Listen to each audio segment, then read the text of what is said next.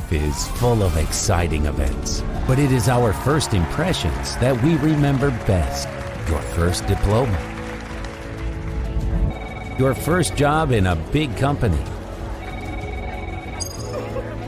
unforgettable emotions from the first date, the first expensive things you bought when you got your first paycheck, and your first investments with Freedom Broker. Freedom Broker. Look at your favorite brands from a new perspective.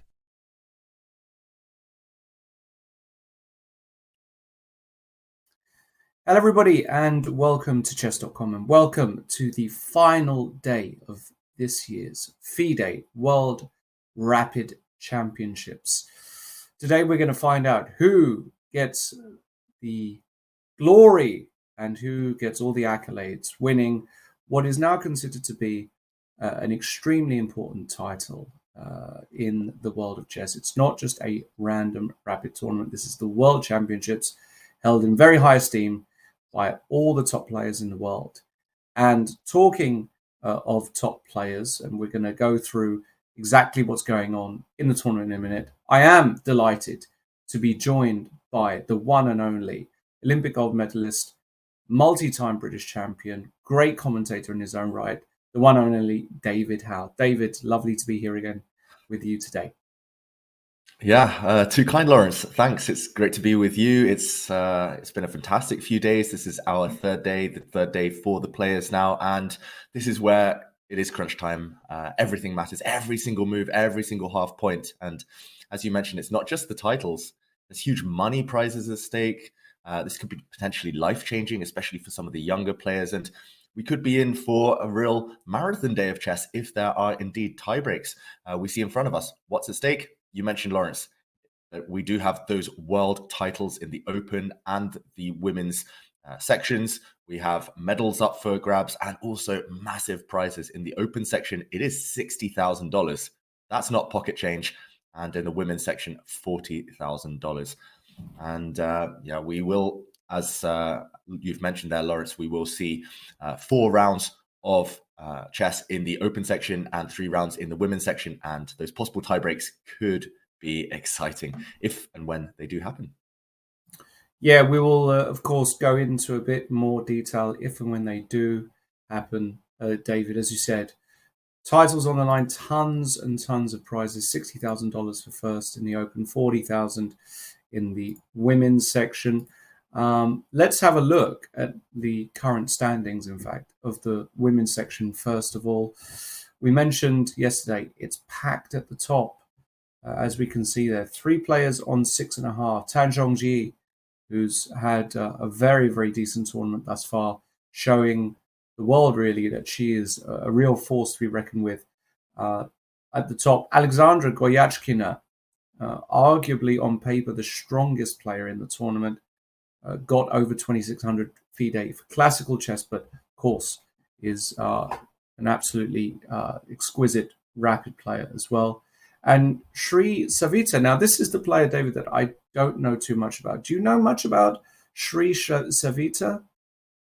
I must admit, Lawrence, before the tournament, I knew next to zero about Savita, but I've been doing my research. I've played through all of her games from this event, and she is phenomenal. She's only 15 years old, so this is a big breakthrough event for her, and she's won some games in very nice attacking style. So she's one to watch. She's in joint first. It won't be easy to keep up that streak as she faces some of the top seeds, but one of the stars of the event so far. Yeah, absolutely. And we won't take away, of course, all of the chasing pack there on 6 points. A bunch of players and all very experienced, the likes of Humpy Kanuru, Valentina Gunina, Nino Batsiashvili. Even the players on 5.5 are not out of it, including former Women's World Champion Alexandra Kostenyuk and Antonetta Stefanova. So very, very tight there. We can see some of the matchups for round 9, David. Massive, massive match on board 1. Yeah, massive match. Tan Zhongyi faces Goyachkina, and Goyachkina actually has a score to settle. Tan Zhongyi knocked her out of the Women's World Championship cycle in the candidates tournament just a few weeks ago. And on board 2, Abdulmalik the local favorite, cheered on by the home crowd there in Kazakhstan, does face Savita. So as you mentioned, Lawrence, we will catch up on those games a bit later. Meanwhile, maybe we can check out the leaderboard in the open section, where we do have just one leader at the moment. It is that guy again, Magnus Carlsen, on 7.5 out of 9, and he's followed by 3 players, Fedoseev, Abdusattorov, and young Vincent Keimer. There's a huge pack, 1 point behind from Magnus, which includes such titans as Fabiano Caruana, Anish Giri, Eric Geisy, Dubov. Anything could still happen. Carlsen could still slip up. It's not going to be easy for him. Still plenty of chess to be played. But he's got to be the favorite, right? Well, of course he's the favorite. He's the clear favorite. He's ahead. That extra half point can mean everything. Of course, he's not going to have an easy day today. A lot of guys are going to be gunning to win. As you said there, we can see some of the names on the leaderboard. The guys on 6 points, quite a bit behind. I would say 1.5 points with 3 rounds to go, with Magnus at the top probably is not an achievable gap. But certainly, if you're a point behind or just half a point, for example, if you are Vincent Keimer or Fedoseev or Abdusattorov, the reigning Rapid World Champion, you do absolutely still have a great shot. It's just going to all be about, as per usual, is Magnus going to take his foot off the gas? Is he going to give an opponent an opportunity? Because thus far, David, I don't really remember a game where he was in serious trouble. Do you? No, Magnus has had positions where he's had to knuckle down and just hold the draw, and he's done that very well. But in general, he's taken his chances when they've come, Magnus Carlsen, and he hasn't let too many points slip away. We do see the matchups in front of us now. Magnus is up against the young German prodigy, Vincent Keimer. Fabiano Caruana has worked his way up the table. He's now on board 2. He's going to be aiming to take down Fedoseev and Abdusattorov, the final leader against Yu Yangyi. Some big names, of course, in these matchups for round 10, but another few big names missing. Nakamura, 2 whole points behind Carlsen, not even on the top 10 boards anymore. Vachier-Lagrave has dropped down. Plenty of names we associate with rapid chess, blitz chess, but they're just struggling a bit so far. And you mentioned there, Lawrence, it is the final sprint, but it is 4 games remaining today in the open section, 3 in the women's section. So there's plenty of time to catch up for these players behind Magnus. Sorry, yes, indeed. 4 in this. I got that completely confused. 3 in the women's, 4 in the open, indeed. So there is still time. That is true, actually. Magnus is going to have to be on top form. We get an overview, a bird's eye view there of the playing hall. We can see the players getting ready. We can see Vladimir Fedoseev playing against Fabiano Caruana. Fabi back in the mix. He's a point off the lead, but you can never rule Fabiano out. Had a great end of the day yesterday, beating Punkratov, Shevchenko, and Gareev to get a solid 3 out of 3. And that's what you need, these little runs in these rapid tournaments or blitz tournaments. It is a momentum-based tournament. And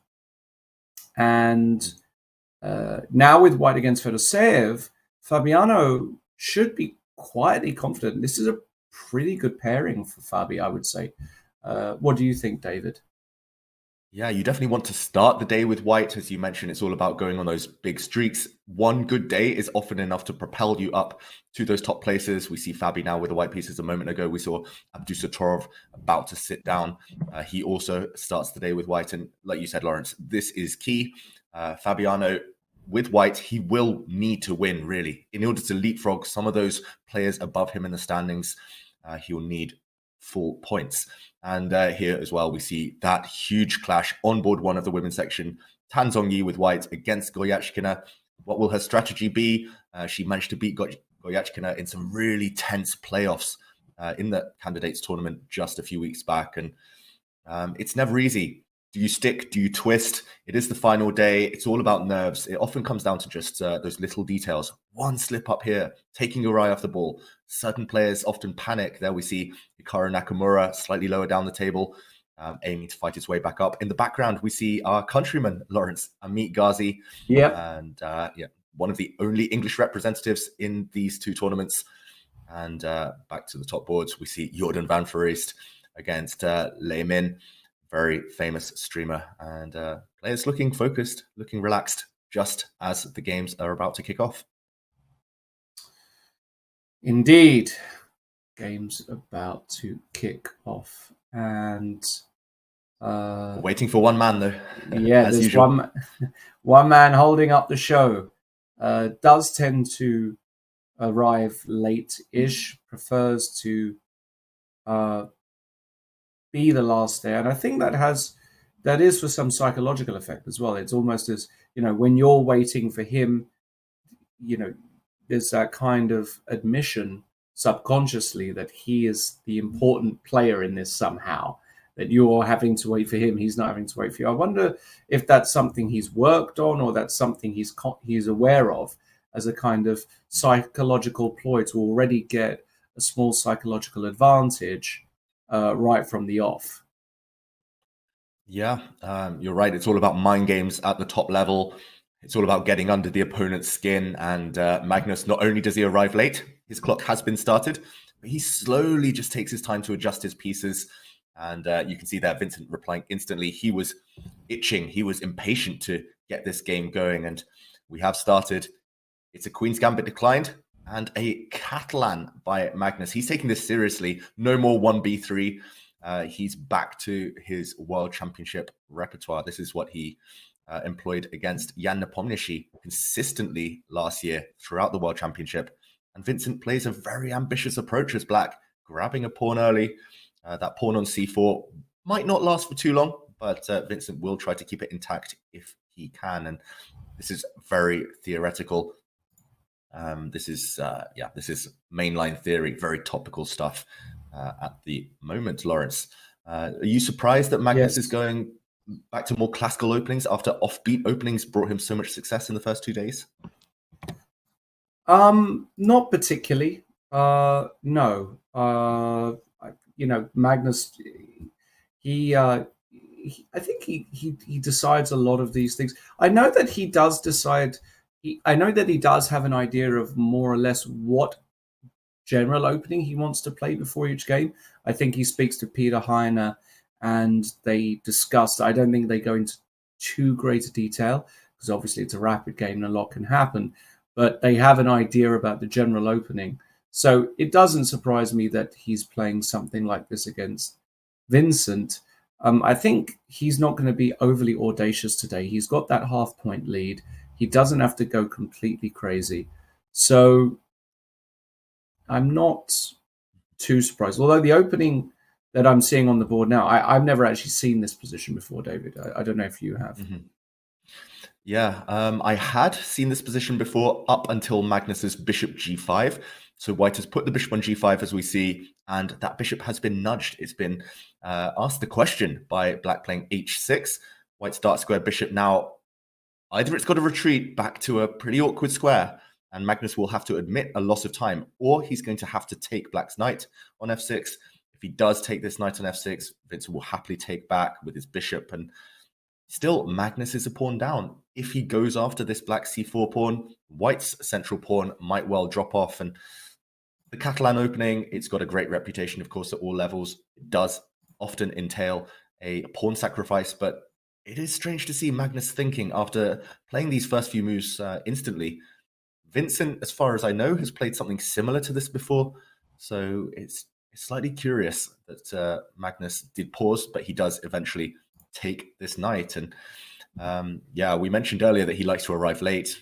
Very similar vein to Kasparov. And it feels like Magnus in recent years has been developing this kind of dynamic approach to the openings, middle games, happily sacrificing pawns. There we see the exchange. Knight takes c4 is now met, I think, by just bishop takes d4.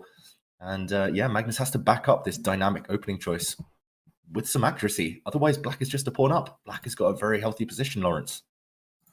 Yeah, I simply don't get it. I think this is just a botched attempt by Magnus in a Catalan. I don't really... I don't see it. Okay, knight a3 played. Fairly logical move, trying to win the pawn back this way. But can black now, for example, play in Grunfeld style, David? This is something you will be very aware of with the move pawn to c3. The point being that after b takes c3, maybe now I can go queen a5. And is this a little bit awkward because you're suddenly attacking 3 different points in the white position? And I don't quite see a way to defend against that, actually. Yeah, it looks very tempting for black, I guess. In this position, we're analyzing queen to b3 is possible. Yes. And after bishop takes e5, white can flick in the Zwischenzug, the intermediate move, knight c4, attacking black's queen, attacking the black bishop, and white will come out of this with interest. White is far ahead in development. So there are tricks. I saw a few feature chats there suggesting that Magnus is bluffing. Often this is what the top players do. They do pause for a few moments, not necessarily to recollect their opening theory, but just to bluff. I've done this plenty of times myself. You pretend you don't really know what's going on, and suddenly you speed up, you bash out the moves, and the opponent can't really deal with the change in momentum. And again, psychological warfare, potentially from Magnus Carlsen. If Vincent doesn't play this move c3, maybe we can go back to the game position, then there are tempting alternatives. You could just castle, get the king to safety. You could give a check first via a5. And either way, it looks like white might well be winning the pawn back on c4. If he does, Magnus will be happy once again. Interesting opening developments. First, Magnus looked a bit lost. Then Vincent now pondering what to do. And yeah, I expect this one to take maybe a slower course over the next few moves as players do just find their bearings. And yeah, Lawrence, maybe we can take a scan at the other chasing pack, the other games. Absolutely. Should we go to... I guess we should have a quick look at Fabiano against Fedoseev, as we mentioned it in the introduction. Fabiano with the white pieces. We had some kind of weird Queen's Gambit declined where Fedoseev has decided to go for a kind of poisoned pawn, playing Queen b6, Queen takes b2, giving up the 2 bishops. He managed to get Fabi to lose castling rights as well. But at what cost? Because this looks awfully risky to play like this.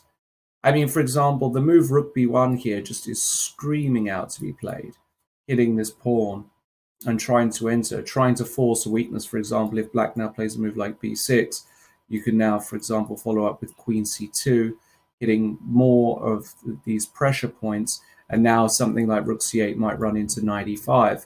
So I don't know. I mean, playing like this in rapid is something I tend to try and avoid. I mean, I tend to try and avoid it in real chess, or let's say classical chess anyway, because I'm not really a pawn grabber. Surely white has got a massive initiative here, David. Yeah, you're completely right. It does look scary for black. That black king still needs a couple of moves before it can cast away to safety on g8. And in the meantime, Fabiano surely must be in his preparation. If I look at the clock times, though, Fabi has spent quite a few minutes. Fedoseev has played almost instantly up to this point, so maybe he's worked out at home beforehand that he can get away with grabbing this pawn, and he is a maximalist, Fedoseev. He will always choose the most ambitious approach in any position, whether that's grabbing pawns, whether that's going for an aggressive plan, even at the cost of some kind of long-term strategic weaknesses. And yeah, it just shows that both players know, or at least believe, that they need to win in order to catch up with Magnus. You can't just take it easy. You can't just step off the pedal and kind of take a calmer approach, go for the draw, because Magnus has, well, he will just increase his lead if that does happen. And the one thing I will say about this position, after rook b1, Lawrence, there's no immediate threat. So rook takes b7 would be met by queen a6 check. Nice spot. So black does have one move to try and untangle, to unravel his pieces. Maybe bishop e7, just get developed. Bishop d6, I think you were going to mention there, would drop a piece, I believe, to rook b3, queen a6, and bishop d3, blocking a check. And next move, the black bishop on d6 would fall. So there are some tactics in the air, but Fabi has played your move, rook b1. No immediate threat, but black's queenside pawns under serious pressure. Yeah, really exciting game, this one. It's shaping up to be. Yeah, this could go. This is a 3-result game for sure. I did want to quickly check in on board 3 as well, because the other guy sitting on 7 out of 9 is the current reigning Rapid World Champion Abdusattorov, playing white against Yu Yang. And we have a strange position that's actually come out of a Petrov opening, but I tend to believe that Yu Yang is actually doing quite well here with black. This bishop raining down on the white queen side. And the problem is, we often hear about the two bishops, how great they are. Yes, they are great, but only when they are working and when they have got open diagonals. This is one of those blocked, let's call it semi-closed positions. And I don't know. I think I would take black in a real game here, David. What do you think? I'm inclined to agree. I think it is objectively roughly balanced. White does have ideas to open up the position. He's just played rook to b1. Maybe he'll throw his b pawn forward at some point. Don't be surprised if white also throws his g pawn forward just to try and open lines, just to try and get the bishops working. Black does have one problem piece. That is the black knight sitting on a6. It still takes 3 or 4 tempi to activate that knight. And also the other factor here, I've analyzed enough with computers to know that computers always will take the bishop pair. They always will take the space. And sometimes they forget that in human terms, the plans might be easier for one side. Meanwhile, we do see white pushing forward with b4, instantly blocked with b6. I do think it's in the balance. The climax of the game will be a lot later once both sides have fully mobilized their rooks. Maybe we'll see an exchange of one set of bishops, for example. And it's only later that we'll find out who has the practical advantage, whose position is easier to play. But I'm just loving how imbalanced it is with the bishop pair, with the pawn structure. Both sides have protected passed pawns later for the endgame. That could be vital. And it does feel like all of the players just happy to maintain the tension, happy to take risks at this early stage on the final day.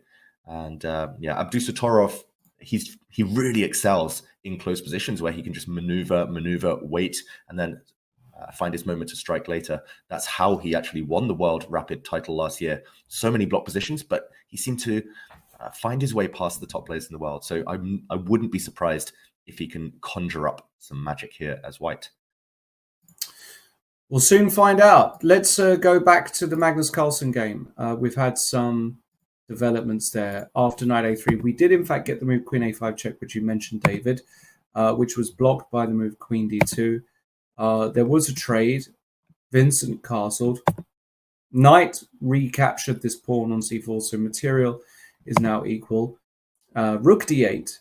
And now Magnus using the king to protect the pawn and getting out of the pin. Makes perfect sense. King e3, knight d7, rook d1, knight to b6. Wow, Lawrence, I love how nonchalant you are about playing king e3. I mean, I know it's an endgame. I know queens are off the board, but what a move, king e3, leading from the front with the king. Yeah, I mean, what else? I mean, the king does a great job, protects the pawn, gets out of the pin. It feels like a fairly natural move there. Black doesn't really have any pieces out to bother that king. So this looks totally standard to my eyes.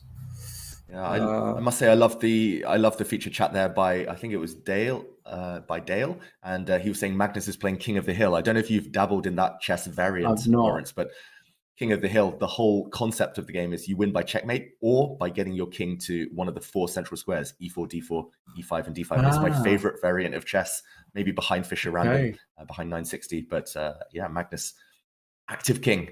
That's what he believes in the endgame. And a couple more moves, as you mentioned, have been played after rook d1, knight b6. And I think Magnus has pushed forward even further. f4 on the last move. So he's also creating a little hiding place. If knight d5 check comes in, hitting that king, he's just going to slide back and say, okay, I've lost a bit of time, but so have you with your knight. E4 potentially coming. Maybe he'll steamroller forward with some pawns. Black's light square bishop, the bishop on c8, is the problem piece.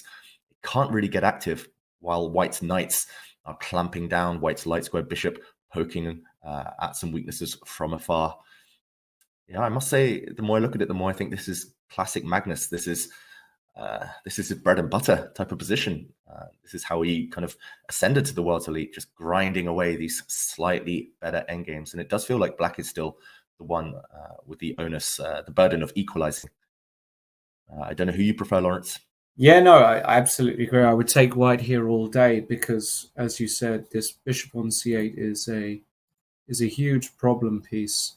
I simply don't know how black intends to get that piece into action. I think his last move, bishop e7, was designed to try and play the move f6 and cause some disharmony amongst the knights. But rook ac1 prevents a lot of those ideas, because now if f6, you can just go knight g6, let's say, and this is check is met by rook takes c4, and it's not clear that playing f6 has actually helped you now with black, because you created a further weakness here. So also, remember, Vincent Kmar very much comes from the Pidaleko school of chess. He's not going to create unnecessary weaknesses. He's not going to weaken his king unnecessarily. But this position, even though the bar, as we can see, is kind of dead middle, it's not that easy at all to navigate this position with black. I don't really know what his best plan is here. David, what do you suggest here for him? Yeah, I feel black's position is very tough, at least in human terms. I mean, it's tough to get excited about black's position. It's tough to find anything productive to do. He does, in the end, go for f6. As you mentioned, long term, that is very weakening. Now there are some light square holes around black's position, especially on g6. e6 is a bit more tender now, that pawn there. Magnus retreats to d3. I actually quite like this move in the Catalan, as the old legends like Swedish great Ulf Andersson used to show on a daily basis. A knight on d3 is so flexible, it can jump forward to c5 later. It holds the whole position together. So I like this retreat. And I do expect Vincent to try and alleviate some of the pressure by swapping off one set of knights. And I do feel white's knights are just too strong. I'm expecting a move such as knight takes c4. Maybe black's light square bishop can reroute itself now via d7 later, and then e8 and out, as you're showing there, Lawrence, out on a different diagonal. So yes, the move f6 comes with some drawbacks, but at least it creates some squares.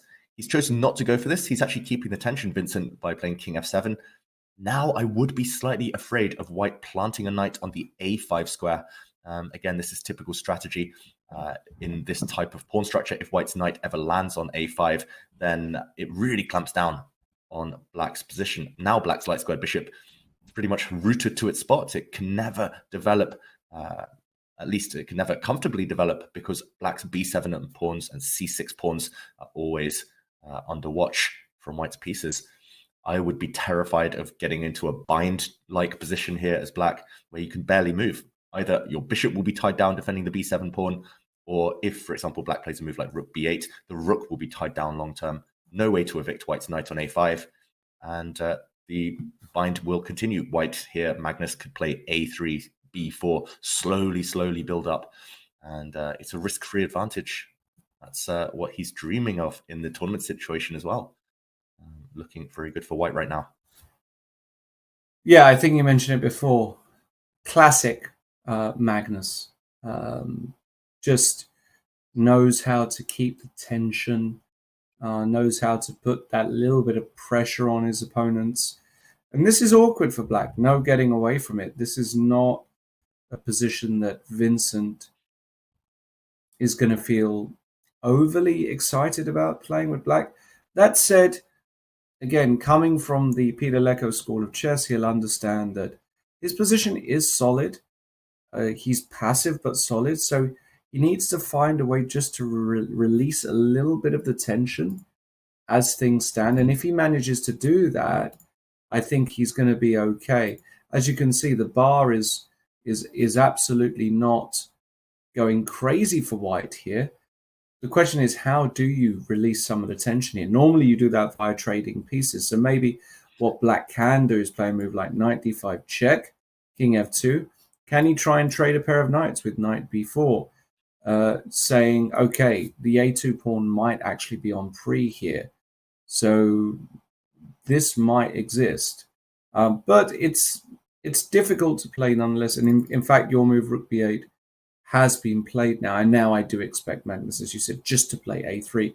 It cuts out knight D5, knight B4 ideas, and it prepares B4. I think A3 is just going to be played most of the time here by Magnus.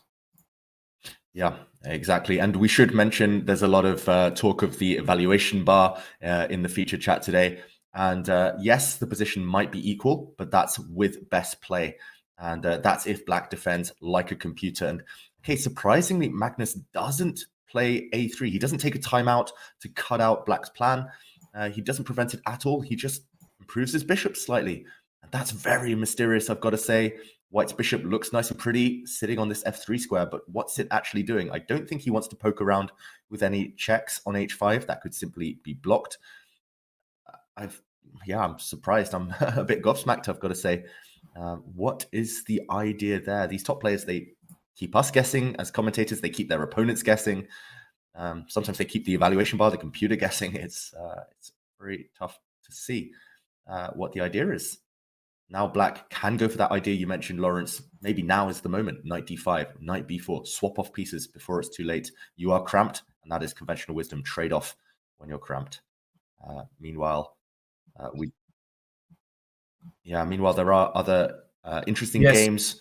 If absolutely. We look around the pairings, maybe we can check out this game by Anish Giri. Looks really interesting right now. Look at this white king. What's it doing on F2? And remember, you're facing Daniil Dubov, one of the best attackers in the world. He's basically Mikhail Tal reincarnated. And he's going for the white king. We saw some beautiful checkmates from him yesterday. Could he do the same again, Lawrence? Well, I fear for Anish in this position. This is not the kind of position Anish loves, and it's exactly the sort of position Daniil Dubov loves. F5, kicking the bishop. So the bishop really it can't even really come back because D4 is hanging. So you have to take, and I think Daniel's idea is actually to push again with the F4. I think this is his brilliant kind of idea. The point being, if bishop takes F4, you lose this guy. And if G takes F4, can you now play the rambunctious, unbelievable move, pawn to E5, trying to get this queen into action here? For example, if F takes E5, you've won a bunch of pawns, but at what cost? Queen H4, check. The king is forced to go to G1, and now it's so close. Oh my goodness, I'm seeing all kinds of exciting. Oh my goodness, does bishop takes E5 work here, David? The point being, I was about to suggest this, Lawrence. Looks good. And rook G4 check. Look at this. And if F takes G4, queen takes G4 is going to be mate after queen takes G2 next. These kind of ideas suddenly exist. And when you are, and this is on the board, F4 is actually on the board. And after G takes F4, is he going to play E5? He could, of course, just take here. This is also very reasonable. This also looks very difficult to play against. Nonetheless, whatever he does decide, oh my goodness, Anish Giri, he's not going to enjoy having to find some only moves there. This is surely all Dubov here. Yeah, and look at the clock. Anish is suffering, struggling. Remember, Anish Giri, he, as you mentioned, does not like these types of positions. If you check out the Chess.com awards of the year, some of the best games of this year have been played against Anish Giri. Mamedyarov sacrificed all of his pieces to beat Anish Giri in the Champions Chess Tour. And remember, Duda playing the combination of the year, potentially an 11-move checkmate against Giri. Something about Anish Giri's style encourages players to attack him, and they are often rewarded if they're able to get this type of position. And look at it, Lawrence. You predicted the future. Wow. Incredible move there. E5, throwing all the pawns away. How many pawns is black down? I'm doing a quick count. He's down 3 pawns. He's giving away a 4th pawn with E5. Amazing. And he's just tunnel vision right now, going for this white king. I love that variation you just showed with breaking through with the black rook from B4. There was also some nice queen sacrifices in that variation with queen G4 in that line. But now, how does white even try to defend? Wow. Every single black piece is coming for that white king, hunting it down. I think unless you're going to Oh, sorry, Lawrence. No, I was going to say, I think from a practical perspective, you've got no chance here, Giri. Simply, you're 6 minutes down on the clock. Whatever way you take on e5 here, you know, if you take with the d pawn, for example, and try it this way, now black just takes on f4, probably with this rook, something like this. Even this position to defend with your king, where it is, this is mate, bishop takes e5, and the dark squares are all loose. I just don't see sort of a legitimate defensive try here as white in a rapid setting, right? If you gave Anish Giri 2 hours in this position, he might be able to find something. But in a rapid setting, I just don't see it happening. Yeah, 2 minutes left, and maybe in that variation, Queen E1 was the only defense, sliding the white queen across in that variation after rook takes f4, Lawrence. But yeah, as you say, there's all sorts of sacrifices in the air, and unless you're going to channel your inner Magnus Carlsen and start walking your king up the board, hoping that you can survive, then yeah, disaster might ensue. And I just see the evaluation bar drop.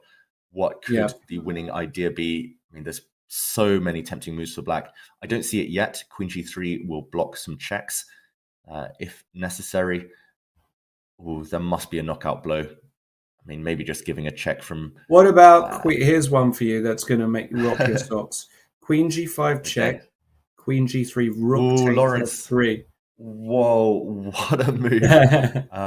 It felt like there was something, and I think you found it, Lawrence. Just to show the idea to the viewers, if the white queen, or one of the pieces, takes the black queen, then rook f1 leads to mate, literally giving away half your army.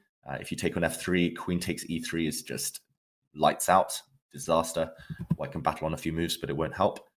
And, beautiful, huh? Yeah, it looks... This is in the air, and we have just seen Giri snatch a fourth pawn. Yeah, 4 pawns up, Anish Giri, but the king is in trouble. Well, he had to. He had to do something. I mean, he had to take the pawn, but huge trouble for Anish Giri. Looks as though Vladimir Fedoseev as well is in big trouble. Remember how we were looking at this game a bit earlier with the rook on b1, and I said that white was able, or should be able, to develop a very serious initiative here. Well, that initiative looks fantastic. Knight e4, and the bar has gone insane for white here. Can you just kick this knight away with f3 and say, so what? Because if knight c3, rook b3, and you lose a piece, and if you have to go back, you've wasted 2 whole tempi? I don't get it. What am I missing here, David? Why can't I just kick that knight away? That's a very good question, Lawrence. I guess f3 does slightly weaken the white king, and does black have a counterattack somehow there? I'm struggling to see it. After f3, maybe black's idea is to take on e5. Just trying to get rid of one knight and then to jump in. If you take with a bishop now, then the other black knight can jump in. It does get a bit chaotic after bishop takes e5, knight c4, knight takes e3 is coming. I still believe in white's chances. Those 2 bishops are so strong. Black's king is a huge target, but okay, we've seen a different move. And after d takes e4, Lawrence, rook takes b6. Is that a move for Fabiano? A takes b6. White can play knight c4 with a double attack, hitting the queen, hitting the bishop. And surely he's going to see that, Fabi. How can black even survive? And the point is that after rook takes b6, bishop takes c5, very important, you've got the sufficient of rook b3, this move again. Important way to hold on to the rook, and now you just end up a piece up. And he has played it. He has played rook takes b6. That is going to end proceedings here, because the 2 pieces are way too strong for the single rook here. That is going to just end the game. No way Fedoseev holds, because, for example, after takes, knight c4, let's say the queen goes to a6, you take on d6 with the knight, the rook moves. You can even now flick in the move h6, weakening all of those dark squares, creating that dark square color complex around the black king. And you can never survive positions here. After g6, you can even, for example, play g5 if you want to. You're going to play bishop e5 check, knight takes e4, knight f6. And you just never, ever survive these positions as black. So this is just winning for Fabi. Incredible. I mean, he's a classy man, a classy player, and he's spotted his opportunity. Despite a bit of a slower start, he's really rising up the table now. And yeah, I mean, it's not a surprise in a way. You mentioned it earlier. It was so risky, Black's approach. My first ever chess coach one of my first coaches used to say, when the queen is so far divorced from her king, here, Black's queen is so far away from the black king, you can never really defend. That's why Fabi's attack is so dangerous, as you mentioned in that variation. If white pushes the pawn to h6, Black's king is all alone, bereft of defenders. And it's not just that, but of course, you're losing material as well. Fedoseev could try to seek some consolation in an endgame by playing queen d3 here. But even then, even if the queens come off, yeah, white is still material up. Those two pieces far superior to the black rooks. The black d pawn will just be rounded up, as you're showing there, Lawrence, as well. Fedoseev, he's got to choose between all of these horrible variations, and he keeps the queens on with queen a8, but we're just heading down a similar variation to the one you showed. That black bishop is just going to be gobbled up, and that will spell the beginning of the end. What a tactic by Fabiano. We joined it at the right moment. Drama everywhere in this 9th round. In this 10th round. It's just, yeah, all of the players now, especially those more experienced players, really asserting control. And maybe we can check back in on this one later. I'm assuming now Fabiano is going to take this one quite smoothly to victory. Yeah, absolutely. I do want to go over to the women's section because I'm noticing out the corner of my eye. First of all, we have to take a look at board 1, Tan Zhongyi against Guiyachkina. An ending here where my first instinct is that white should be doing quite well, but at the same time, I can also see some danger here for white. For example, if black plays a move like knight to e7, and now you're a bit clumsy with white, let's say you play king e3, can black play... Oh, sorry, I'm blundering a pawn here on f7. You can't play e5. So this is not...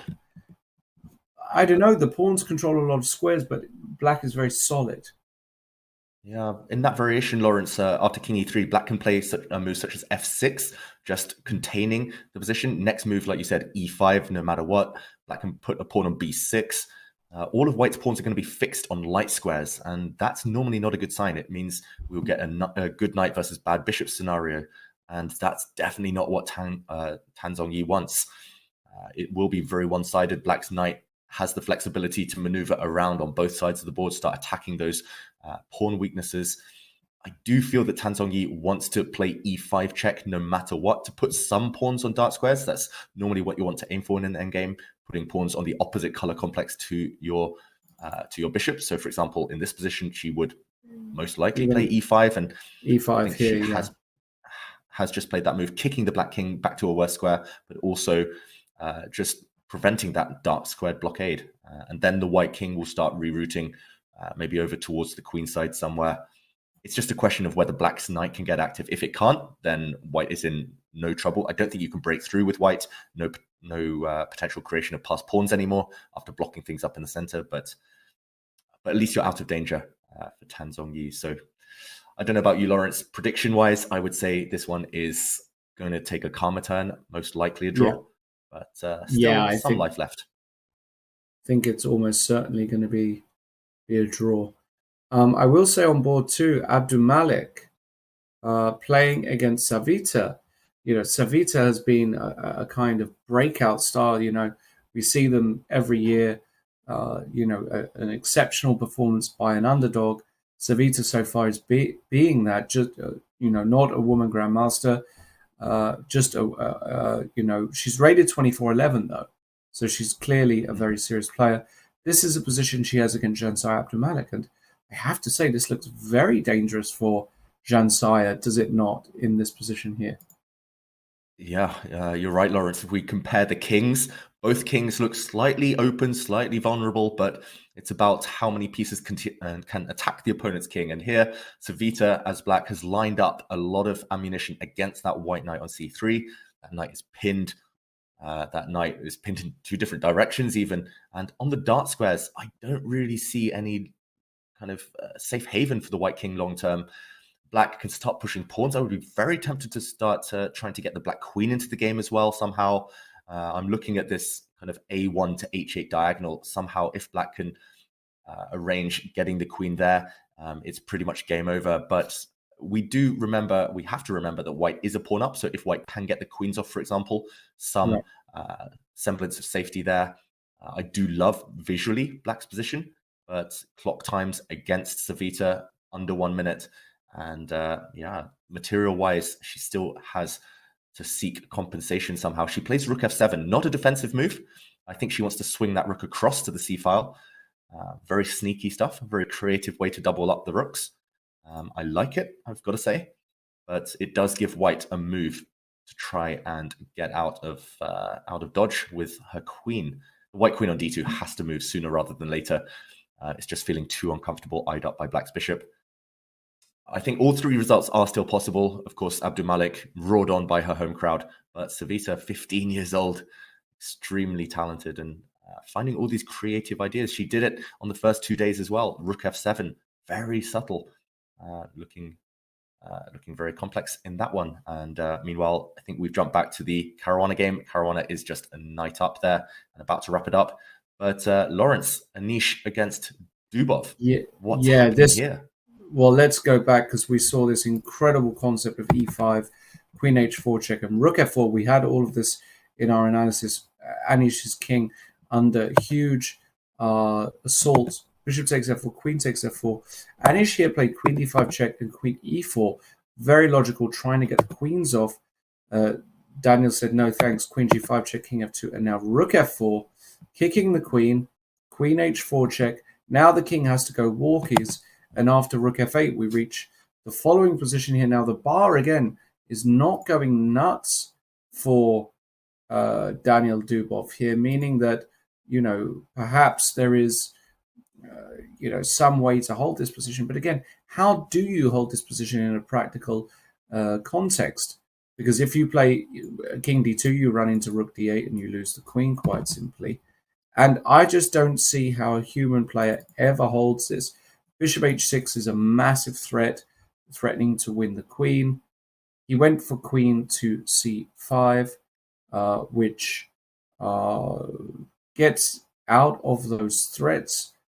But I don't know, David. How do you survive here? I don't think you do, Lawrence. In human terms, it's, as you say, it's practical play. That's what Dubov is so good at. Also, look at the clocks. Anish made that move with less than 10 seconds left. He does have this 10-second increment, but when your opponent is throwing all these traps at you, these tricks, these attacks, it's just impossible to defend with 10, 20 seconds. Dubov still with a healthy 2 minutes on his clock. I'm looking at a bunch of checks here. Bishop h6 is one possible check. Queen f4 check, I believe, has just been played by Dubov. If the king runs to the queen side, if the king steps across to d3, then it's going to get hit by all sorts of pieces. The rook, the bishops. Bishop f5 looks like a killer. Rook d8, just as you say, everything here seems to be working in black's favor. He drops back instead. And now is Dubov considering taking this pawn on e5 with his bishop? I'm not so sure where the knockout blow is, but that looks very tempting to me. I think absolutely he's going to take this pawn on e5 with the bishop. I think that's his idea. The engine hates it.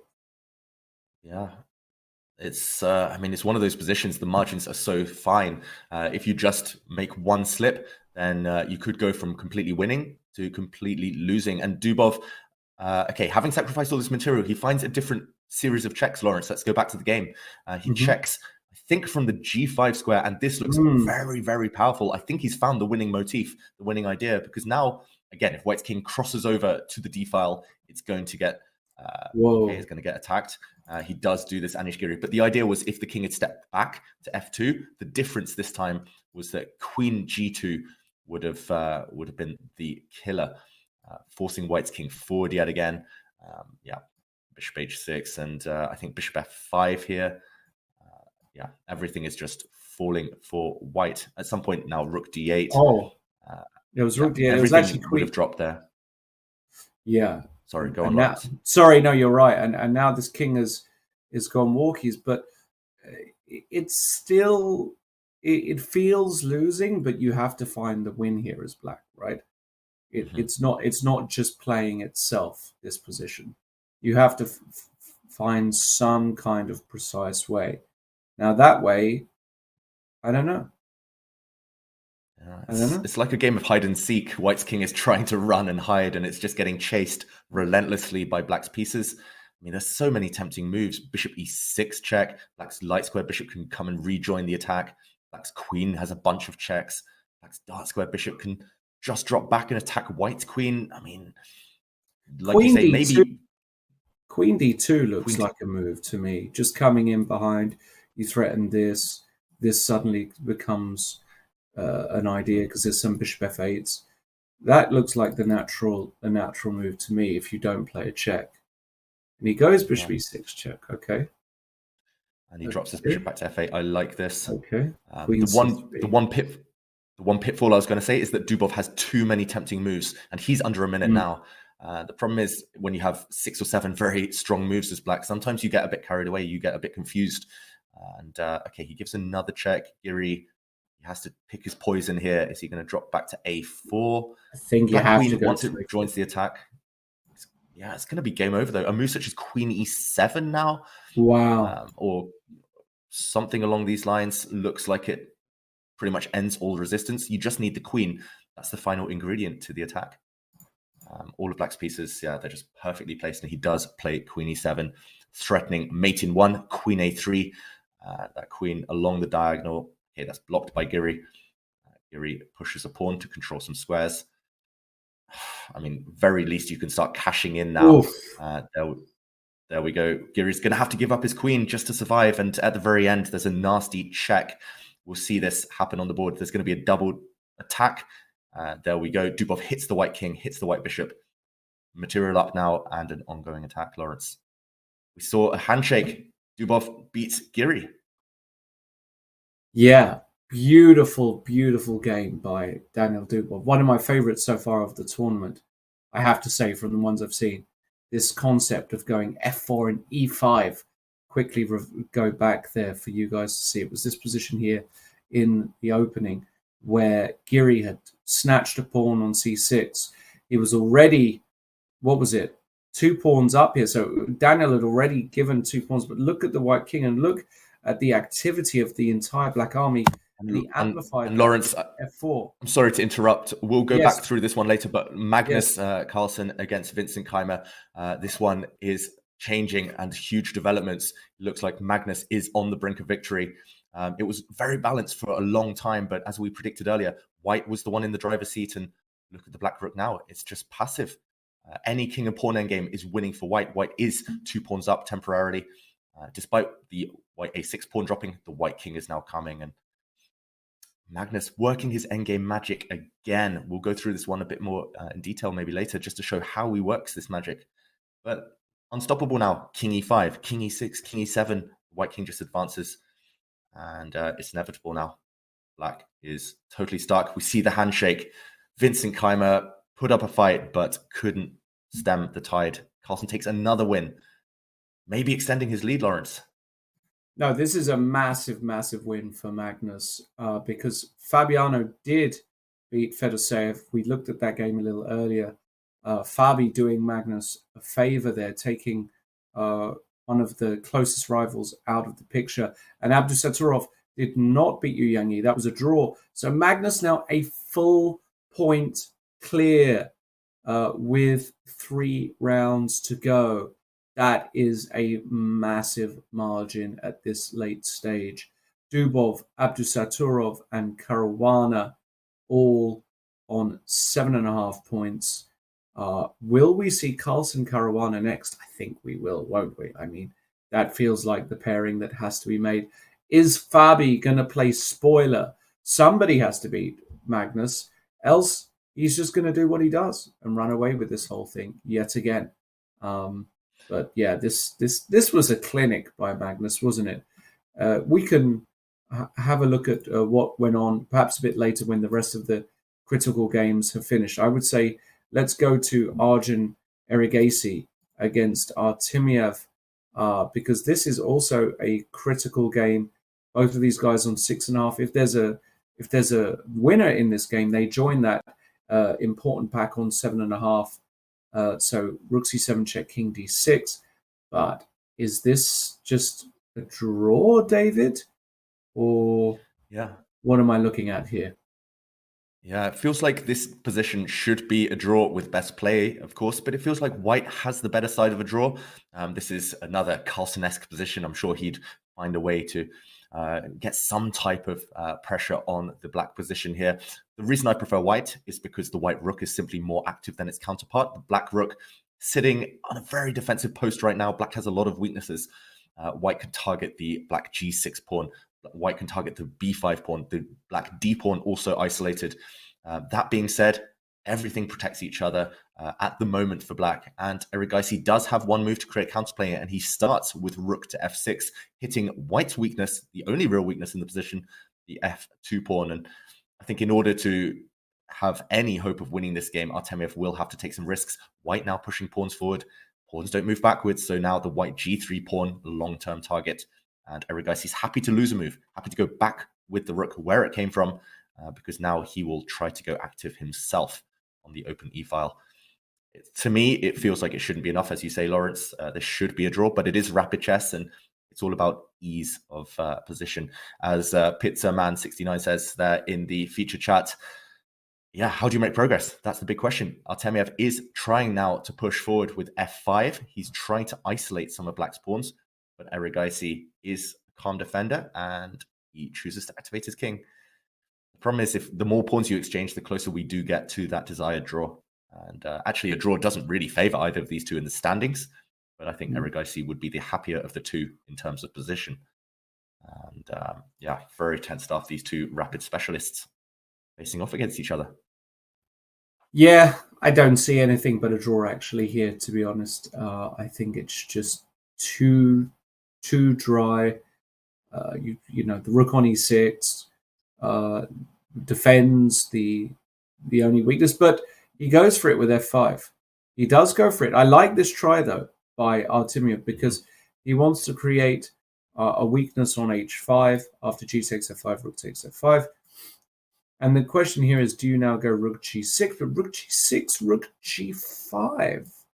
Does that exist? Yeah, that's an important question to ask. I think you can bully your opponent with the idea of king of pawn endgames, which all will favor white because white has the outside pass pawns. Rook g6, rook g5 on the board. So now Erigaisi has got to make the unpleasant decision of, does he take this or does he move the rook? Because he doesn't want to go passive, but at the same time, what else are you supposed to do? Because this king and pawn ending looks totally over. King d6, king d4, king e6, g6, king f6. I take, but you've got to do some counting. It's actually quite difficult, though, David. Yeah. There's so much at stake in this game. Even if this game does end in a draw, I mean, so much money at stake on the line, and he's gone for this endgame, Lawrence. I think we have to count now. I mean, how did he make this decision with no time on his clock? We might even see a pawn race, king and pawn, queen and pawn endgame if some of the pawns promote. What are you doing here? If you are Artemiev, you're just counting, you're calculating, right? Yeah, I mean, you can just play. I mean, you have to go king c5. So you're going to get a bunch of time on the clock here. Both players should have close to a minute after this. But king c5, king g5, king b5, king g4, king a4, king g3, b4. We might get one of those weird endings where, yeah, exactly. They're both going to run their pawns up the board. Black queens first, but it's Artemiev who's going to have the extra pawn, right? And white promotes with check, remember. And all of these moves are forced, so they are easier to calculate. As you say, the players have built up a bit of clock in the bank now. A bit of time in the bank. And white promotes first. The A pawn, though, is notoriously difficult to win with. The A pawn never provides white's king with any shelter from checks. So this should still be a draw, but we got to tighten our seatbelts here because we're in for a long one. Artemiev's going to try and grind this game out if he can. What do you think? Chances of winning this, Lawrence, against a great endgame player like Erigaisi? I think his chances are actually not that bad because, it's they're playing on increment. It's difficult to play accurately in the defending side of queen endings. So it wouldn't surprise me at all to see Artemiev win this. I would expect that he wins this in the region of 25% of the time, even with the A pawn. Mm-hmm. If it was a B pawn, I would expect it to be more like 50%.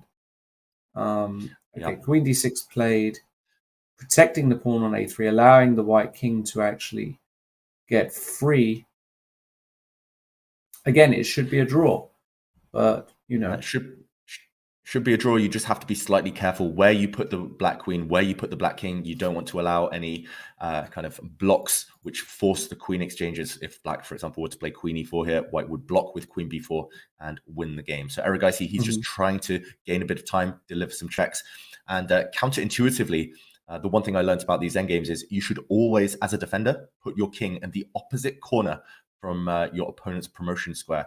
So, for example, here, black's king should actually be hiding out on h1 or around the vicinity there, h1, g1, because then when you deliver checks later as black, you will never get hit by a counter check. And this one should still be a draw, but you have to be very accurate, as you mentioned, Lawrence. I don't like the fact that black has placed his queen in the corner. Queens want to be in the center of the board, but it's not too late.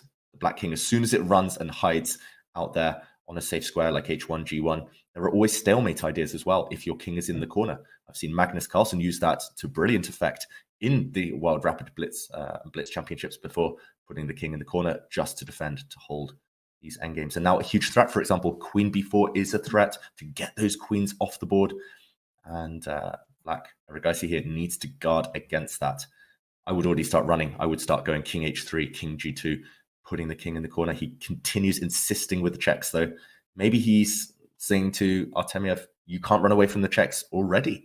Maybe it's already a draw if black finds the accurate squares for his queen. Yeah, so much at stake in this game. Yeah, but it's going to be a long one. This is a massive game for the tournament, as you said, David, because if Artemiev does manage to find a way to win, he joins that elusive group on 7.5, and he could be the one to take down Magnus Carlsen. I actually think that Artemiev is one of those slightly more awkward opponents for Magnus, historically. Artemiev's style is really difficult to pinpoint. He's an offbeat player. He's unusual, uncompromising, calculates well. He can blow up against Magnus. I've seen games where Magnus has won impossible positions against Artemiev. But if he's really on his game and really concentrating, he can pose Magnus some problems. So I actually want to see an Artemiev victory. Nothing against Arjun. I like Arjun very much. I think Arjun is brilliant. But Lawrence, this game is going to go for a long time. Artemiev against Erigaisi, so we'll check back in a bit later. Maybe we can see what's happening with Mamedyarov against Sidipov, a blitz and rapid specialist from Russia. Mamedyarov here, we see him with the white pieces. It's a crazy position. I'm trying to do a quick material count. White has a queen for black's rook and knight, but look at that massive pieces black has in the center. The black king as well, not entirely safe on the edge of the board.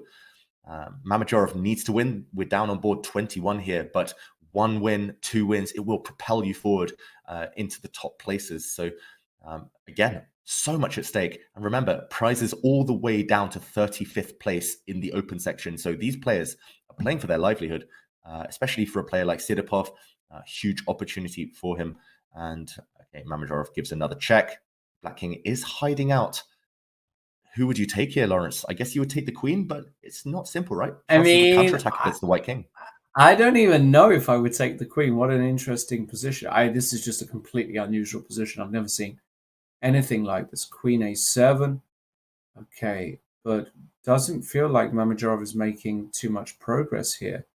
And we have just seen a handshake. Is that because the position has repeated itself 3 times? I think Sidipov called the arbiter there. He claimed a draw by repetition, and the players aren't writing down their moves, so you do need to check these things. But Mamadjarov said, no, we don't even need to check. And he does acquiesce to the draw. And sorry, I was mistaken. This isn't board 21. This was board 9. So they are already very high up in the standings. This is already a key match. But Mamadjarov couldn't make any inroads. He had to bail out with the draw. And he looks disappointed, right, as he walks away. Yeah, rightly so. He does look disappointed. You've got white against a player you're 200 points higher. You should try and win. And Lawrence, Hikaru Nakamura also still going, trying to get that win. He's been struggling so far, Hikaru. Too many draws in the tournament, shaking his head there. And again, doesn't look too promising necessarily for Hikaru. He is, I think, a pawn down in the position. Yeah, as white. So fighting for his life, Hikaru Nakamura. He's got to be itching to get into the blitz portion now. I think in the rapid section, his chances of getting a medal are tiny. He needs to win all of his games, but this one isn't looking promising. And the clock situation, though, is very tense. Both sides are under 30 seconds. Anything could still happen. Hikaru's opponent is the very strong Serbian Grandmaster, Aleksandar Indjic, I think it's pronounced. And he's very well known for taking scalps, for surprising strong players. White's bishop, meanwhile, supporting a pawn, but black has got it well blockaded. This white a-pawn is going nowhere.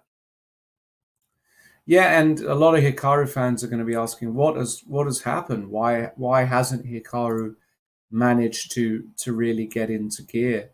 Well, it's a tough tournament. You're playing against really decent players every single round, and Hikaru has drawn 5 in a row. It's something you almost never see at Rapid and Blitz events, and to be, currently, if he loses this, he's 3 points behind Magnus. He's pretty much out of the running anyway.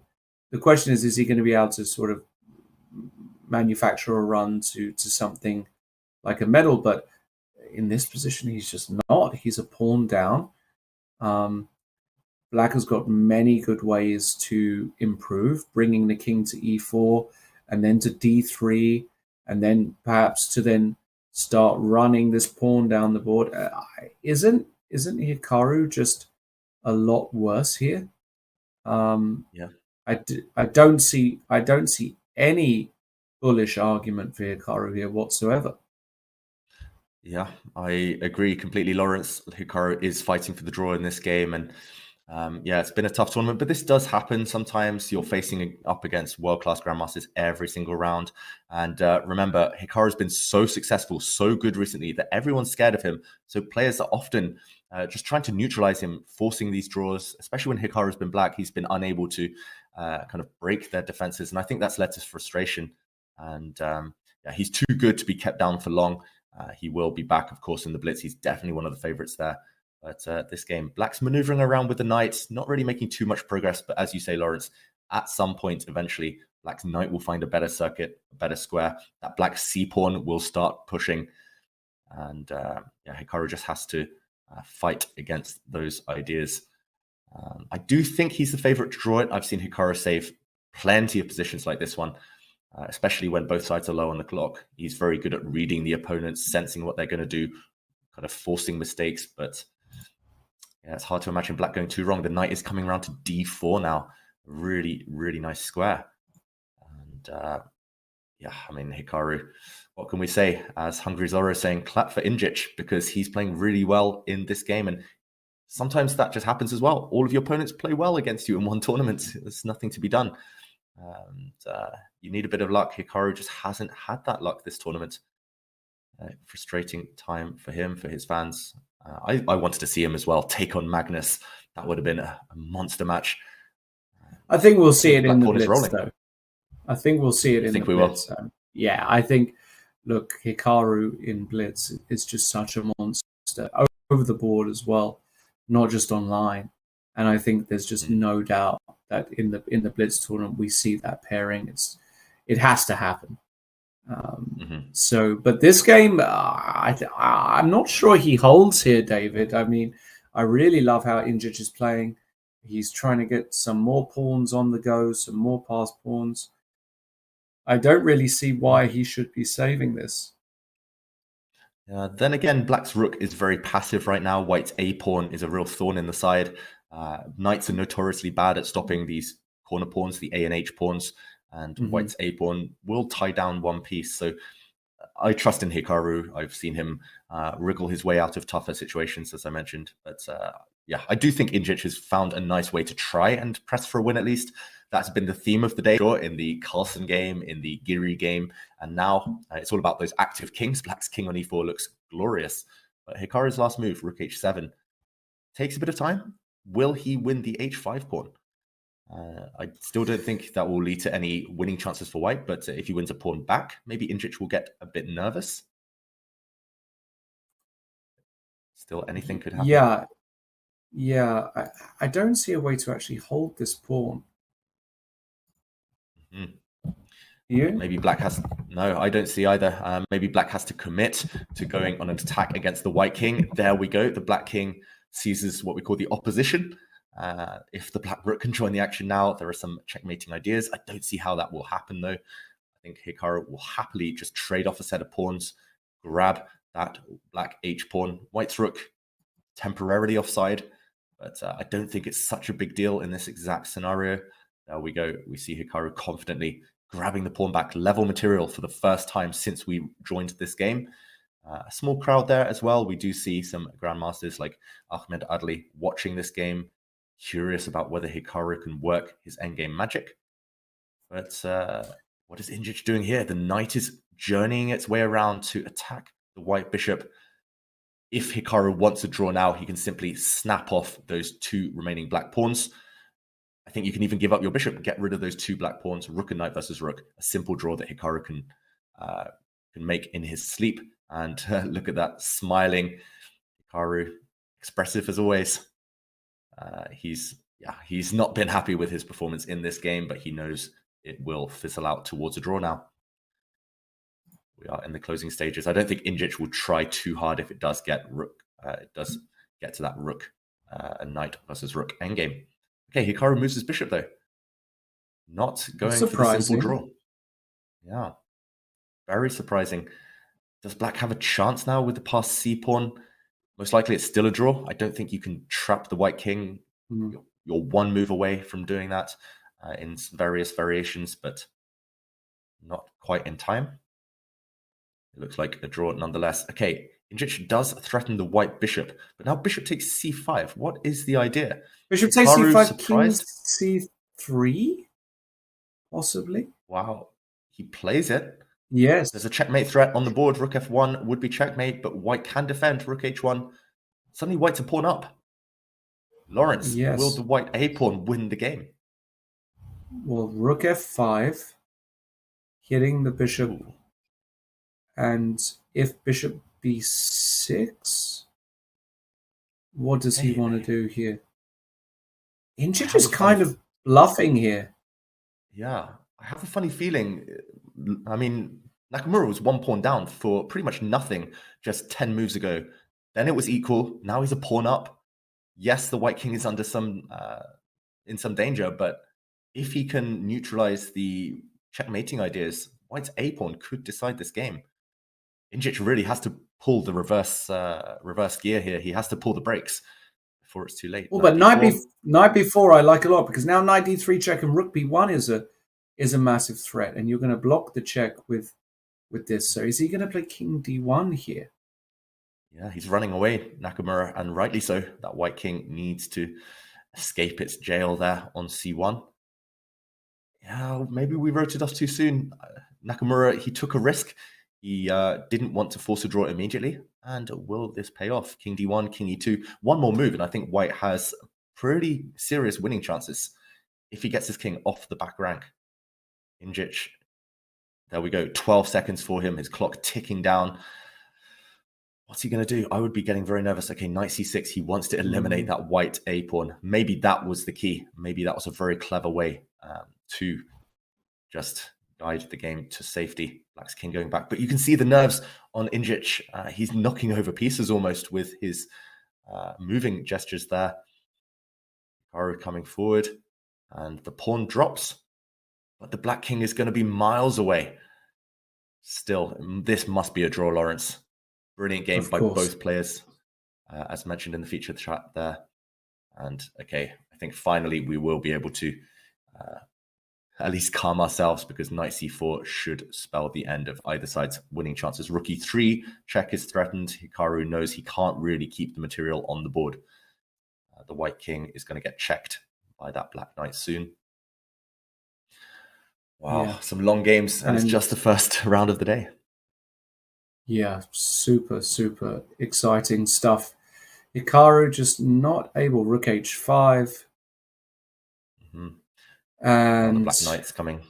Now knight d2 check. And king f2. King c4. Ah, that's clever, because the g pawn is not... well, you can take it, but if you lose a piece after knight e4, black... and he does take it. Okay, and rook takes g5, and we're going to get a draw.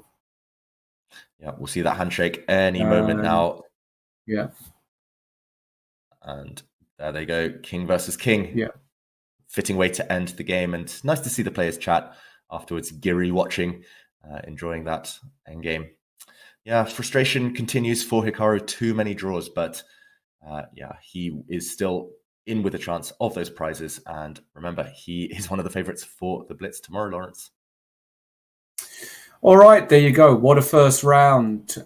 Just action everywhere, but it's Magnus Carlsen creating some separation from himself and the rest of the field. A full point clear with 3 rounds to go. We're going to be back in just a minute with the next round. We'll have the pairings and, of course, a summary of all the ongoings from this very exciting first round of today. We're going to expect much more when we come back in just a few minutes. Don't go anywhere. Life is full of exciting events, but it is our first impressions that we remember best. Your first diploma, your first job in a big company, unforgettable emotions from the first date, the first expensive things you bought when you got your first paycheck, and your first investments with Freedom Broker. Freedom Broker. Look at your favorite brands from a new perspective. Now you can use gifts from the biggest chess stars on all your favorite platforms. Just search Chess.com and your favorite chess star on Discord, Twitter, WhatsApp, and more to find hundreds of gifts from Chess.com's biggest broadcasts and events. Nepo, Danya, Fabi, Anna's, and even me, Danny. Try it today.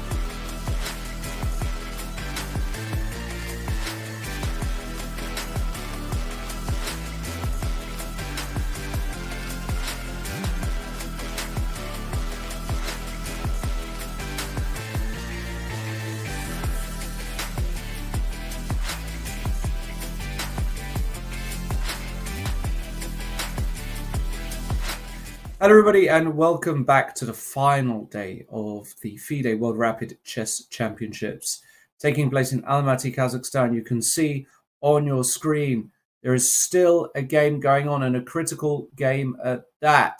The game Artemiev against Erigasi. Artemiev managing to push this A-pawn all the way down the board. Might now be winning for white. I mentioned to my lovely co-host David that I thought defending this in a rapid time control is extremely tough. The bar seems to love it for white, and it is critical because Magnus Carlsen has increased his lead in the tournament a whole point clear. If Artemiev manages to win this game, he joins the pack of players chasing Magnus on 7.5. David, this looks this just looks toast, does it not? For black. I don't see how you ever really stop this pawn queening, do you?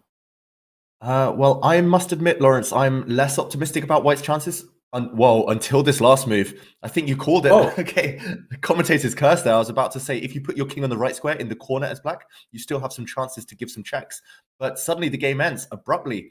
If black now gives a check, for example, from f4, there would be a counter check. When kings are on a block here by white, when kings are on the same diagonal, this often happens. White forces the queens off, makes a new queen of his own, and we would have seen that pawn promote either way. So you were right, Lawrence, there. Artemiev takes the win. Real disappointment, though, for Erigasi, who should have drawn that one a lot earlier, going into this difficult queen endgame and getting ground down. That's potentially decisive. Now, as you said, Artemiev will have a shot at making his dent in the top few places. He's going to have a huge pairing in the next round. What a marathon that was, though. 75 minutes of play in just one rapid game. Their nerves will be jangling. And it's nice to see them, though, at the end of that long round, still have a smile, have a laugh, and analyze the game a little bit. But that does draw to an end, bring to an end a very, very dramatic and bloodthirsty round. Lots of decisive games on the top boards, Lawrence. Yeah, tons of decisive games on the top boards. Magnus Carlsen beating Vincent Keymer. We're going to have a look at that game in just a second. Massive win for Fabiano Caruana, keeps his hopes alive, beats Fedoseev with the white pieces. Abdusattorov not able to win, draws against Yu Yang Yi, but he also is on 7.5, as is Artemiev and Dubov after that brilliant win against Anish Giri. So there are now 4 players on 7.5 out of 10, Magnus Carlsen on 8.5 out of 10. And it's just a question of, are one of these guys going to be able to create a complete chaos by defeating Magnus? If Magnus does lose a game, suddenly the tournament is blown wide open. In the women's section, should be noted that there is a pile-up on the top.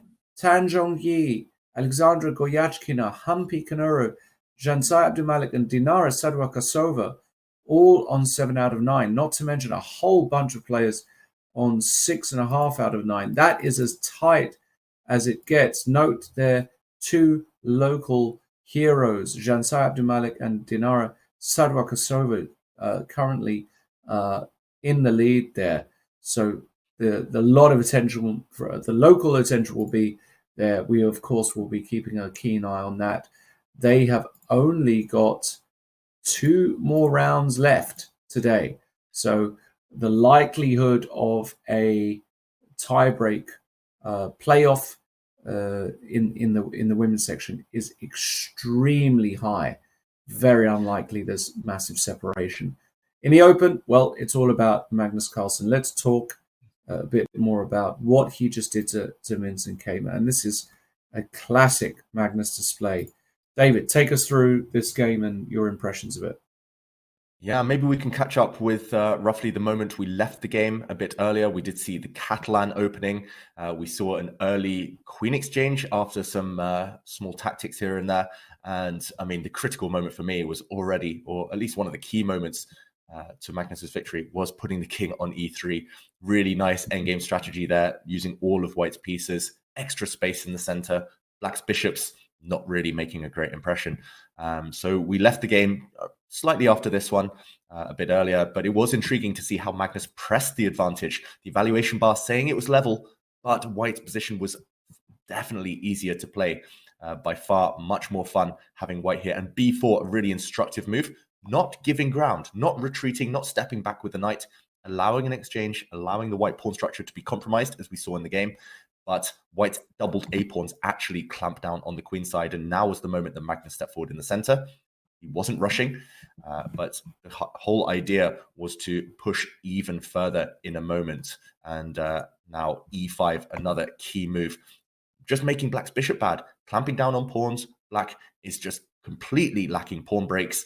Black piece is very, very passive, and this is another concept. Good knight versus bad bishop. We mentioned it earlier. White's knight, very flexible to dance around on the dark squares. Black's bishop, just a terrible piece, locked in behind its own central pawns. And Magnus broke through on the c-file and just amped up the pressure here, creating a square now for his king. Really instructive, Lawrence, to take away from the center. Exactly. This is a key move here. D takes e5. Trying to get hold of this d4 square, which can be used by the king or the knight. Magnus keeps the rooks on as well, not fearful about Black advancing the pawn because it can become a weakness. And now another lovely little move, this move a6, trying to soften up this c6 square for the knight. And rook b5 using the pin, and the knight finally jumps in. And when he does that, of course, the problem you've got now as Black is that your pawns are loose everywhere.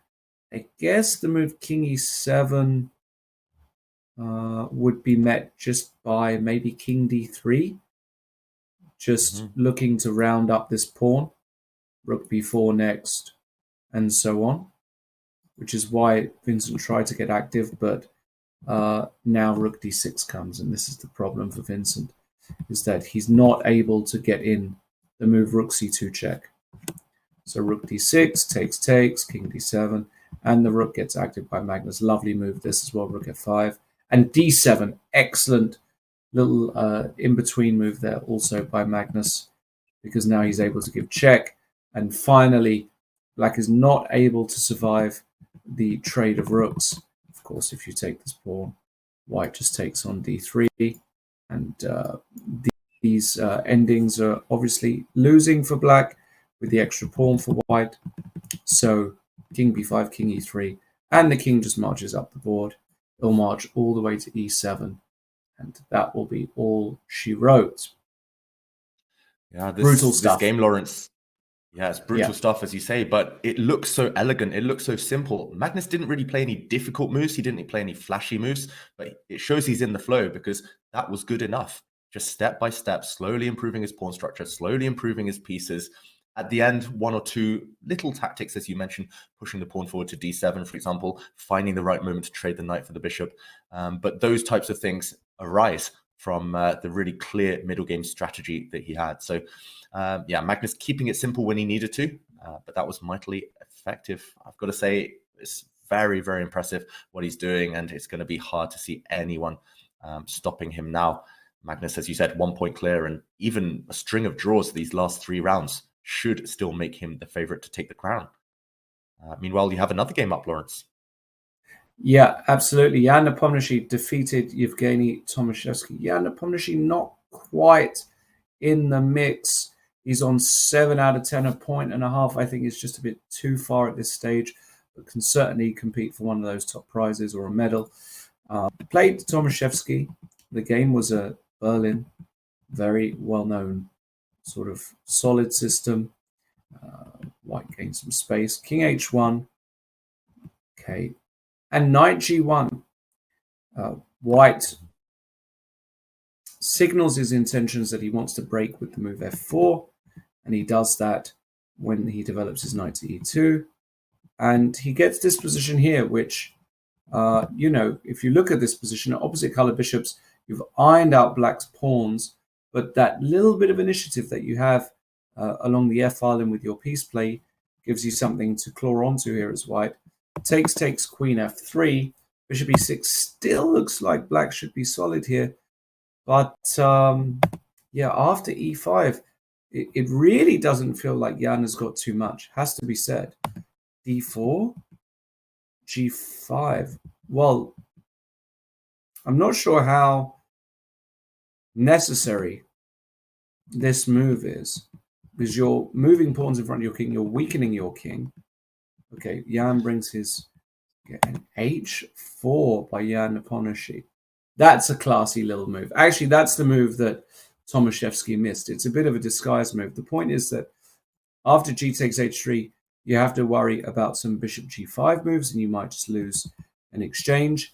And if you don't do anything, as Tomaszewski did in the game, suddenly the G5 square becomes available for your bishop, and you can start weakening the dart squares around the king. Yeah, this H4 move was really critical in this game. E6, gorgeous queen sacrifice tactic missed by Tomaszewski. And the point is that after queen takes G3, you can play E takes F7 check, king H7, and just take the rook. You make a queen. There is no checkmate. And after rook takes G5, rook F8, cool as a cucumber by Jan Nepomniachtchi. Point is, this is just one check. King goes to G1.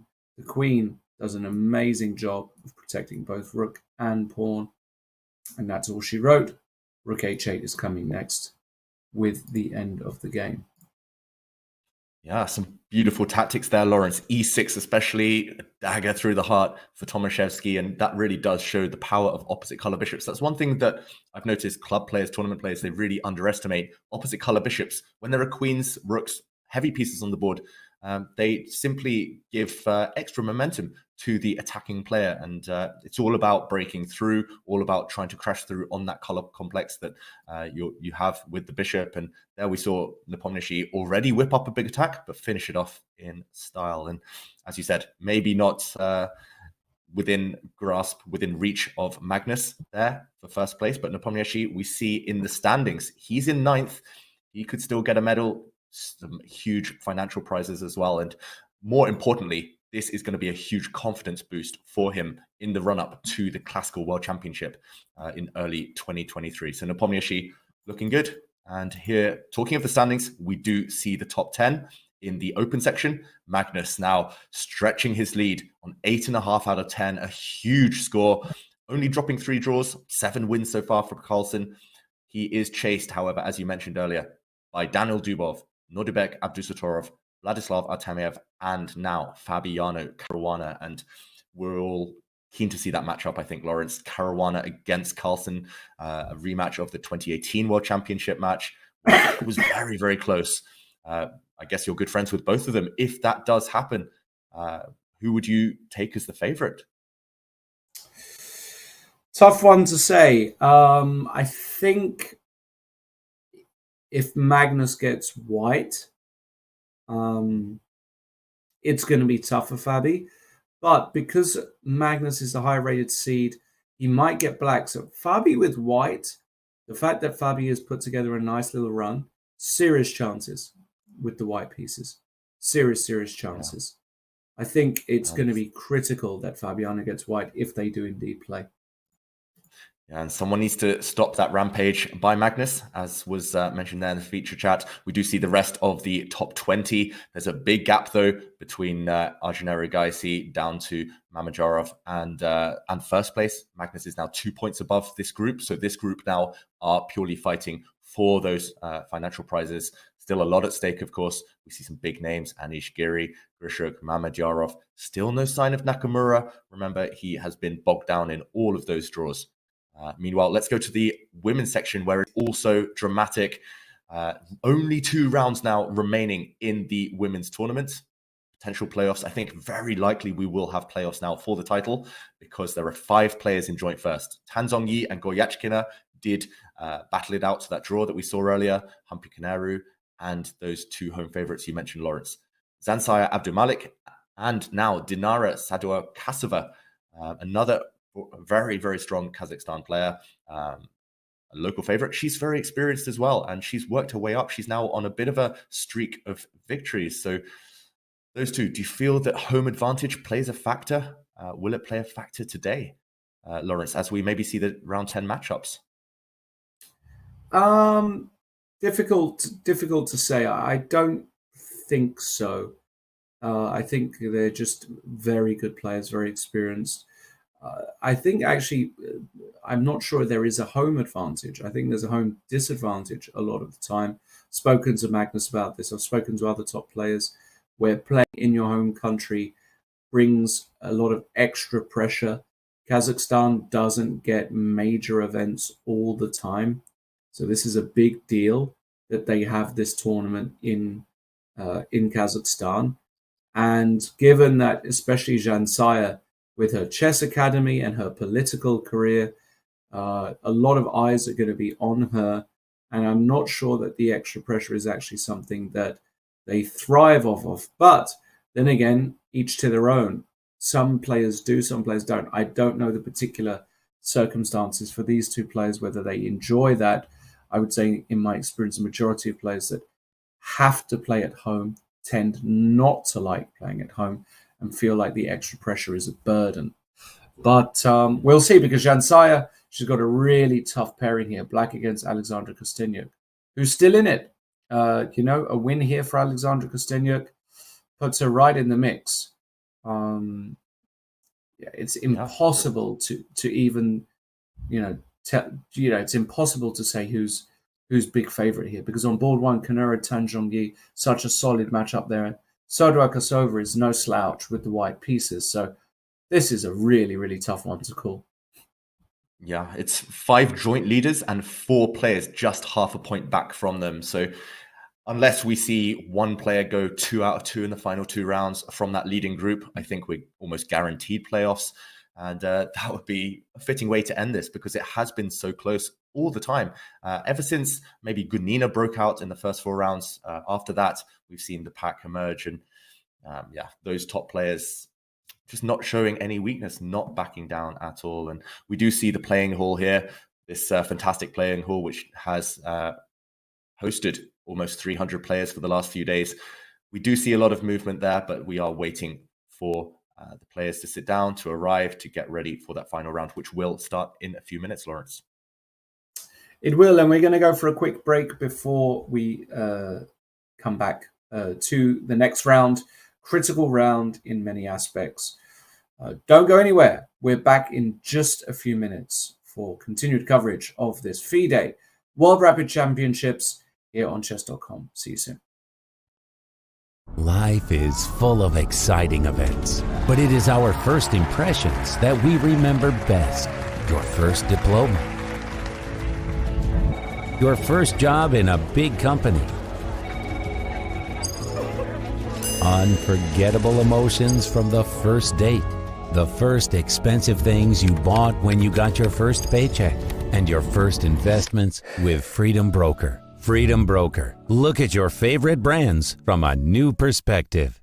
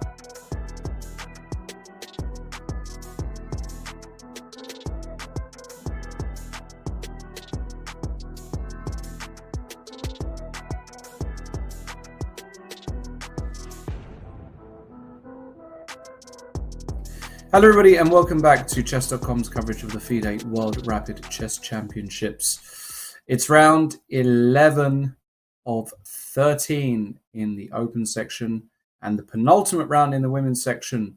I'm Lawrence Trent here with David Howell, and on screen you can see a key matchup in this 11th round. It is Daniel Dubov playing white against Fabiano Caruana. No Carlsen-Caruana clash just yet. It's the task of Vladislav Artemiev to take down Magnus Carlsen if this tournament is going to get interesting with a few rounds to go. We've seen some brilliant chess from both Daniel and Fabiano in the first round of today, both in a rich vein of form, stringing a whole bunch of wins together. Of course, the big question is, with Artemiev playing Carlsen, is it going to be Vladislav, the Russian very, very unorthodox, super interesting grandmaster? Is he going to be the one to topple Magnus, who has just been waltzing through this field so far? If Carlsen wins this game, it is all she wrote for the tournament. There's just no way he's going to get caught. And as Anonymous Nihilist says in the super chat, Artemiev has a good record against Magnus. Yes, he does. Yes, he does. So it's going to be very interesting. It's going to be these two key matches that we're going to keep an eye on, but we can't rule out the reigning Rapid World Champion, Nordibek Abdusattorov, also on 7.5 points. He plays black against Vidit, so we'll keep an eye on that one for sure. David, should be an absolutely exquisite round. It's going to be full of ups and downs. Yeah. I think there's going to be a lot of risk taking as well in this round as the players do fight for those huge prizes at stake. Still the title at stake, remember. And we will start with this clash on board 2. Daniel Dubov with the white pieces against Fabiano Caruana. As you mentioned, Dubov, he's already checkmated a few people this tournament, beating Giri in the last round. Fabiano is on a 4-game winning streak. So could one of these two play spoiler? Could Caruana continue that streak, win this game, and get a shot at Magnus in the penultimate round?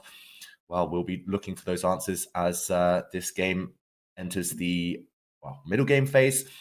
We do reach towards the end of the opening now as Fabiano retreats his bishop. Not a move I'm that familiar with, I must say. This is Dubov's pet line. Dubov beat Magnus Carlsen several times actually on the Meltwater Champions Chess Tour last year from this opening with this variation with white's knight on d2. He loves to fianchetto both of his bishops. Very classical stuff. Later, the center tends to open up, as we'll see in a moment. Caruana now challenging. And it will also depend on Caruana's strategy. How much risk does he want to take? Does he just try to settle down as black, just try to get a balanced position? It's very difficult against Dubov to kind of pick a strategy because he can do everything. And he's so determined to come at you at any given opportunity. So this clash, I think, is going to be fascinating. We will, of course, give you all updates as the Artemiev against Carlsen match progresses. Meanwhile, an exchange of pawns. White's dark square bishop now, finding a nice diagonal. And black with maybe the slightly better pawn structure, but white with a clamp and very, very active pieces. Lawrence, a bit of a kind of slower start to this one, maybe as the players kind of get over their nerves, try to work out a match strategy on the fly. What do you think to the start of this game?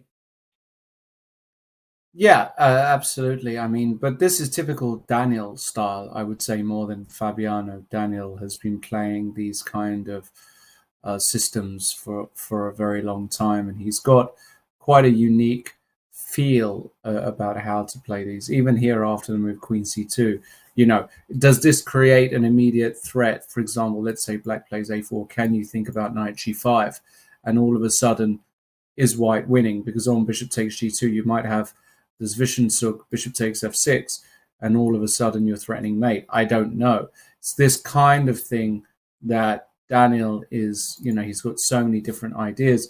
Wouldn't surprise me in this position just to see Fabiano play H6 and say, I don't want any of this nonsense. We'll see. But I'm not massively in love with the opening for Fabi. I think you've got some practical issues to solve here.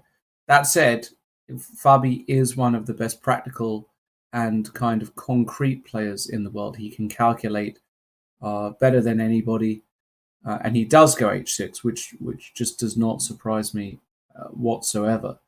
Knight g5 is still playable. Yeah, I was just going to point that out, Lawrence. It's not off the table just yet, Knight g5. It is a double attack after all. Maybe we can show this on the board. Some ideas of bishop takes b7, as well as these queen h7 mate ideas. So assuming black captures on g2, the big difference here is that after bishop takes g2, bishop takes f6. Black doesn't have to spend a move guarding against queen h7. You can take on g5. Right. And after a bishop exchange, lots of pieces get traded off, but I don't think this is too bad for black. After knight c6, black's pawn structure there was actually very flexible. Black had double g-pawns, but those were actually quite well placed. So we didn't see any immediate fireworks from Dubov. Right. Watch out as he builds up for those tricks. First, he improves the rook, and Fabi has to develop. Do you bring out the knights to c6, for example? What do you do with black's central pawns? This position is very easy for white to play. You just kind of pile up in the center. Often you see white later double up rooks on the d-file against black's central pawn. As black, you could push your d-pawn one square, just solid, like a hedgehog type structure. You could push it two squares and go for a hanging pawn type of structure, as they say. And that maybe is more committal. Or you just leave the pawn where it is and try to play with pieces. But for black, certainly, as you mentioned, it's not 100% clear which side of the board you should be playing on, whether it's the center, the queen side. And I wouldn't be surprised if Daniil does at some point start pushing forward. For example, white's e-pawn could already pick itself up, go to e4, and we could see the attack begin. A lot of Dubov fans I'm seeing here in the featured chat, but Fabi, also a very popular player, and rightly so. He's just a great ambassador for chess, and I'm itching to see him get a shot at Magnus in this rapid tournament. So I'm expecting the move e4. I don't really see Dubov hanging around, maneuvering for too much longer. I think it's very much in his style to be direct here. It's not just e4 gaining space in the center, because e4 in itself is actually a move you don't really want to play. You leave some weak squares, but it's more about pushing that pawn to e5 as quickly as possible. And a3, I said I didn't see him waiting around, but a3 looks like a very loose move. Long term now, the white b3 pawn isn't going to be well defended. And I guess the only kind of positive to this move is that black's knight can no longer jump to attack the white queen. But I've got to say, I don't like that one from Dubov. He played it very quickly, but maybe he's just trying to kind of keep Fabi guessing on every turn. He's trying to keep his options open and only later pounce with e4. I'm sure Fabi is waiting for the moment when Dubov's going to come at him. And very restrained from Dubov, giving Fabi the time as well to get his queen off the back rank, connect the black rooks. Cagey start to this game, I've got to say. And we will see those fireworks happen later, but not right now. I really don't like that a3 move, I've got to say, Lawrence. I think a bit too slow. Yeah, maybe a bit too committal, because long term you give yourself this backwards pawn on b3, which could be a target, so you weaken the structure permanently. That said, I don't think Dubov is thinking too much about endings at this point. I think he wants to try and get his creative juices flowing. The question is how. I mean, for example, in this position here, he's guarded b4. I think it's now time to guard d4. I think here the most prudent move is just to play e3. Make sure that there are no knight jumps. But no, we now see the real creative juices of Daniil Dubov in full flow. Knight to b1. This move is... I was going to suggest this. Yeah. Yeah, this move is... sorry, carry on, Lawrence. Yeah, I was going to say this move is... we see it in a bunch of openings. It's been known as an idea for over 100 years now. The knight reroutes itself back to its optimal square on c3, from which, of course, now that there's a hole on b5, the knight can jump in. Also, makes it more difficult for black to break in the center of d5, because those hanging pawns can be quite tender. So it's up to Fabi now to find some some kind of plan because he's close to completing development. So the question is how best to continue here. Not straightforward to me. Yeah, and it's not straightforward at all. Fabi has various maneuvers at his disposal. Okay, he drops the queen back.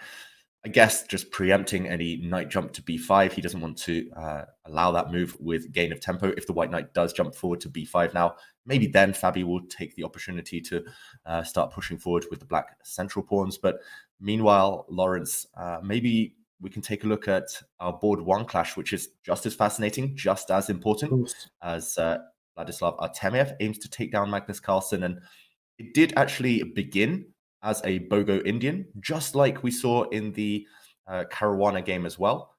But this is a different branch of that opening. And to me, it looks like Black has solved most of his opening problems. He's traded off a bunch of, a set of bishops, first of all. He's traded off a bunch of pawns, and it's completely symmetrical, the pawn structure. That does not bode well for Artemiev's winning chances, especially since Black's light squared bishop, which is the problem child in these openings, it has found a square on d7. Next move, knight c6 is almost automatic. You can pretty much pre-move that move, that knight jump. And if knight c6 happens, Lawrence, I've seen this opening before. I've seen countless draws in this type of position. I don't really see what white can do. How can white make use of the tempo? For example, rook fd1, improving the rook. Magnus will pre-move knight c6, getting the knight out. The black rooks come to the center, and equality. I think Magnus is happy for the draw here. He's banking on the fact that that would be a decent result, guide him slightly closer to the finishing line. Artemiev, meanwhile, didn't choose rook fd1. He simply retreated his bishop to e2. Let's check that out. What's the idea there? After bishop e2, knight c6 looks to me like the most move again.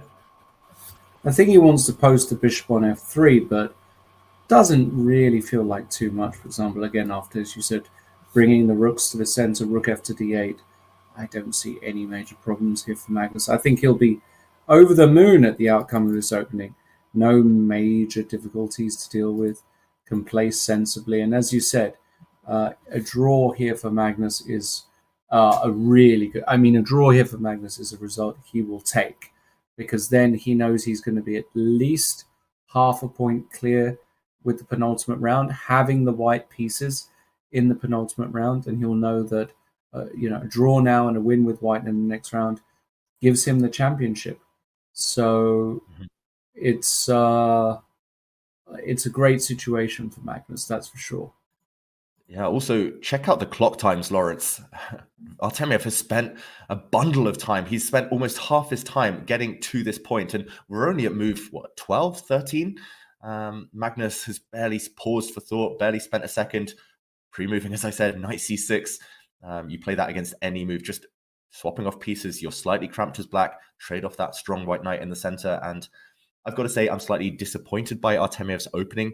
Like you said, he's very unorthodox, but he's normally very, very ambitious. He takes huge risks in the opening, especially with white, to provoke the opponent, to set the opponent new challenges every turn. That's what guided him to joint second place in the World Rapid Championships so far. But again, is it the Magnus effect in play? Players are a bit scared. Magnus is in top form, and they're just not playing their usual style against him. They're adapting. They're playing on his territory, on his comfort zone. As you mentioned, bishop f3 has been played. Magnus can choose rook ac8 here, rook fd8. One of the two black rooks is going to enter those open files, and problem solved. I don't think you need to calculate too much here as Magnus. How about Lawrence? If Magnus draws his final 3 games, say this is a draw, and he gets his final 3, it would require someone else of the chasing pack to score 2.5 out of their final 3 just to catch him. Do you think that's realistic? Is that what Magnus is calculating in his head right now? I don't think he's thinking too far ahead like that. I think Max, I think he realizes that a draw now is just a massively good result for him. So that's what he's going to focus on. Just making a draw now and then see what happens later. Or at least not losing now. Of course, if he manages to win this position, which looks, even for Magnus, winning such a dry position looks very, very tough. But if he manages to win, I think he'll be feeling very confident, and he'll be very happy with the draw. And he's got his position. And I will say, there has been a result, a very disappointing result from a viewer's perspective. On board 2, Dubov-Caruana has actually ended in a draw, which is, I'm disappointed by that. There are tons of pieces left on the board. Yes, the position might objectively be equal, but maybe these guys are thinking, okay, Magnus has really just got a lock on this event, and they are vying for the big cash prizes in second, third, fourth, and so on. Still, don't love it, David. Don't love it at all. Yeah, I'm disappointed as you are, Lawrence. I wanted to see drama. I wanted to see these two players going at each other, and it is very imbalanced, the position. With that handshake, with that draw agreement, they've basically waved goodbye to any chance of the gold medal, Dubov and Caruana. This position that we see in front of us, it looks like Dubov played the last move. He captured on d5, and Dubov was the one to offer the draw. Maybe that's because he doesn't like his position. After Black recaptures on d5, I'm assuming with the pawn, he takes d5. Black has a nice pawn center. Black has great potential with his pieces. So I kind of understand Dubov's thoughts, but for Fabi to accept the draw, yes, a draw with Black is a decent result against someone as strong as Dubov, but you've got to play the tournament as well as the board position. And Dubov clearly didn't like his position. Why else would he offer the draw? And therefore, maybe playing on that. I've got to say disappointed. And Magnus looking around, check him out on the camera. He's looking around. He checked out. He's seen that board 2 result now. He was looking over at board 3. He knows that a draw for him, Magnus, will, I don't want to say clinch it, but will guide him very, very close now to that finishing line. And in terms of position as well, Magnus, he's going to be over the moon. He's going to be ecstatic with how this round's developed. He knows that if he gets to the penultimate round with a point advantage, 2 draws is at least enough to take it to tie breaks. But he could theoretically even win with just 1 draw. Somebody has to get 2 out of 2 in the final 2 games in order to even overtake him. So the flexibility of his situation is just so much greater if he manages to go a point clear with 2 rounds to go. A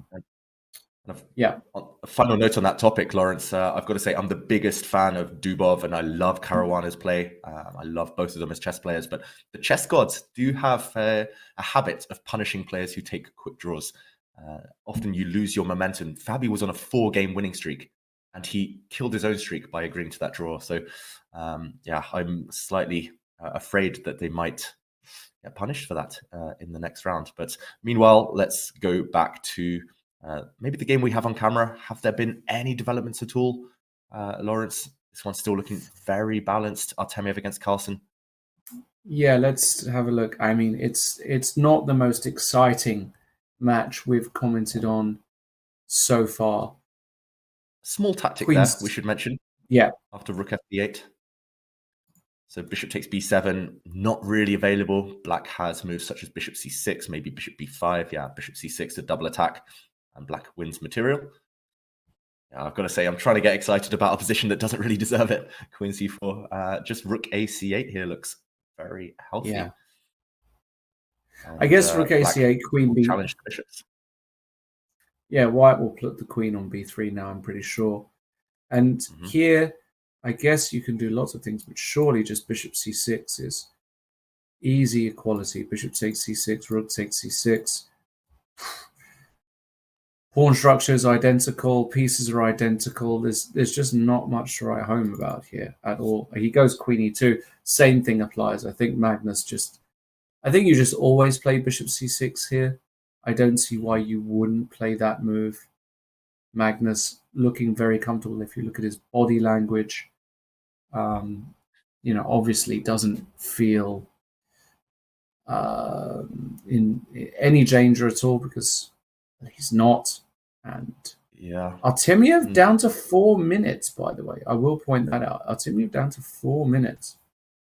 Yeah, and I don't think that will be decisive. It is such a balanced position. Magnus does play bishop c6. He's going for the draw, and I think we need some respite from this this dull position. We need some excitement. So maybe, Lawrence, we can check out the game of MVL. Some dramatic stuff there. Really crazy game with White's king very open. This is not the position we're seeing in front of us right now. And this is slightly further down the table. But here we go. Look at that White king. I mean, this is the antidote to that Carlsen game, where at least now we can analyze some variations. We can look for some checkmating patterns. And whoa, surely there's a breakthrough for Black here. It feels so scary for White. But maybe Black doesn't have enough pieces. Black has sacrificed a bishop for 2 pawns, or just for 1 pawn, sorry. And do you see anything here? Does Black have more than just a repetition of moves? Knight f3 check, knight g4 check.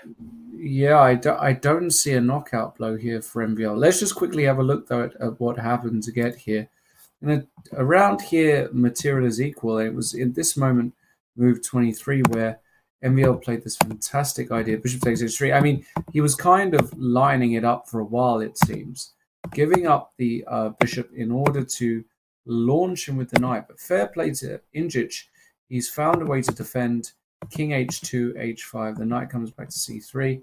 And as the bar also indicates, I don't see a winning concept here for Black. It's close, but I don't see it. And MBL, one of the best calculators chess has really ever seen, you know, he's already spent a fair amount of time on this move, and I can tell you if there was already checkmate, he would have played it. So Emil also understanding that there is no mate here. As the chemist said in the featured chat just a moment ago, it's amazing the evaluation bar says it's equal here, but that just indicates most likely with best play, MVR has to take a repetition. That could, for example, begin with knight f3 check. Okay, he plays knight g4 instead, and I'm assuming that White takes that.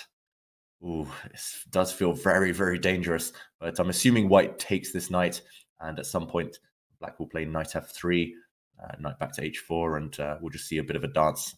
I don't think Black can checkmate with just 2 attacking pieces. Maybe king back to g1 is playable as well. MVL hasn't had the best tournament, but Anish, yeah, he drew with Nakamura, as we saw in the previous round.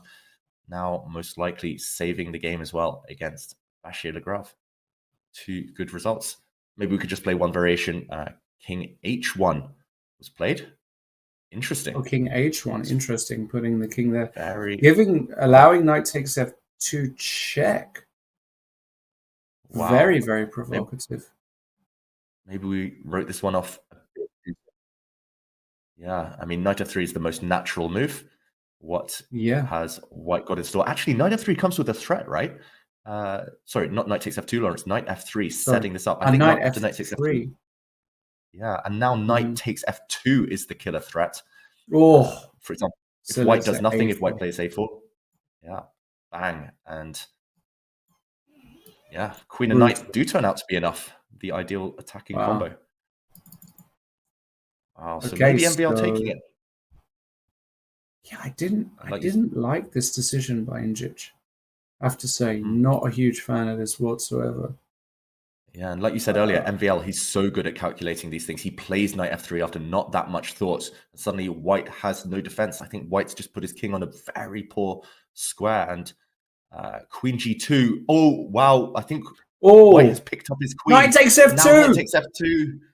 It doesn't stop the threat. And we're going to see checkmate. Anish resigns. Wow.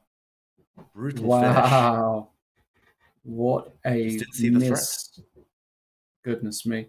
Just goes to show 2,600 Grandmasters also have to work on their tactics. When I talk to my students, I say tactics every day, minimum half an hour. It's that court sort of shot that you can fall for. Doesn't matter if you're 1,500 or 2,600. It can still happen. Brutal finish there by MVL. By the way, out the corner of my eyes, I'm watching the games, and I will say that a relatively important game, actually, a very important game, is that of Vincent Kaymer, who is crushing Jan Nepomniachtchi with the white pieces here. If we look at the position, Vincent is already in exchange up, so something has gone horribly wrong for Jan. But now all you have to do is play very logically. Take on c5 to open up this diagonal for the bishop. And now you can just protect this pawn with rook f2 e1. Follow up with rook takes c5. This position is abysmal for Jan Nepomniachtchi. If you play rook takes e3, you can just take on c5 now, because the queen protects the rook.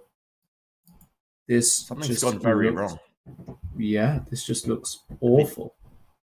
Last move, Lawrence. Can I ask why Black didn't take on e3? Black went back with his rook.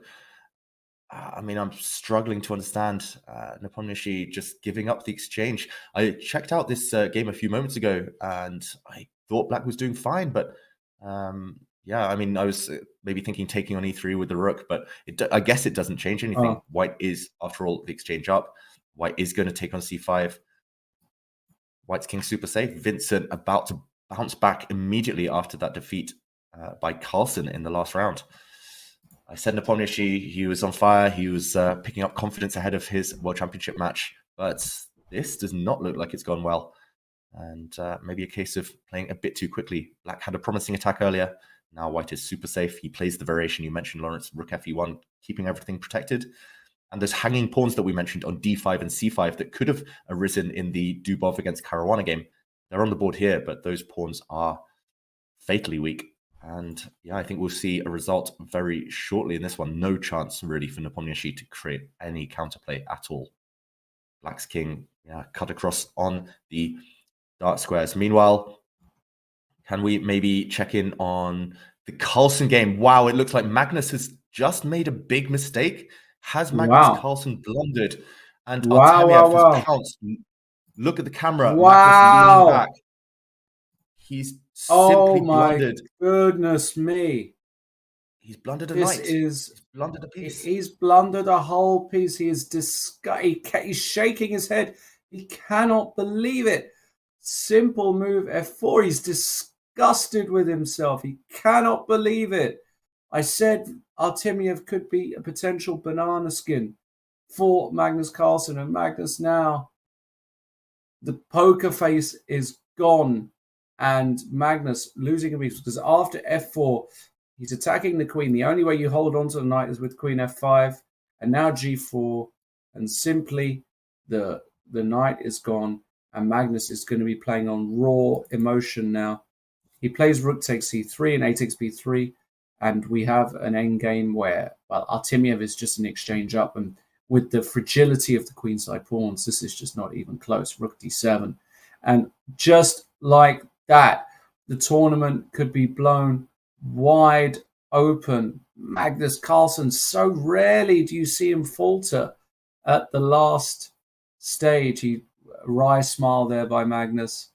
Okay, he's going to play on a little bit here. But there is no setup, I would say, to hold everything. Just rook b7 here. Rook a7, I think either move is good. So rare to see Magnus make this kind of blunder. It's just a knight. If Black had another set of rooks on the board, maybe some chance of holding. Black's knight is glorious after all, but it's the queenside pawns. And yeah, you can't save them, as you mentioned, Lawrence. And look at Magnus now. He's distraught. He's so angry at himself, but he had 12 minutes when he made that blunder. Artemiev had 1 minute. Magnus had 12 against 1. I think he relaxed too soon. And let's go back. Let's have an action replay of that moment when he blundered. Let's check out the move at fault. It was here. Look how balanced it is. Completely symmetrical pawn structure. Black, if anyone, has the upper hand. Black's queen very nicely placed in the center, but knight e4. What a move. Putting a piece on a loose square and f4. Artemiev seizing his opportunity, pouncing. That's all you can do at the top level. You can't always crush everyone. You have to just wait for the mistakes.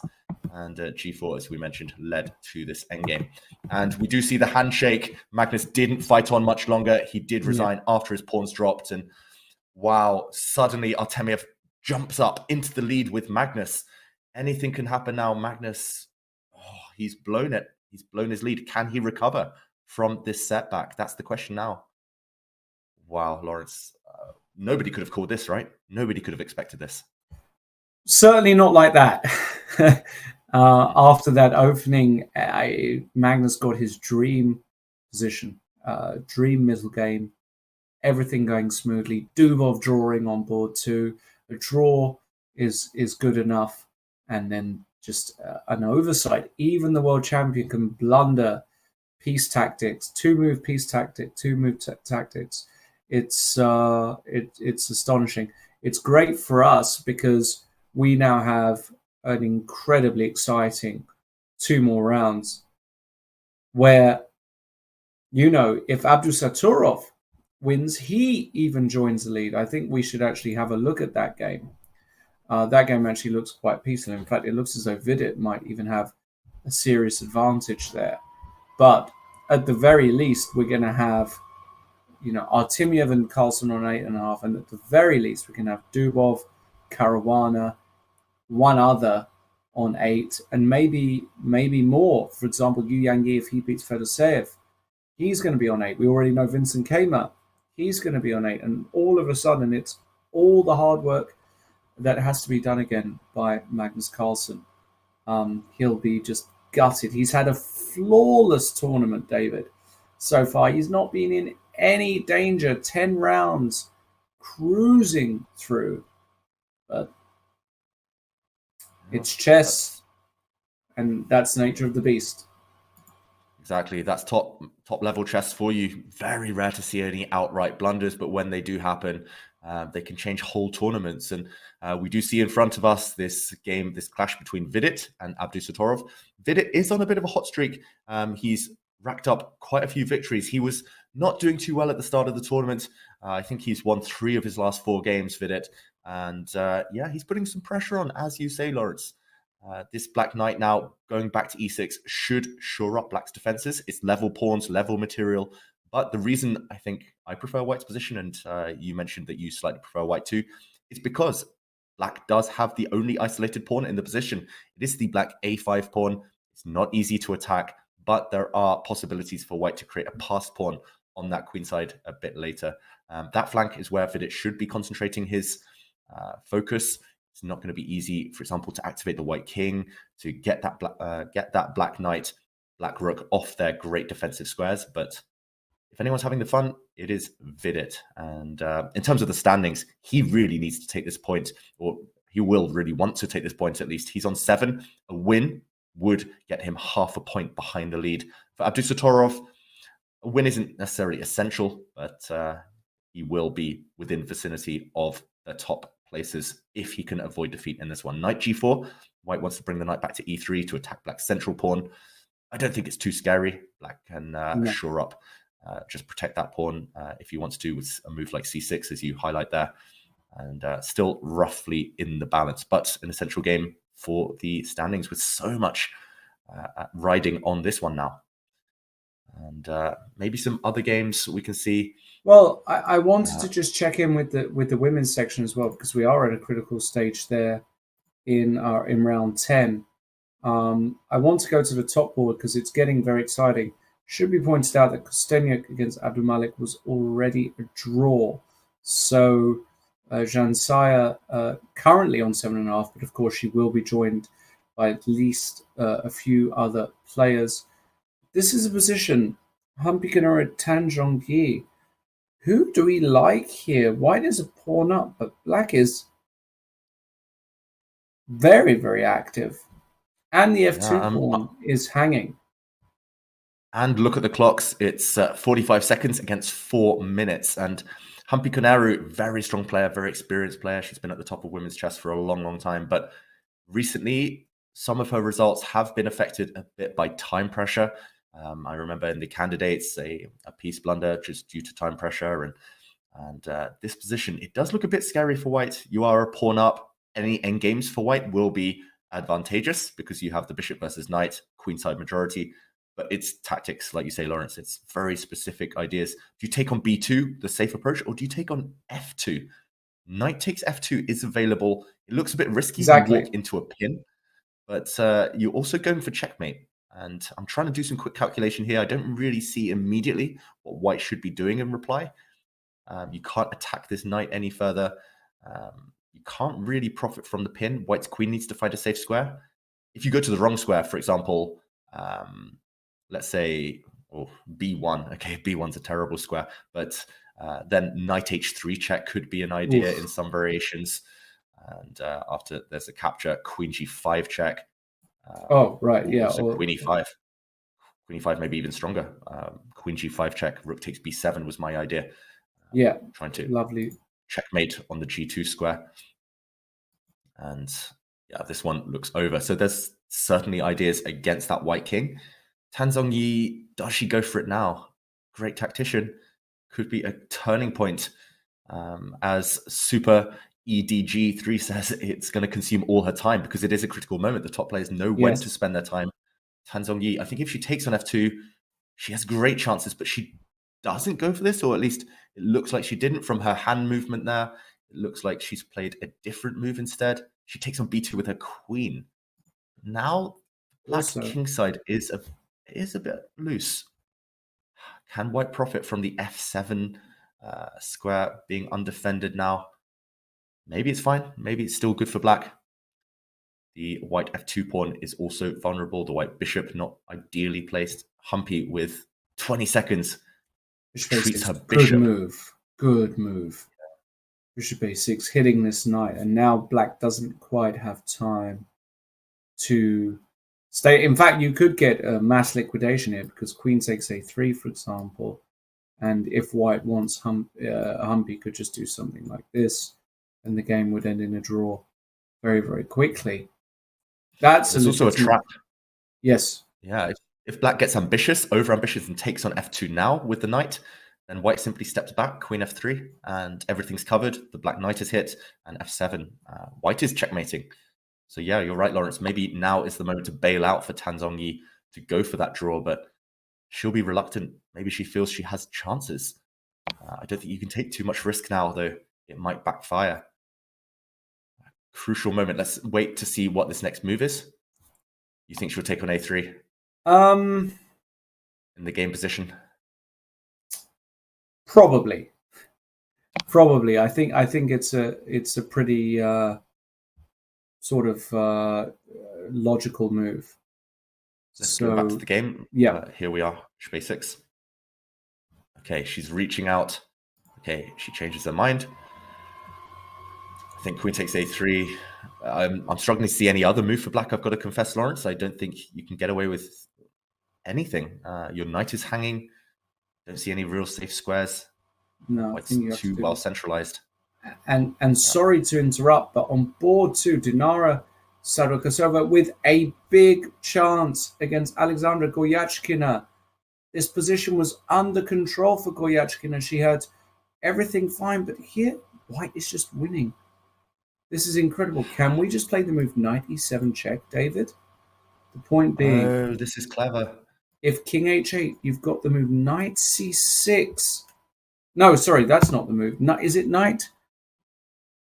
Knight c8, maybe? Knight c8! My goodness, what a tactic. Yeah. Hitting the idea is and threatening queen e8 check.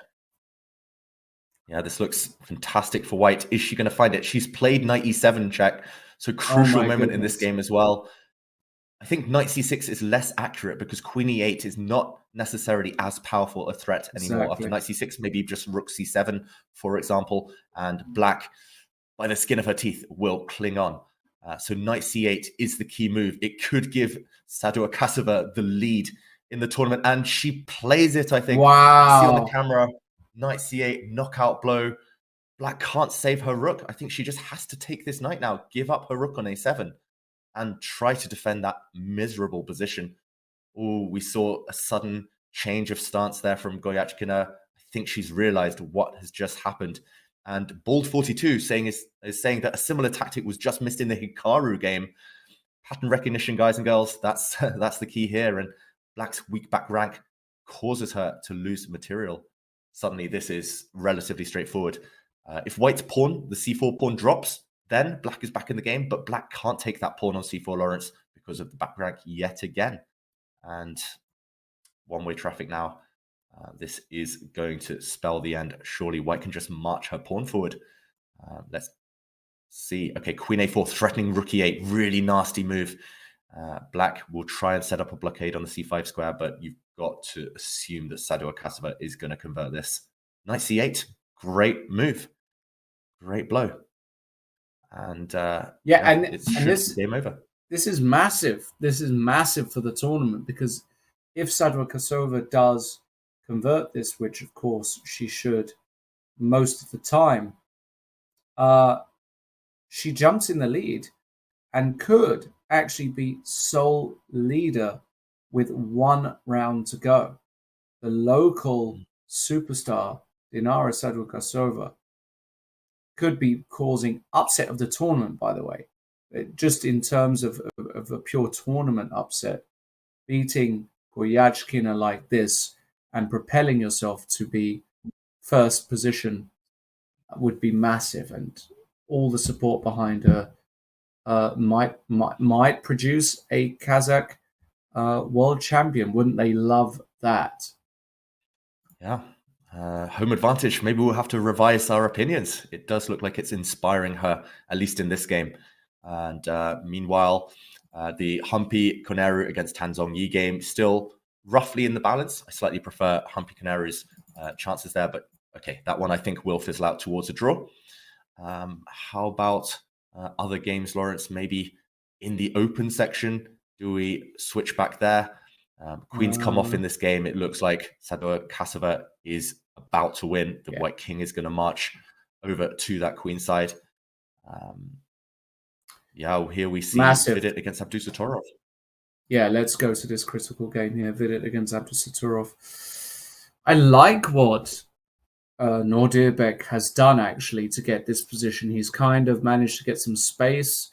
Sure, he's still got some fixed weaknesses, this pawn on a5, but Vidit's pieces aren't working amazingly well. And after knight e3, a simple move like rook d7, I expect to be played. I don't think you need to commit with d4, because then you just give this c4 square away forever. So rook d7 is played. And there are lots of improving moves here for black as well. You can play g6 on the next move, preventing any knight f5s. And I do expect Abdusattorov to hold this position. I don't expect him to win it. I don't expect him to win it, but you know, it's also the sort of position where black has got the king on c6. If you get overly ambitious here as white, suddenly black can generate quite a bit of initiative on the queen side. So I have seen these positions won by black. Rook d1. I expect g6 to be played here by Nordirbek. And Lawrence, it's not just about the position itself, but it's the momentum. And the last time we were here, we quite significantly preferred white. Suddenly, black's king is active, black's pawn structure is improved, black's just as active as earlier. White has literally done nothing since we were last here 5-10 moves ago. Vidit just shuffling his pieces back and forward. And Abdusattorov is going to be smelling blood in the water. He has a time advantage as well. He's known to be super quick, super tricky. And it's his type of position. Vidit does not thrive in endgames, in simplified positions. That's one thing I've learned from his play. He's a great tactician. He's got great understanding in general of dynamics. But it does feel like Abdusattorov is on the front foot slightly. Should be a draw, of course, but all to play for in this huge, huge clash. And I think we're about to see a result as well in the game that we left earlier. Nepomniachtchi is about to resign. I don't think he has any chance to save this game anymore. And that's also going to be huge, meaning Vincent Keimer is going to leap up into that chasing pack just behind Magnus Carlsen and Vladislav Artemiev. Absolutely, this is getting more and more interesting. And this one here, I don't think Vidit is going to try too much. Question is Abdusattorov quietly optimistic here? Is he going to try and manufacture something here? I personally don't think he should, but can't fault a guy for trying. Mm-hmm. Yeah, you got to take any chances that come your way, and he'll press for a while. I think this game will go on for a long time. Maybe we can check out some of the other chasing pack to see whether anyone else can leap up into contention ahead of the penultimate round. Which looking games at other games, maybe Yu Yangyi against Fedoseev. Mm-hmm. We see those two also there in the top 10 right now. They could jump up to 8 points. This one is a bit crazy. Weird material imbalance, I've got to say. Rook against 2 pieces, but Black's king is very open. As Faramat says in the feature chat, it's very close now. A win for either of these two, a win for a whole bunch of these players, and they're right back up there after Magnus opened the door for them. King G1. Will Fedoseev bail out with a draw? A draw doesn't really suit either of these two players. Black can give checks with Queen E1, Queen E5. No, retreating. What do you make of this? How do you even evaluate this one, Lawrence? No idea. I would instinctively take Black because, I mean, I do have a pawn on A3 and 2 pieces for a rook. And if there's no immediate mate, then I prefer Black. But I really couldn't say, objectively what is going on in this position. I simply don't know. We'll see. Yeah, we'll see. And Fedoseev does thrive in positions with material imbalances, so he is the favorite. Oh, especially after this last move, B4. Now it's going to be extra hard for White to get rid of those 2 black pawns. It's just about whether Black can make progress. Yu Yangyi in trouble, objectively.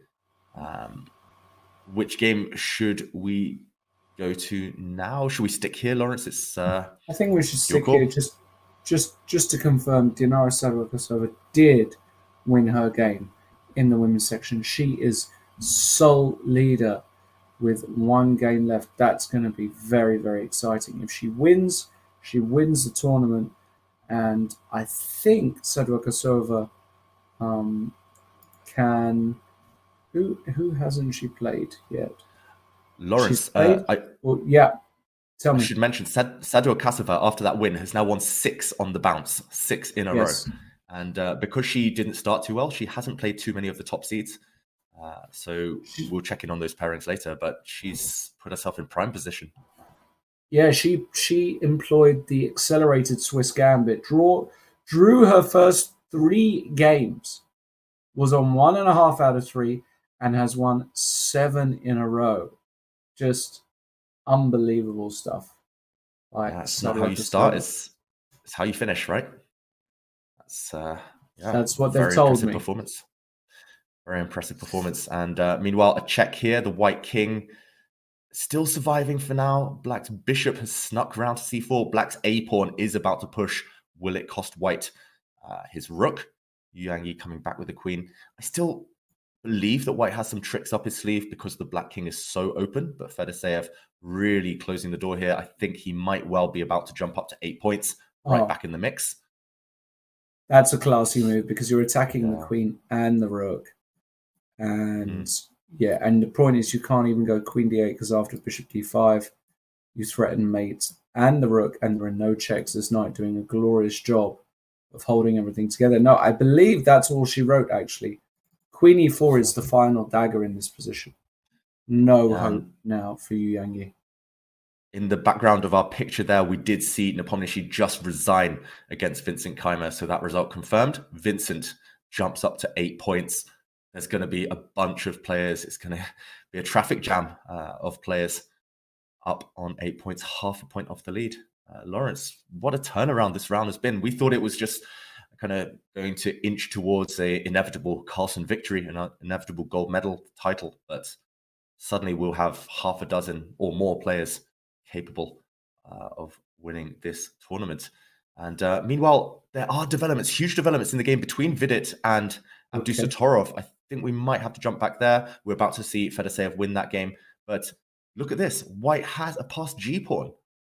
Is this pawn going to decide the game? Has Abdusattorov... Yeah, he's overpressed or blundered or something. Took too many risks. Wow. And suddenly White can just drop back the knight to c4 as he has just done. Vidit The white king is going to come at some point. That could be decisive. White's king is going to advance to help that g-pawn usher it forward. And remember, knights are terrible, especially against a-pawns. I don't see black's knight ever getting active again. That white a-pawn is going to completely paralyze one of those two black pieces, the king or knight. And it's those trousers, as we call them, 2 pawns on opposite flanks, 2 pass pawns running up the board, the A and G pawns in this case. And Vidit, wow, this could be his 4th win in 5 games, putting on a streak. I wrote him off. I said endgame's maybe not his it's not his forte compared to other parts of his game, but he's still extremely strong, of course, in all facets. And suddenly that a-pawn is marching. Abdusattorov fighting for his life. The evaluation bar reacts. I think all he needs to do is add his king into the equation.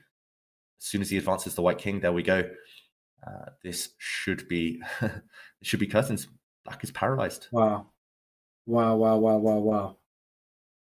Yeah, this is just all she wrote. Heartbreak for Abdusattorov, understanding that his tournament is close to being dust in terms of winning it and retaining his title. This was a must.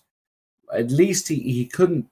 Of course, he probably didn't expect Magnus to lose, but a loss ends it. A draw kept him in it. And now he understands against somebody as strong as Vidit. King G4, King G6. Nice technique. The knight is forced to stay with the a-pawn. You can waste tempi. The raise of an eyebrow there by Abdusattorov.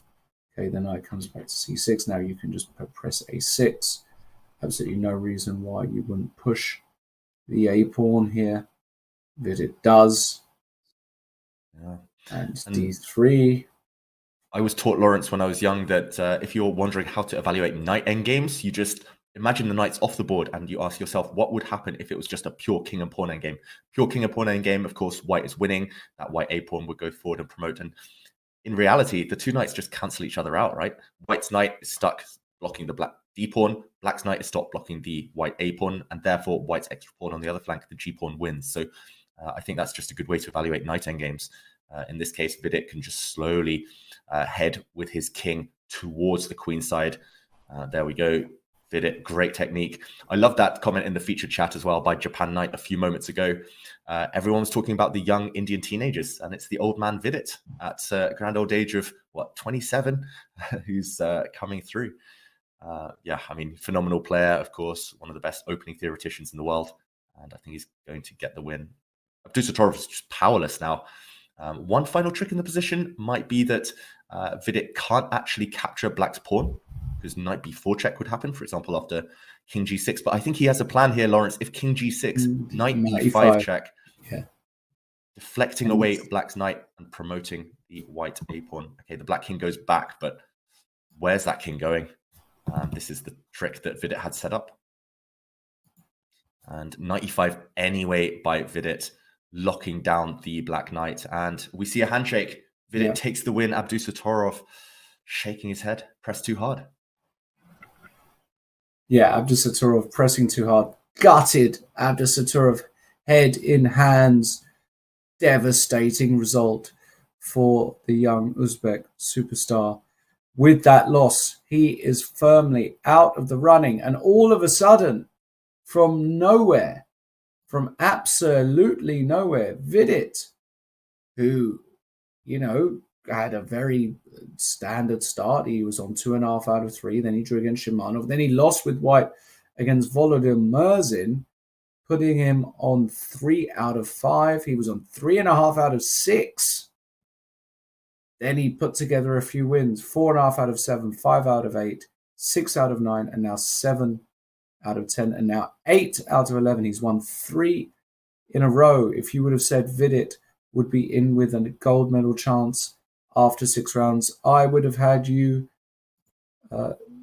detained by the men in the white coats. He was barely on a plus score.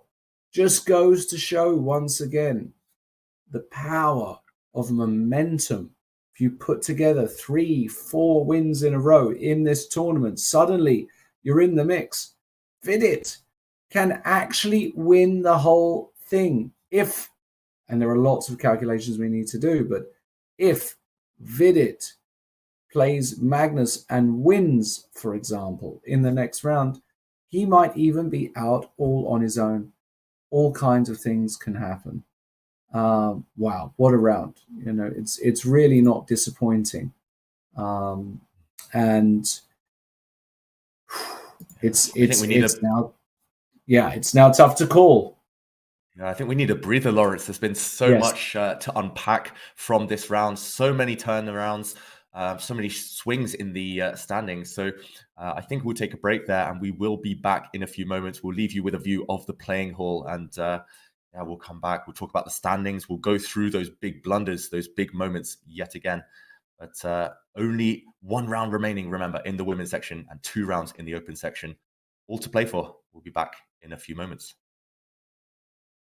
Life is full of exciting events, but it is our first impressions that we remember best. Your first diploma, your first job in a big company, unforgettable emotions from the first date, the first expensive things you bought when you got your first paycheck, and your first investments with Freedom Broker. Freedom Broker. Look at your favorite brands from a new perspective.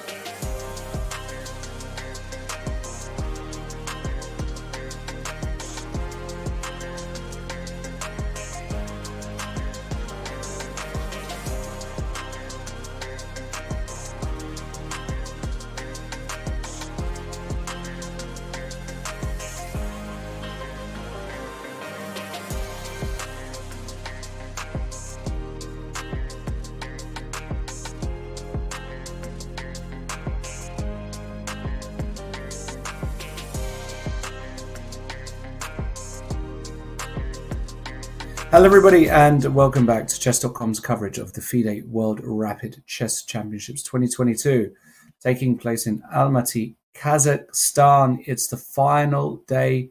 In fact, it's nearly the final round. Well, it is the final round in the women's tournament. In the open section, 2 more rounds to go.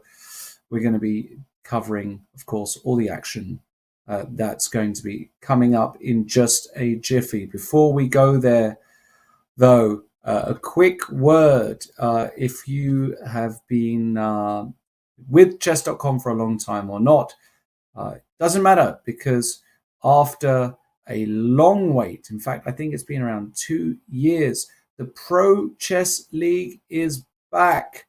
The 2023 season begins with the qualifying week starting February the 1st, 16 teams advancing into the main season. And, you know, the Pro Chess League, something that I've commentated on a lot. I've never actually played it myself, but I can tell you all the best in the world have participated for their local teams, including Magnus, Carlsen, Dingler, Nepomniachtchi, Fabiano, Hikaru, MVL, Anish, and the list goes on.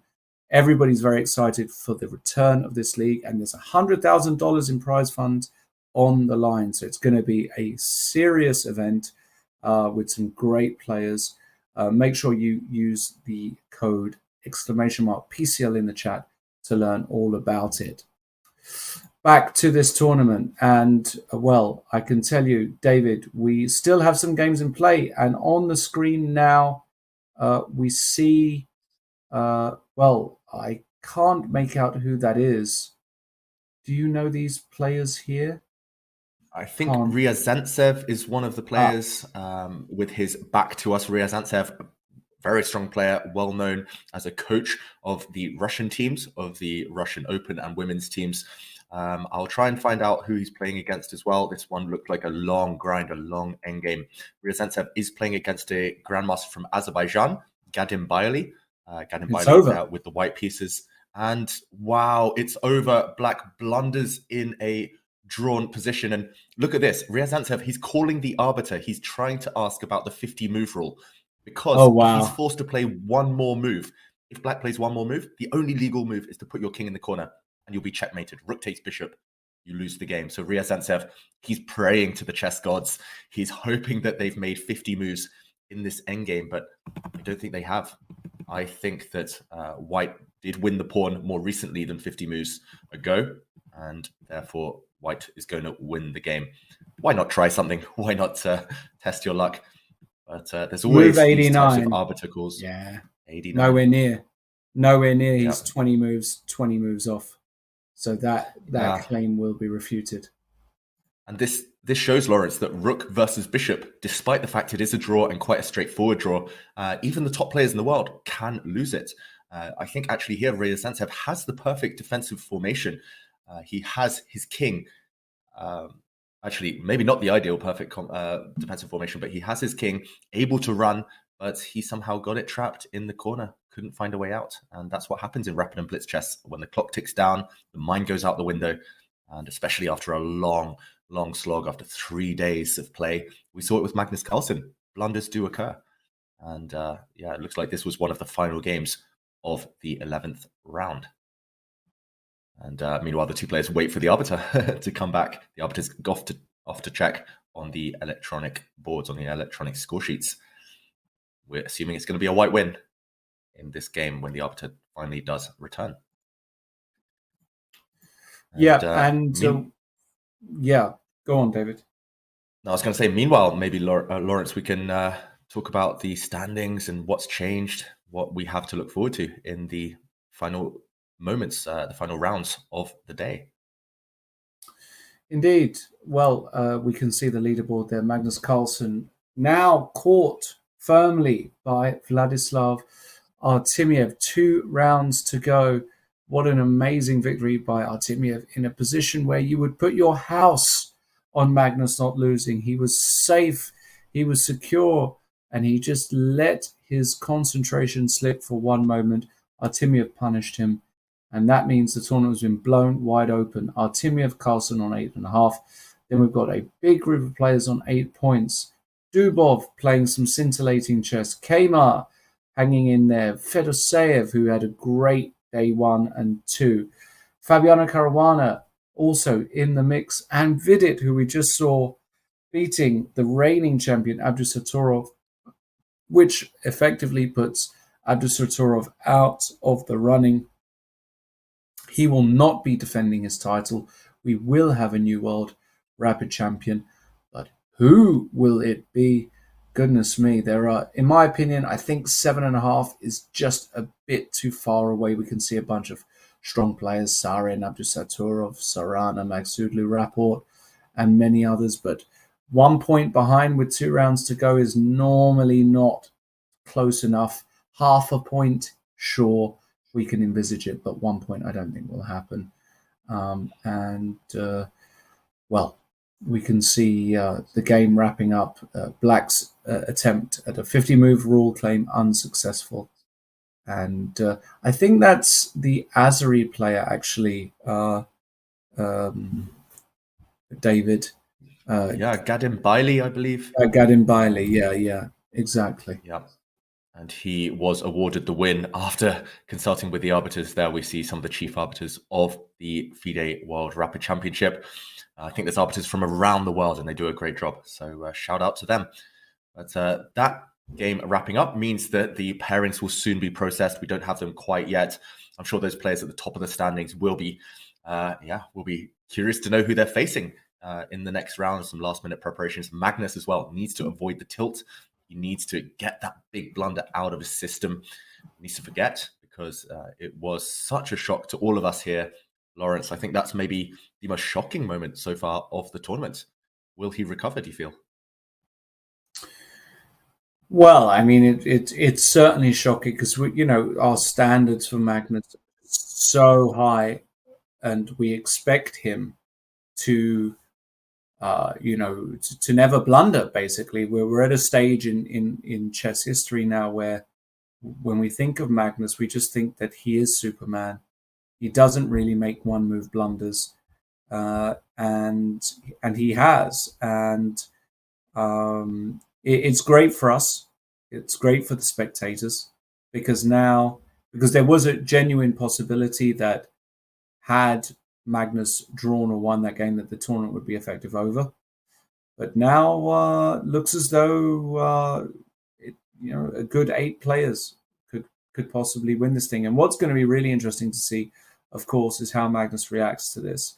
For me, one of his biggest strengths is his bounce back ability, the fact that he's able to shake off a bad loss or a bad game pretty quickly. It reminds me also of Fabiano. I think that's one of the reasons these two especially have been fighting for the top spot in chess for years now. Their ability to just forget quickly, not let it weigh on them. So regardless of who Magnus plays next, if he is able to just settle his nerves, is still favorite. Remember, he's still favorite to take down this whole thing, but it's going to be really interesting to see what kind of pairings we're going to get. But it's certainly a lot closer than it was 1 round ago. I'm very, very excited. Yeah, it is wide open, and there were plenty of games that we were able to follow. Luckily, in that last round, plenty of action. But Lawrence, maybe we can check out the finish to one of the games by fan favorite Anish Giri. And Giri did pull it out of the bag in that last game. He's still not completely out of the running after taking a win in this last game. If we can pull up the board there, we can see the turnaround, or how Giri clinched that win eventually. Here, Giri had the black pieces. It looks like a relatively balanced endgame on the face of things. Level number of pawns. White has a queenside majority, but powerful endgame play by Giri. And look at this. White panicked here. Some pawns under pressure, but b5, a move of panic, and Black was able to defend everything nicely.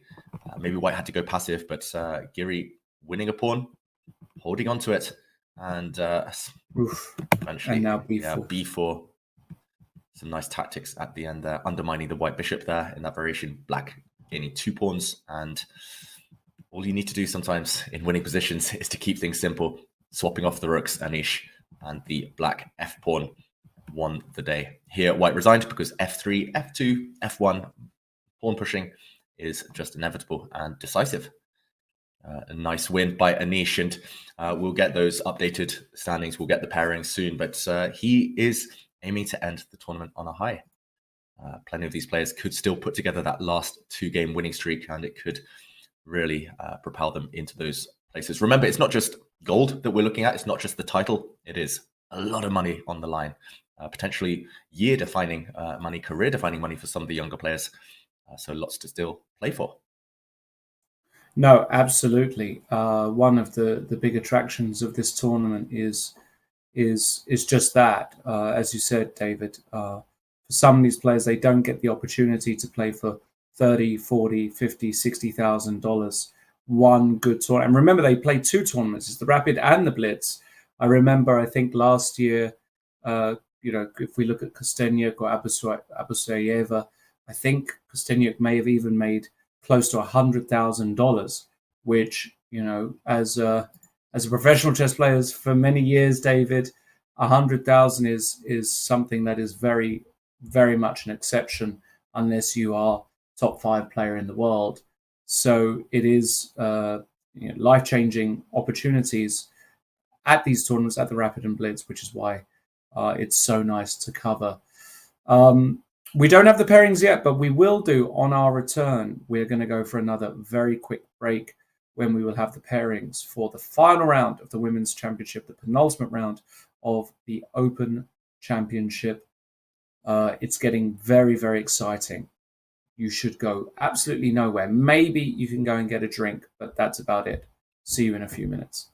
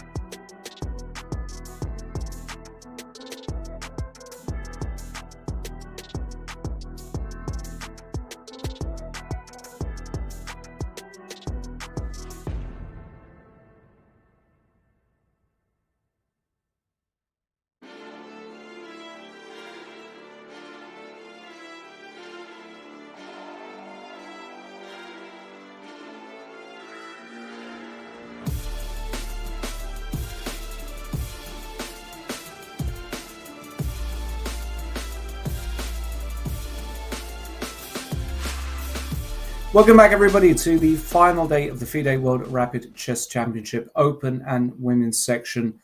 Before the break in the last round, we saw an absolute thriller, and it was Vladislav Artemiev with the surprising victory over Magnus Carlsen, making things extremely open going into the final 2 rounds of the open section. And Dinara Sadovakosova, the local hero from Kazakhstan, beating for many the big favorite Goyachkina, meaning that she is currently leading the women's section with 1 round to go. If she wins her last round, we will have a local world champion. Immense pressure and immense pride on the line for her. Let's have a look at the pairings, though, for the penultimate round of the open section, and joined, of course, by David Howe. David, what a mouth-watering prospect we have at the top. Yes, this is what the fans have been waiting for. Carlsen against Caruana, 2 of the most kind of enduring top players over the last decade. Of course, they fought a World Championship match in 2018 against each other as well. Caruana coming off the back of 4 straight wins. He did draw the previous round against Daniil Dubov, and he will have black against Carlsen. So that is not an easy pairing. He's going to hope that Carlsen, having proven he's human, goes on tilt. But Carlsen knows a win with white will restore the natural order of things. At least that's what he will be aiming for. Meanwhile, on board 2, we do see Fedoseev against the co-leader, Vladislav Artemiev, an all-Russian clash. Both players of the same generation as well. So these 2 know each other inside out. It'll be fascinating to see what happens there. Vincent Keimer on board 3 against Vidit. Both players in hot form. Vincent coming off the back of a really nice win against Nepomniachtchi, and Vidit taking down the reigning world rapid champion, Abdusattorov. So both players confident in form. And board 4, another important game. Richard Rapport rising up the table after a difficult start. He will be playing Daniil Dubov, who's only half a point off the lead. So all of this group, the top 4 boards, they will all be taking risk, all trying to win, to position themselves before that final round. Lawrence, you mentioned earlier as well, there is a group on 7.5 who aren't mathematically out of it yet, who still technically have chances, but they will need to win their final 2 games if they want a medal. And that group does include Parham Magzoudlu on board 5 from Iran against Jan Krzysztof Duda, the Polish phenomenon. Anish Giri, we saw his last victory, and wrapping it up really nicely in an endgame in the previous round. He's up against Alexei Sarana, who's well known for his speed chess prowess, and Nihal Sarin, the Indian player who really disappointed yesterday and got checkmated in brutal fashion by Daniil Dubov. He's bounced back, and he plays Abdusattorov, a fellow teenager. Erigaisi as well, the final player on 7.5. He's up against it. Jan Nepomniachtchi. Erigaisi also has the black pieces. So it's not going to be easy. But Lawrence, which pairings catch your eye? Maybe we should do some predictions at this crucial stage of the tournament. Well, of course, in terms of pure pairings, Carlsen Caruana is up there. But I have to say, Carlsen with white, I've always found Fabi has had difficulties against Magnus with the black pieces. And I think Magnus will be actually reasonably happy with this pairing. So I'm going to actually go for an immediate bounce-back victory for Magnus, even though he had that horror show piece blunder in the previous game. I think he bounces back here. And I also believe that Vladimir Fedoseev is a problematic opponent for Artemiev. Weird matchup stylistically. I'm actually going to go for a Fedoseev win as well. I'm going for a double win on boards 1 and 2. And I'm also going for a third white win. I'm going for a 1, 2, 3. 3 white wins. Vincent Kmar beating Vidit, meaning that we're going to have something like a Vidit versus... No, sorry, we're going to have something like we've got Dubov in there as well. Goodness me, Dubov on 8 points. I can't even say who's going to play the last round because I've forgotten who's played who. But I'm going to say that Magnus is going to be leading going into the last round. It's a bold prediction, but I'm standing by it. Yeah, it is 13 rounds, the open section. It is a marathon. The players, they'll be relying on pure adrenaline at this point. And Magnus is well known for his stamina, for keeping up a very high level later in tournaments. And there we see the pairings have been announced. The players checking their boards, checking their pairings, checking the opponents, and they will start to take their seats soon. This next round has been slightly delayed because there's been a very long endgame in the women's section, which only just finished, I believe. Rook and bishop versus rook ending. So there's still a while before the penultimate round of the open section and the final round of the women's section, as you mentioned, Lawrence. We await pairings in that one. But yeah, it looks like the players with not that much at stake, they're looking very relaxed. I think all eyes will be on these top few boards in the next round. It's what we couldn't have hoped for more, right? Carlsen against Caruana, such a critical stage. Absolutely brilliant. And I will say that I do believe I've got some info into the pairings for the women's section. And I have to say this is, if you're going to become world champion, Dinara Sadrukasova, you don't ask for a better spot than this. She's going to be playing black against a very informed Indian player, I Am Savita, but she outrates her by 130 points. Yes, Savita has had a great tournament so far, but Sadrukasova has avoided playing Abdumalik, avoided playing Tanjonji, avoided playing Humpy Kanoru, and with a win against somebody she heavily outrates on board 1, she could put this tournament to bed. What an opportunity for Sadrukasova. We could get a Kazakh 1-2 if Sadrukasova wins, and Abdumalik white against Humpy Kanoru. If she wins, we could get a gold-silver. What a celebration that would cause in Almaty if we get that. And Tanjonji playing white against Nino Batsiashvili.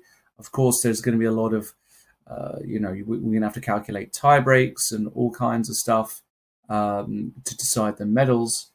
But one thing's for sure, Dinara Sadrukasova, you could not ask for a better last round. Let's just be brutally honest. For her situation, we will be keeping a close eye on that game. And I have to say this as well, David. I am not sure that Kazakhstan has ever had a World Rapid champion. You tell me. You might. I think you might be right, Lawrence. They've had a World Blitz champion. World Blitz, but World Rapid, Bibisara won last year. But World Rapid, I don't recall.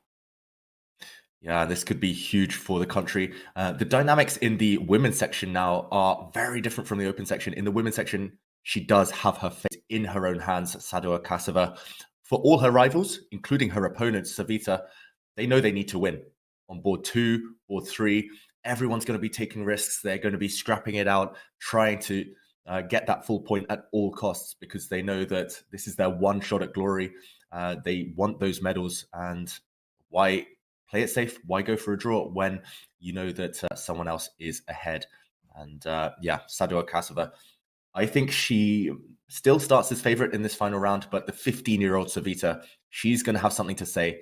She could play spoiler, and remember, if she wins, she might take gold herself. So both players going all out in this final round. And Tie breaks are still a possibility. Maybe we can remind the viewers of the format there if tie breaks do occur. So, for example, if 2 players are tied for first place, we will see a playoff of 2 games, blitz games, with 3 minutes on the clock for each player, gaining 2 seconds increment after every move. If more than 2 players are tied, if 3 players are tied for first, then it's a sudden death knockout tournament. That would be dramatic. That's almost never been seen before, especially at this top level. FIDE have changed the rules after a bit of controversy last year with the playoffs, where some players were excluded. So this would end in a knockout tournament. And it's not beyond the realms of possibility. We could still see 3, maybe even 4 players tie for first place. So I like this format. It's nice that the medals will be decided on the board rather than by a mathematical equation. And that would give us extra chess, extra drama. But this tie-break format also relevant for the open section. We'll discuss the permutations there a bit later before the final round over there. And meanwhile, the players taking their board, Lawrence, do you think the nerves will be tingling ahead of this key round? Well, certainly it's that time, isn't it, where, it's make or break for a lot of these players. It's not just the medals situation as well. If you go further down the pack, as you were talking about, tons of prizes all the way down to, I think, 32nd position. A lot of players who have come to this event have paid for some expenses out of pocket. I don't know exactly how it works for everybody, but it's a big moment for a lot of these players. I know for sure. It's my dream to play this tournament one day. It's honestly the only tournament I've never played that really gets me excited, because it's that lottery ticket. It's that chance of causing the upsets, especially in the Blitz tournament where the variance is even higher. And as we see by TBD and us, Hikaru not even in the top 20 yet. Hikaru Nakamura has just not found his stride in this tournament. But rest assured, he will reset tonight and be back for the Blitz tomorrow. Guns blazing. I expect a big performance from Hikaru in the Blitz tournament.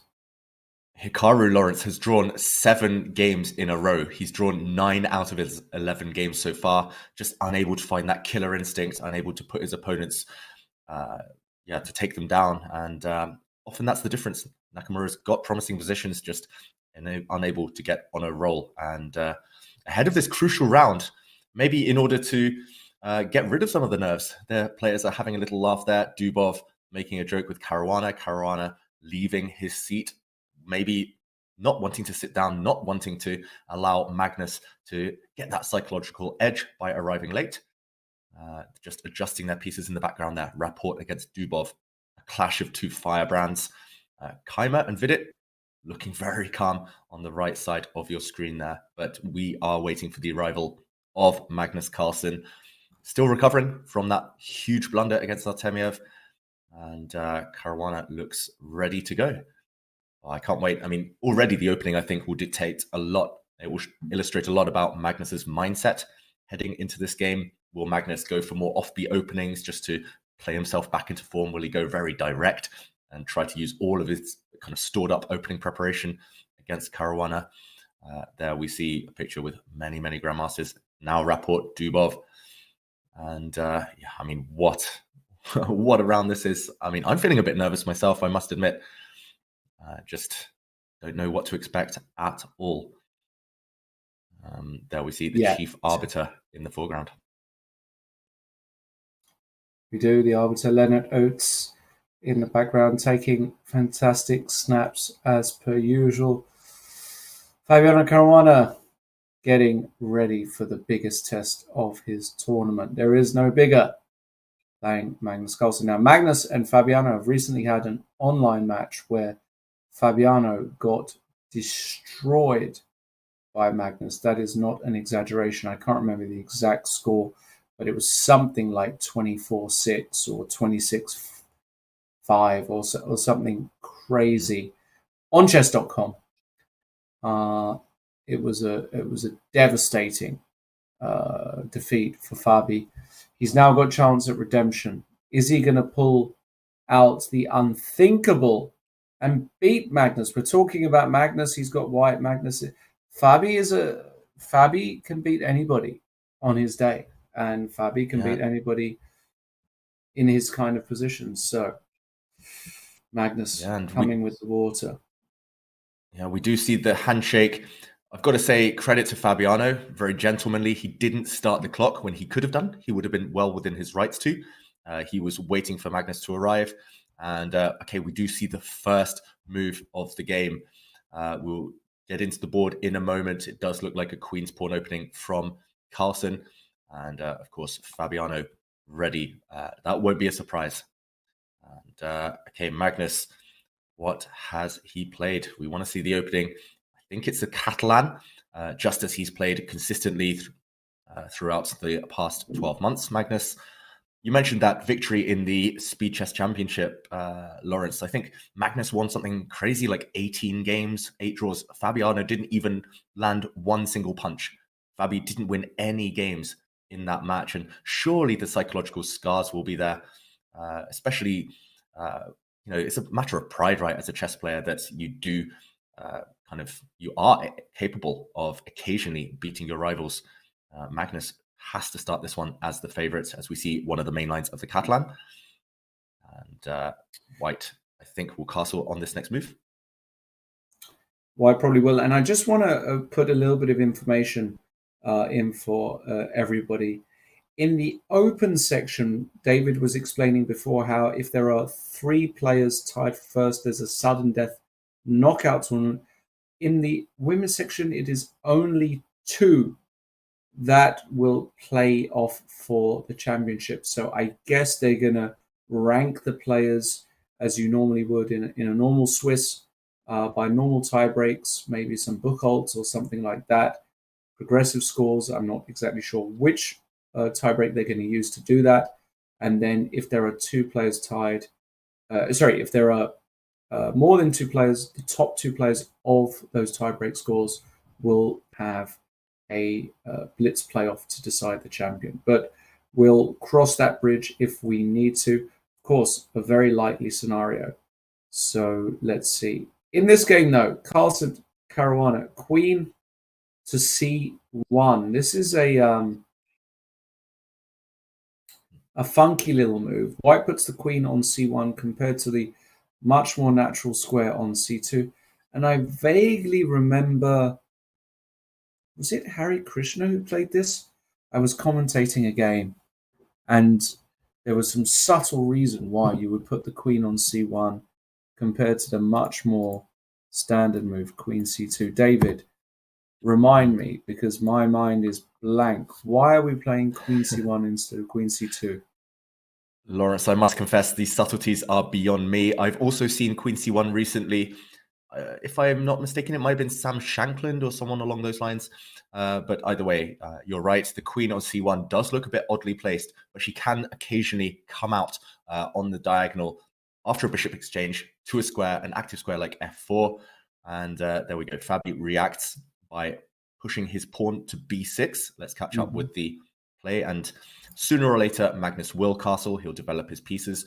White has traditionally a small advantage in these types of positions just because he has an extra central pawn after this trade of pawns in the center. But Black is very flexible. It's almost reminiscent of the game between Dubov and Caruana in the previous round, where often Black will play his pawn to c5. He might end up with hanging pawns, which will be a target for White's pieces, and Magnus will want to be ready for that when it comes. Yeah, these openings, they're very, very subtle. There's all sorts of nuances that the players will have studied, they will be familiar with, but Magnus will want to cause the first surprise. Fabi, he knows his stuff inside out. He's one of the best opening theoreticians, as you know, Lawrence, having been his manager, and it's going to be very difficult to take him kind of out of those theoretical waters, out of book. And Magnus, okay, he's tried this queen c1 move, which does still look a bit odd. That white queen not very happy on the square she stands as a threat in the position. White's e2 pawn is attacked. And as we were talking about earlier, that Speed Chess Championship just a few weeks ago, when Magnus won 22-4, he was undefeated, but it was also in very tense positions where he got most of his wins, Magnus. It was always in these really tense maneuvering type of positions where Fabiano just couldn't keep up at some point, and the clock ended up playing a huge factor. This is rapid chess.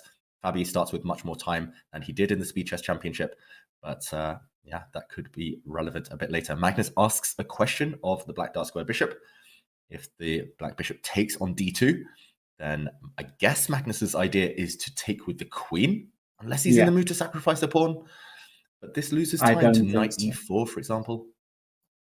Yeah, knight e4, queen c2, and the game goes on. It's just the game goes on. Position.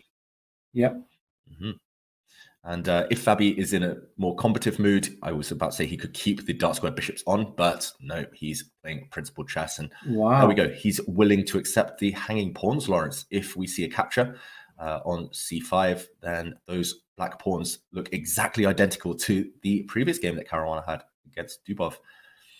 It still feels like white is risking nothing, but black has done his job of equalizing. Very classical chess by both of these two. Nothing too unorthodox, too surprising. Just so much mutual respect between these two. You know Caruana better than most, Lawrence. Is he going to be happy with this opening? I'm not entirely sure. In general, I'm not a fan of these hanging pawns. I think that you need a really fine touch to be able to keep the balance a lot of the time. And you need a little bit of time to play precisely. And I don't think the rapid format actually allows you to do that.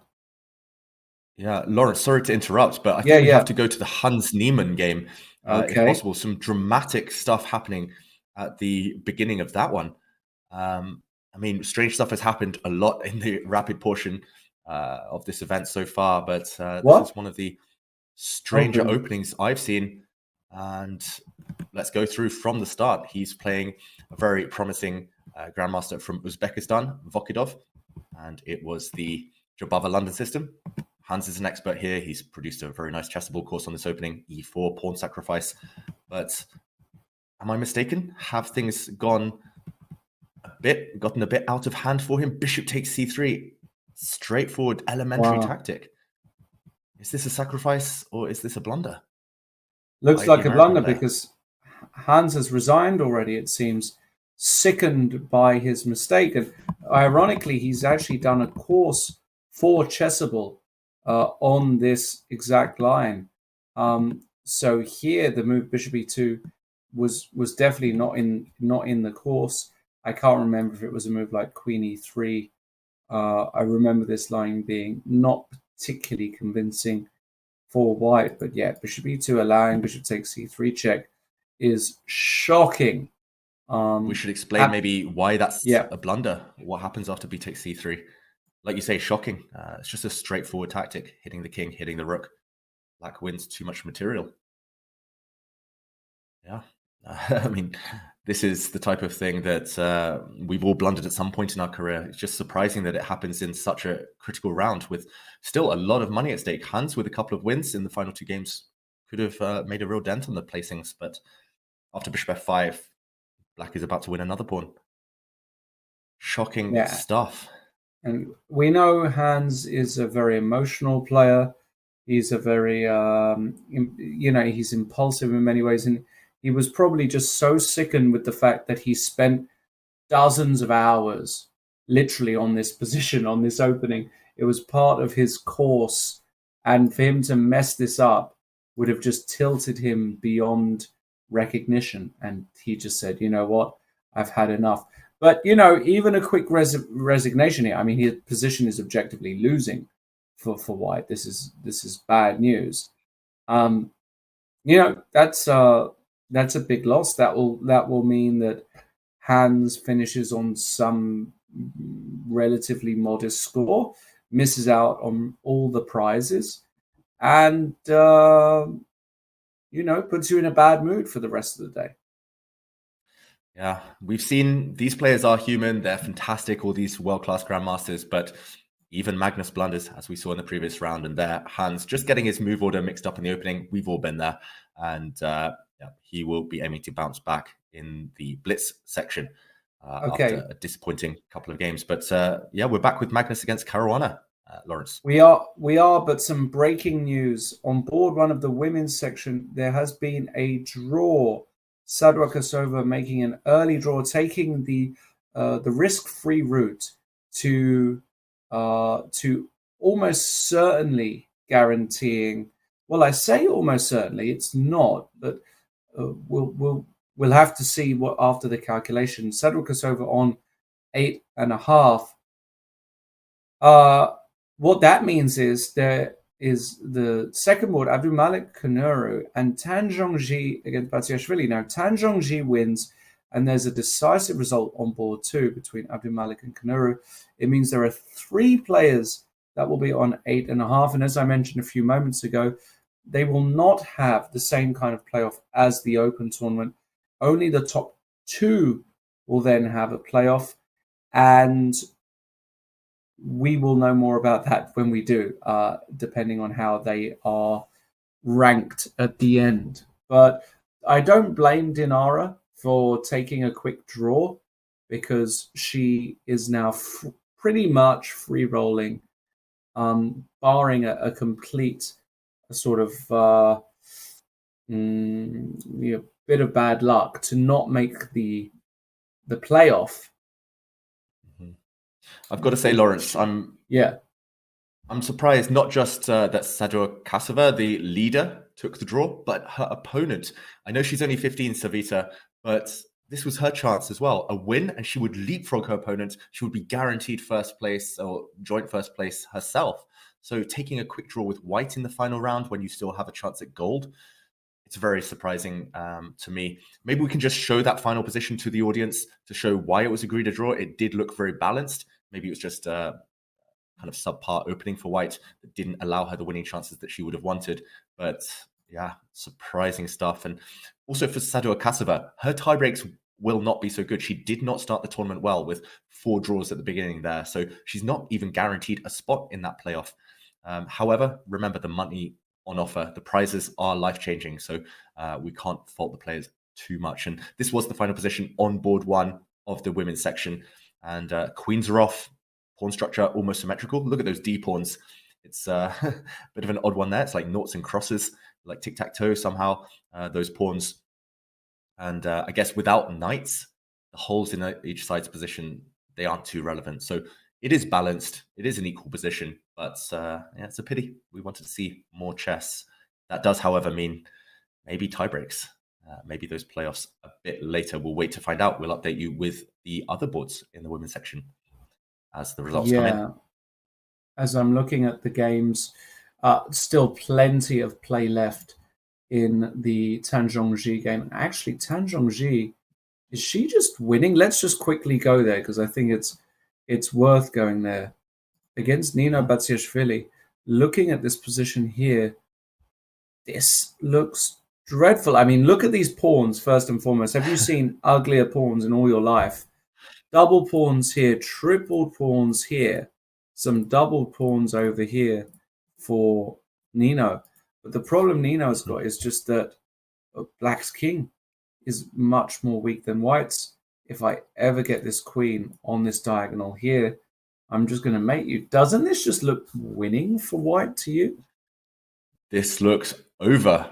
That Black king has no defenders around it. And the beauty, Lawrence, you mentioned those triple pawns that White has on the G file. The beauty behind those is that White's king, I think we're about to see it, but White's king can safely hide on the H2 square or anywhere on the H file because those pawns keep White's king protected.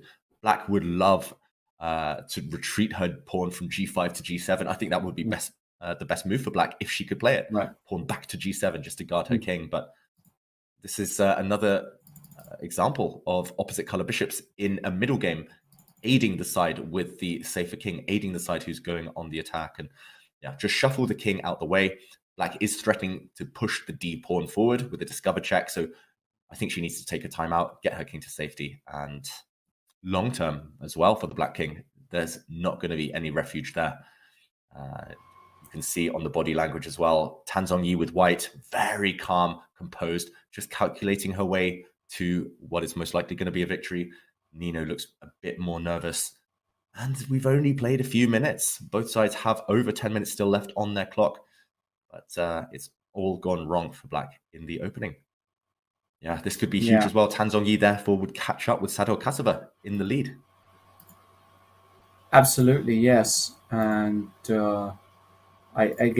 if there's 2 of them, we know that there's going to be a Blitz playoff. If there's 3 of them, we need to see exactly how they are ranked. We will, of course, keep an eye on that, but great spot for Tan Zhongyi. Let's go back to game of the round. Carlsen, Caruana, and we've had mass liquidations. And Fabi looks all right to me here, David. Yeah, it looks like black should be able to secure a draw with some accurate play. This one is much more sedate, much more quiet than the previous games we've just looked at. It's roughly balanced in terms of pawn structure. Black does have a weakness, however, on c5, which is attackable. White's rook will aim to slide across to c1. If the rooks come off the board, White is the only one who can win that endgame. I think White has great winning chances because the white bishop is superior to the black knight with pawns on both flanks. White's king also has a clear path towards those weaknesses on the queen side for black. However, Fabi, as long as he keeps the rooks on, as long as he can go active with his knight, maybe his rook to the second rank at some point, he is doing completely fine. And he's also a very accurate calculator, Lawrence. This is the type of position, the type of endgame you can calculate your way out of. Okay, he starts by attacking the white bishop, forcing Magnus to lose time, either moving or protecting that bishop. Next move, I think you can almost pre-move as black. The rook is coming down to d2, and I don't foresee any troubles at all. White will be banking on the fact that his a-pawn, as often in the Catalan, the white a-pawn promotes on a light square guarded by white's bishop, but that's very much a long-term factor. Magnus there just picking up his king, lifting it up a square. And Lawrence, are we going to see this famous endgame of rook and 4 against rook and 3? For example, if black starts with, let's say, knight takes f3, let's get rid of those pieces before it's too late. Rook d2 and rook c1 by Magnus. Black does have some issues on the back rank, so white will win a pawn. However, this is well known to be a draw, and I think Fabiano will be quite confident about holding this type of endgame. Are you? Mating. Are you that confident? Because the white king is already quite close, no? I mean, yeah, I don't know. I think maybe there's slightly better ways of doing or getting this endgame at least. Okay, he starts with g6. I guess I've had too many of those endgames and I've always failed to win with white, so maybe I'm a bit biased. Also, facing Magnus is not going to be easy in that type of endgame. But just illustrating one variation there. Now, maybe Fabi holding on to the knight one move longer is going to prevent that endgame from happening, Lawrence. After white moves his rook across, at least black can hold up the inevitable liquidation of those queenside pawns by playing a move such as c4, maybe. But those pawns long-term are a bit weak. I would be afraid, if I were Fabi, of white just sitting, maybe a move such as rook c2 next by Magnus, just holding on after c4, just holding on to the position, not swapping down yet. Maybe rook c2 followed by bishop e2. Yes, it should be a draw, but as Anita Drink says in the feature chat, never trust the eval bar when it's Magnus. It's definitely white who's the only player who can hope for winning chances. I'm not going to say draw yet, although that is the most likely. Yeah, I think the move c4 is actually a difficult move to play. Yeah, and Fabi does go for rook d2 straight away. Makes a lot of sense. And on rook takes c5, you don't have to take on f3. You do have the move knight d3 here. This move does exist, and rook takes f2 is actually a big threat. And the pawn on b2 is also hanging. Of course, the rook on c5 is hanging. So you can't even take on a5. If you give a check on c8, I happily just go king g7. And I think I take black here, David, just because I'm doing a mopping up job of the pawns on the second rank. Yeah, you're also threatening knight e1, Lawrence. So white really has to be careful here. And we do see rook d2 played in the game. And has Magnus got a backup plan here. If rook takes c5 doesn't work after rook d2, will he just play a move such as bishop e4, preventing the black knight from jumping into the white camp, attacking those pawns? As you mentioned there, white actually is maybe on the back foot. So I like that pun by and Magnus. No, really fabulous. Sorry, play. let's just get a full vision here of Magnus. He is up in arms again, second game in a row. He's saying, "Oh my goodness, how have I got myself into another spot where I'm kind of fighting to even equalize now as white? Everything was going so smoothly, but how do you deal with knight d3?" And he's visibly upset with the situation. This is very, very uncommon to see. Wow. It's the tilt. It's the tilt, Lawrence. He's still not fully recovered from that previous game, the big blunder against Artemiev. And yes, he should still hold the draw. It's still balanced, but you're right. I mean, I said white was better, but I don't think I had calculated properly. And Magnus certainly relaxed a bit too soon. Maybe he knew that this game was heading towards a draw. He thought he could play anything. But at the top level, you have to be super accurate. And okay, he just needs to escape this game with a draw. He's still got 8 minutes on the clock, plenty of time, Magnus. He needs to compose himself mentally.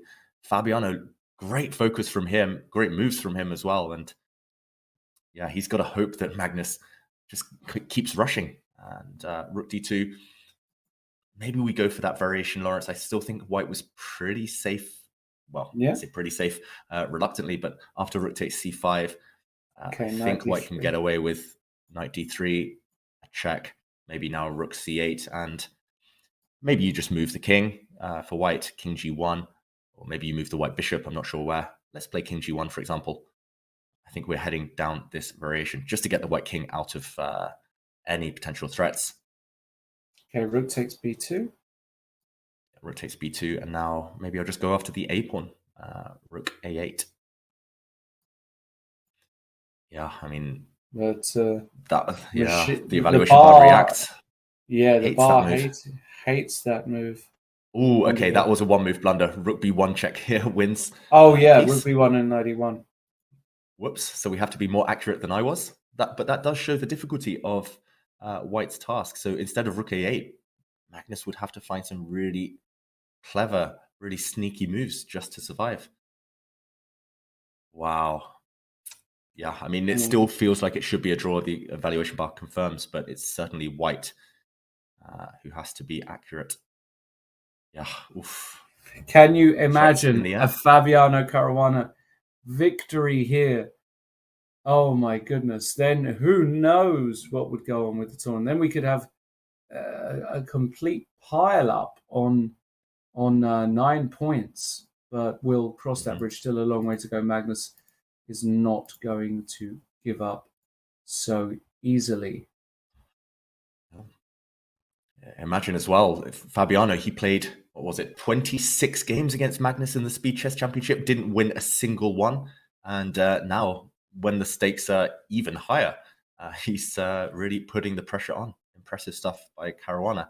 And Magnus does retreat his king. King g1 it looked like the best bet because knight e1, rook takes f2 were both huge, huge threats. But as you mentioned, Lawrence, after rook takes b2, Magnus has to avoid blundering. Rook takes b2. It's not easy to find the best move there for white. Maybe you have to move the bishop out the way. Maybe we can put this on the board. Rook takes b2, and the white bishop has to run before that threat of rook b1, as you mentioned. Maybe bishop d5. Just by process of elimination, I think you can save this for white. Next, you go for the f7 pawn or the a5 pawn. But yeah, you take black here. If anything, knights are so tricky. Absolutely. Absolutely. And in the other battles, as this one rages on, anything catching your eye, Lawrence, or any of the other chasing pack putting some pressure on, getting those points? The Kmar Vidic game is particularly interesting if we look at the current position. Wow. Yeah. At first, when you first look at it, you think, oh, black is doing great. But I'm not sure that's the case when this knight on c4 lands on e3. and just kind of holds the entire position together. Who's better and why? I'm not sure of the answer. You're right. Black is overextended somewhat. Black looks like he's kind of clamped down on the white position with this black pawn on d3, but maybe that's a weakness long term. White is threatening a move such as bishop takes f6 as well. Oh, wow. It was actually white to play in that position. Yeah. Now bishop takes f6, wrecking the black pawn structure. And I think your move is coming next. That white knight is going to retreat to e3, swapping off one of those powerful black bishops. And yeah, that white bishop on f1 is the only problem. That white bishop is very stuck, but pawn structure favoring white. Vincent looking like he's a favorite now. And Vidit, after his winning streak, suffering in this position. It feels like Vidit has been taking chances. Fair play to him. He's taking risks because he really wants to win. He's full of confidence. But after a move, maybe we could put this on the board, Lawrence. G takes f6 and knight e3, locking it down. I think that's the key move. Without knight e3, white is under some pressure, but this one forces simplifications and very favorable for white. Any exchanges will highlight the weaknesses of black's pawns. Oof, yeah, I mean, drama everywhere. Like you said, we could see a bunch of players up there on 9 points heading into the final round. We could see a 5-player playoff. Who knows? Anything still possible. And okay, Vidit did take back on f6, and we are expecting knight to e3. White with the advantage. Meanwhile, in the Magnus game, things have proceeded roughly along the lines that we envisaged. Fabiano, though, has won a pawn. And after king g1, yeah, this variation. Interesting stuff. Knight takes f2. Has Magnus just given away this pawn to try and trap black's knight? Black's knight doesn't have too many escape squares. There's only one safe square on h3 for it to retreat to. Magnus, how does he utilize this momentary opportunity, maybe to trap the black knight? Yeah, but then, it goes to h3, it goes to g5, you recycle it, and then all of a sudden it's a pawn. And you're like, Magnus, hands on legs. That is the Magnus tell for, oh boy, I'm going to have to work really hard to make a draw here. This is not what Magnus had in mind before sitting down for this game, let me tell you that. Magnus, down on the clock, down on the position, down on momentum. Yeah. Brutal game. Down on his luck. After h4 by Magnus. His luck is the greatest in the world, but he's certainly down. I mean, the guy, anything the guy touches turns to gold. That's real luck. No, but h4 trying to cut this knight out makes a lot of sense, and this is what Magnus has been trying this whole time. Oh, Lawrence, sorry to interrupt. There's been a huge result in the women's section. Tan Zhongyi has finished her game. Yes. And there we see the players leaving the board. Tan Zhongyi has guaranteed herself a huge share of the prize money. She's won with white. We saw that position earlier with the big attack, the weird pawn structure. She did finish it off in style. And Tan Zhongyi joins Sadua Kasova in the lead. So we will see a playoff no matter what at this point in the women's section. A couple of players could still have their say. They could join. Then it becomes a maths equation. But yeah, Tan Zhongyi clinching the win when it matters. That's what all the top players do. That is correct. Top players. Tan Zhongyi, she's done such a good job of cementing her place in the absolute elite of women's chess. It's really nice to see. So the question that now remains is if there is a decisive result in Kanura against Abdul Malik, and what we can do is we can have a quick look at the position. Here we go. Looks as though Jansaya on the back foot ever so slightly, because white is possibly forced to take back the bishop with the pawn, take with the queen, the rook takes this pawn, and if you take with the pawn, you've got this horrible structure now on the king side, and white doesn't have anything close to a raving attack. So big chance for a classical player like Humpy in this position. Yeah, and it looks like Abdulmalik did take with the queen. She couldn't stomach those horrible pawns that she would have been left with if she had recaptured with the g-pawn. And now, as you say, Humpy can just get greedy, take that c-pawn. You're getting closer to the white king as well. It does look like maybe Humpy will be the third player to join on 8.5. In which case, one of those three would be unlucky and miss out on the playoffs. We will find out a bit later on if that does become relevant. Abdulmalik, meanwhile, going on the counterattack, rook he1, reminding Humpy that her back rank is not entirely secure yet. So still some work to be done. I actually like Abdulmalik's decision. She's not taking the long-term weaknesses. She would rather suffer a material deficit and at least get some activity, at least pose some difficult questions. Both sides low on the clock in this one, some drama ahead. And meanwhile, it looks like this is the final crucial game. These are the final players who can jump up to share first prize. And in the open section, Lawrence. Yes, let's Magnus, go back there. Magnus, I think, is equalizing, is holding the draw against Caruana. I think that h4 move, kind of taking away the black knight's escape route, was critical. And now black can't save his a-pawn. The a-pawn will fall no matter what. The black knight, if it wants to get out, it needs to do that now. But Magnus will start trading things off. I think we'll see a draw, most likely, in this game, which does open the door to the other players. The chasing pack. Certainly does. And just keeping obviously an eye on some of these other games. Kmar still with a great position against Vidit. Rapport beating Dubov. He's pawn up in a rook ending with 0 losing chances. So Rapport is going to dent Dubov's last gasp hopes of getting something. Fedoseev Artemiev is a complete mess. Optically, it looks good for black, but for whatever reason, the computer likes white. Maybe we can go to that one, Lawrence. It's very important. Artemiev, a co-leader, Fedoseev, his countryman, trying to stake his own claim. But this is the position on board 2. Artemiev, if he takes the win as black, he's going to be the big favorite with white in the final round. But the black queen is attacked. Does she have to retreat? If she does, that will give white a moment or two to consolidate. You think rook takes c3? Level pieces. I mean, it's tempting, right?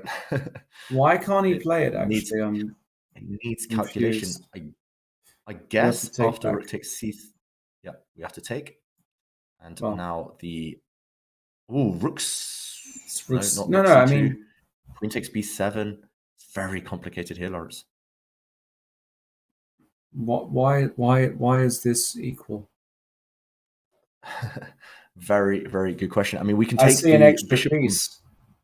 We can take on b7 at the very least. Just taking on b7. But b7, rook b8. Yeah, I'm terrified of my back rank. A6. Yeah. Queen takes a6. We should mention queen c1 check. You can block. Yeah. If you had to go to h2 with the white king, you might well have got checkmated after knight g4. So you're lucky that you can block your back rank, and white would be a pawn up. This is really well calculated or very lucky from Fedoseev, we've got to say. And Artemiev doesn't take up the challenge. He doesn't call the bluff. It didn't look like a bluff, but he doesn't embark on any complications. He just retreats the black queen. Maybe we can see the current game position, Lawrence, after queen back to d6. And to me, it looks balanced. The computer slightly prefers white, maybe because white's bishop is superior to the black bishop. Black's bishop really stuck. And in terms of the pawn structure, white has a small advantage because of that clamp. The white a5 pawn doing a great job of taking away some key squares. And also 20 seconds now for Artemiev. That is his Achilles heel. We saw it against Magnus. He had 1 minute against 12. He managed to wriggle out of that one and land a tactical blow. But it's not easy with less than 1 minute against 3 in such a tense position. I do slightly favor white here. I must agree with the evaluation bar on this occasion. I just don't see how black can cause any immediate trouble. Okay, rook b8 defending the bishop. White can amp up the pressure with rook b2, perhaps. White's queen can move. White's knights will start improving soon. I don't really see looks logical for black. Oh. Small advantage, but a stable advantage for Fedoseev on board and clock. And yeah, you mentioned on board 4, Rapport most likely beating Dubov. Very tense endgame there. Board 3, Vincent Keimer with the advantage against Vidit. Maybe let's stick with this one for a moment or two longer. Yeah, just to see whether I'm keeping an eye out on the. Well, we do actually have a result in the Carlsen game. That is officially a draw. Okay, Caruana bailed out with a repetition of moves. We mentioned it was equal. He managed to give a few checks with his knight and a draw. That only adds to the tension ahead of the last round. Do you think we'll see tiebreaks? Do you think we'll see playoffs in both the Open and Women's, Lawrence? I think so now. Yeah, I think there's just a fantastic chance to see both. And I'm assuming that the women's playoff is going to take place during the men's last round. Or are they going to hold the women's playoff until the men's playoff? Perhaps we can get some details on that from our lovely producer. Yeah, I do think that the women's playoff will take place during the final round of the Open section. Otherwise, the women will. Yeah, I think that's just been confirmed to us now by our producer. Yeah. Otherwise, the women would have to wait for a couple of hours, and I don't think anyone wants the build-up of tension there. I think it makes sense to keep going while they're in the tournament hall, while they're at the venue. Meanwhile, Artemiev in camera, in shot right now, he does drop back the Black Queen to keep everything protected, and Fedoseev always surprising us, never playing the move, the most natural move, always kind of trying to cause the opponent some shock. He puts his queen on a1. What is this? Defending the white e-pawn, but clumsy square. Clumsy square, but maybe he didn't have anything that much better. And just says, queen a1, I'll defend it. Artemiev almost down to 0 time. Rook c2. I mean, Artemiev, is he playing on 10 seconds? Maybe we can get a close-up of this clock, because he might just be playing. Okay, we got no close-up, but according to the server, he's playing on almost no time. Yeah, Artemiev, he's so calm. Look at how he made his last move. Look how he's about to make this move so calmly. He's only got a few seconds left, and he retreats his knight to e8. But the momentum is all in White's favor now. White's knights are springing forward. Black's pieces are pretty much retreating, parking the bus on the back rank. It's like he's setting up, ready for the next game again. White's knight can come forward to b3. White's knight can come forward. The other knight can come into e5. It's all about Fedoseev right now. I think he could take this chance. It's a golden opportunity to jump into the joint lead, take down one of the co-leaders. But then again, Fedoseev, he's down to 1 minute as well. And under clock pressure, it's unclear who the favorite will be. There's 2 knight jumps, Lawrence. I think they're both very tempting. He chooses to leap into the center, forcing an exchange. And now Black's knight on e8 is stuck. But Artemiev gives up a pawn temporarily. White can take the pawn on a6 with his bishop. Wow. But Black will reply rook a8. Yeah, so quick, so sharp, Artemiev there. Seeing that he can abandon his pawn and regain it. White's knight, though, I think is going to start mobilizing now. It's time for that white knight to try and reach the d4 square, its dream outpost. After bishop d7, knight e2. Let's get those moves on the board. And still White in charge because White's pieces are more active. Yeah, Okay, I still like. Open pieces. Yeah, I mean this home for the knight on d4 creates quite the impression, and all the endings are very sad for black as well because all of black's pawns are fixed on light squares. a6 permanent weakness. This structure can be eroded as well. So having played the white side against it reminds me of a bad French for black actually. Lawrence, sorry to interrupt. Huge result in the women's section. Humpy Koneru did not convert. She did not get the win that we expected. Wow. Humpy Koneru has drawn against Abdumalik, and therefore it's only 2 players up in first place, Tan Zhongyi and Sadua Kasava. So actually, Abdumalik doing her compatriot there a favor by holding Humpy off in that really difficult middle game, saving the draw. Okay, we'll get a 2-player playoff in that case. And is that confirmed now? Is it Sadua Kasava and Tan Zhongyi for the title? Pretty sure that's confirmed. Yeah, great save by Abdumalik. So a lot of Humpy Koneru fans we see in the feature chat, and she does end the tournament on a draw, and I think in joint 3rd place. Meanwhile, the bishops are off. Yeah. You were talking about this game. Sorry, Lawrence. No.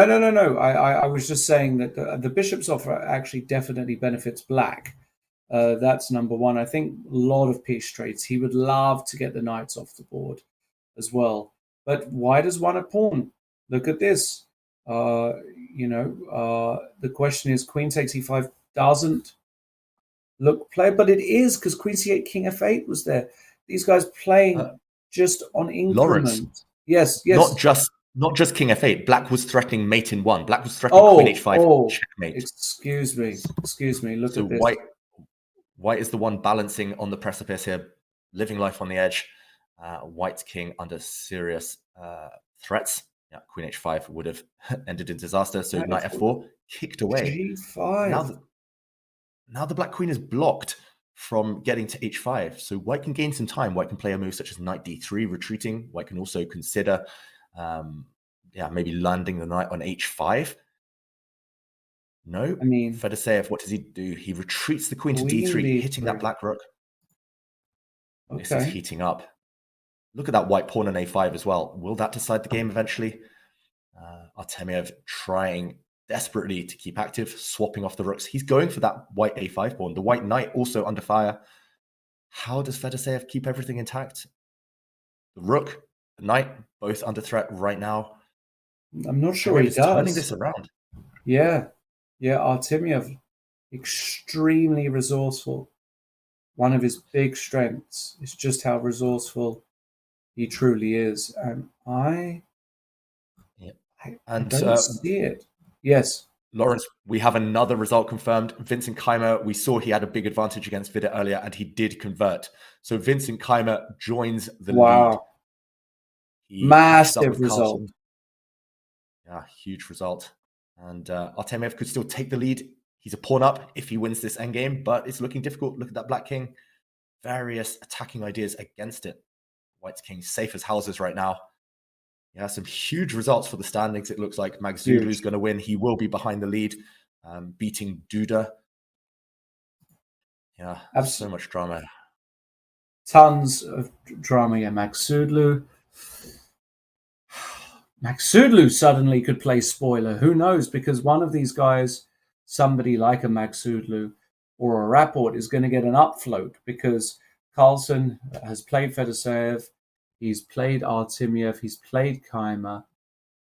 He's played... has he played? Well, Vidit is out of the question now. He's played Caruana, of course. So Carlsen is going to get somebody like Magzulu in the last round. I don't really feel as though Magzulu is a great opponent for Magnus. He's Artemiev-like. He's tricky and he's uncompromising, and he's I don't think that's a great pairing for Magnus. If he does get Magzulu, of course, we don't know if he will. Let's stay with this game. Yeah, go on. Yeah, big moment, Lawrence. Artemiev has the option, if he wants, of forcing a draw immediately. Black can play queen e1 check, followed by queen h4 check, and just repeat the position. White's king cannot escape. He's not going for it, though. He wants to win this game. And white is a bit stuck. White's queen and knight defend each other. They are trying to create some checkmate threats. They're neutralized by black's knight. And I don't really see any productive moves for white. You can push a pawn, for example, to g3, but that creates extra weaknesses as well. Fedoseev, he's hoping and praying that he can just sit here, do nothing, and get the draw eventually. But, okay, he goes active with the white queen, but this allows a knight exchange. Fedoseev now on the defensive. Only Artemiev can win. And remember, he's already won one queen endgame. He beat Erigaisi earlier today with an extra pawn in a queen endgame. This one should maybe be a draw with best play, but it's not going to be easy in practical terms. We might be here all day seeing if Artemiev can grind it out. He might be the sole leader if he does win this game, or he will be the sole leader. And okay, white's queen needs to get to the black king, but black's king is super safe. Lawrence, saving chances here is so unpleasant for white, surely. I would say very, very difficult to hold with white objectively. 4 versus 3. The black king at the moment is safe. The pawn on h6 doing a great job of covering this g5 square. Now, objectively, of course, this position should be a draw. But as I say, with the lack of checks available to white, the fact that it's black's move, feels as though there's way to make inroads here. And Artemiev, having won a similar ending against Arjun Erigaisi a couple rounds ago, you do feel as though he's got the momentum on his side. Yep. And Fedoseev trying desperately to cling on. Queen a7 defending white's weakness, the e3 pawn from afar. You also have to watch out for transitions to king and pawn endgames where black maybe even gives back the extra pawn just to get the queens off if the black king can start entering the position. But Artemiev, this is where he revels. This is his comfort zone. He loves these types of positions with minimal risk. And look at Fedoseev peering over his shoulder. I think he's looking at the big screen. I think he's wondering about the 50 move rule, which is far, far from coming into effect. But he's just got to knuckle down and survive. He can't get distracted. White's task is so unpleasant. And already potential threats on the board, such as queen e4 check. Black can push d4. White is very, very much stuck at the moment. Okay, going queen f6, trying to counter. But black will always guard his own king. As we see there, black's queen, very agile. And we've got to fasten our seatbelts. This one is going to go for the long haul. Black finally pushing forward with h5. This is what Artemiev will do. He'll maneuver for 10, 20 moves. Then he'll start pushing pawns. He just wants to gain a bit of time on the clock as well. Fedoseev is the one lower in that department. And g3, it feels like white's leaving too much space behind his king. Now, if the black queen ever lands on f1, that's checkmate. It feels almost losing for white, but maybe with such an active queen, you can defend. It's not fun at all. G4, king back to f2. Yeah, I'm expecting the black queen to try and sneak in at some point via h3. Perhaps the black king can start advancing. Maybe the black king can come to g6. No more checks for white. And he does it. Artemiev. And he does it. Of the day. Active kings in the endgame. Love this move, David. Well done. Queen h8. The white queen now looking for a bit of action around the back. Yeah. And unfortunately for Artemiev, you can't play king f5 because the white queen comes back to e5 with a check, kicking you back where you came from. So Artemiev instead retreats his queen. Is there a way out of the checks now? Out of the checks of the white queen? Maybe it's a dead draw. King f6, queen e8, king g7. Yeah, the king can sidestep. And no matter where the white queen checks from, the king will go the other way. And just taking a look at the open section, most of the top boards have been resolved by now. We've mentioned most of the results.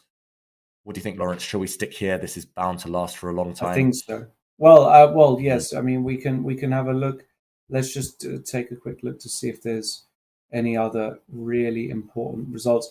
To be honest, the results below this board have been favorable for Magsudlu and some of the top guys, because we've seen a bunch of draws. Giri Sarana draw, Sarin Abdusattorov draw, Nepomniachtchi Arjun draw. MVL has won a game, putting him on 8 points against Basim. Too little, too late for the French Grandmaster. Mamedyarov beating Sargsyan. So a bunch of top players are going to be on 8, but Carlsen and Kmar on 9, and Artemiev going to be at least on 9. Remember, if Artemiev wins this, he is clear first and could easily get a down float to somebody like a Magsudlu, for example. So a win here is worth a huge amount of equity in the tournament, and that's why he should be taking his time. Yeah, wins with black are like gold dust in these events in general, but especially at such a late stage of the tournament. And Artemiev, remember, is due white in that final round. So a win here, he'll have white in the final game with a lead in the tournament. He would be a huge favorite to get that gold medal, to get the title. And he still has to come past, still has to overcome Fedoseev's defenses. Queen e7, I really like that move. Threatening not just queen takes e6, but also queen e8 check. Various checking motifs. Can the black king escape?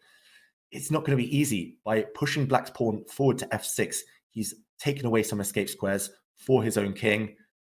You actually have to be slightly careful here as black. You can't get too ambitious. I don't think you can afford to march your king forward, or can you? Is the black king coming to f5? No, Artemiev gives another check. Fedoseev pauses before stepping forward the white king. And how is Artemiev going to evade all these checks? Okay, he's lined up a sneaky discover check. He wants to push the black pawn forward to d4. Black queen would hit the white king, so the white king takes a step back. The key question is whether white later can get that perpetual check. That's the only way to draw the game. Artemiev says no, shutting the door on any potential checks, retreating the whole way back. But now white surely just waits. Black is a bit stuck. Black's queen has had to go passive to defend any checks against her king. Yeah, this one, Lawrence, the more I look at it, the more I think it should end up in a draw. Fedoseev's defended it brilliantly. Really well. Tenaciously so far. Brilliant defense by Fedoseev, Yeah, the top players, the Carlsens, the Caruanas, they will all be looking at this game, crossing their fingers, hoping that Artemiev doesn't win. He's got a lot of fans right now, Fedoseev, in his defensive efforts. Yeah, they've got to hope that he holds, because then Artemiev is within striking distance. And the black queen still not too active on g8. I don't really see the winning plan for black right now. White's queen comes back with a check and stays active. Yeah, great defensive performance, says the chemist on the feature chat. I agree. That's what you need to win prizes at this level. Can't just crush your opponents every game. You've got to knuckle down. You've got to have great defense as well. Yeah, Lawrence. Oof. Absolutely. I mean, it's breathless stuff. I hesitate to ask for predictions in the final round, but like you said, we'll see some huge pairings. Yeah, it's gonna, a lot of it's gonna be down to the pairings, isn't it?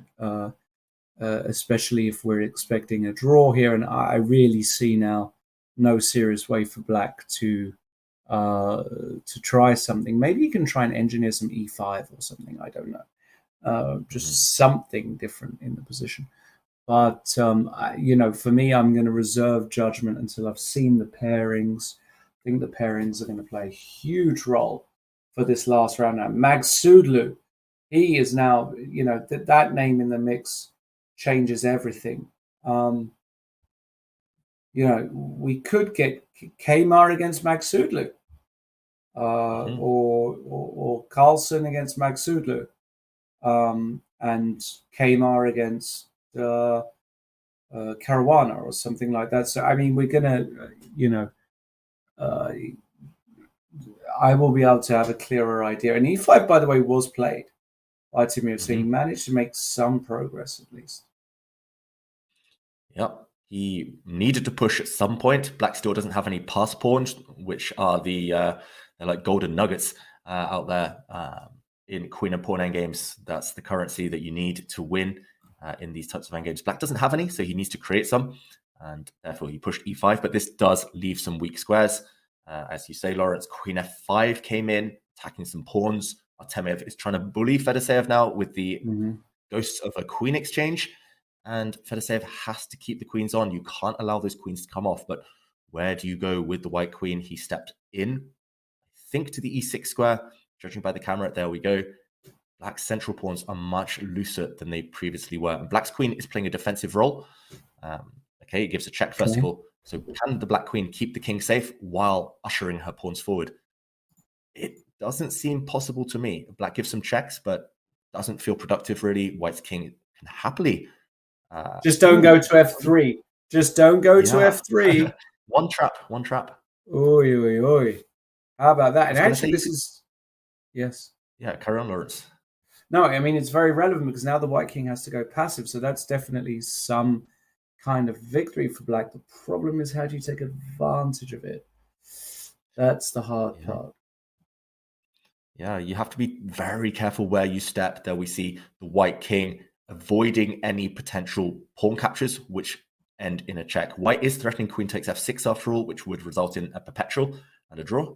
So as long as you don't allow the black queen to take any of white's pawns with check, you should still be okay. You will force black to go defensive eventually.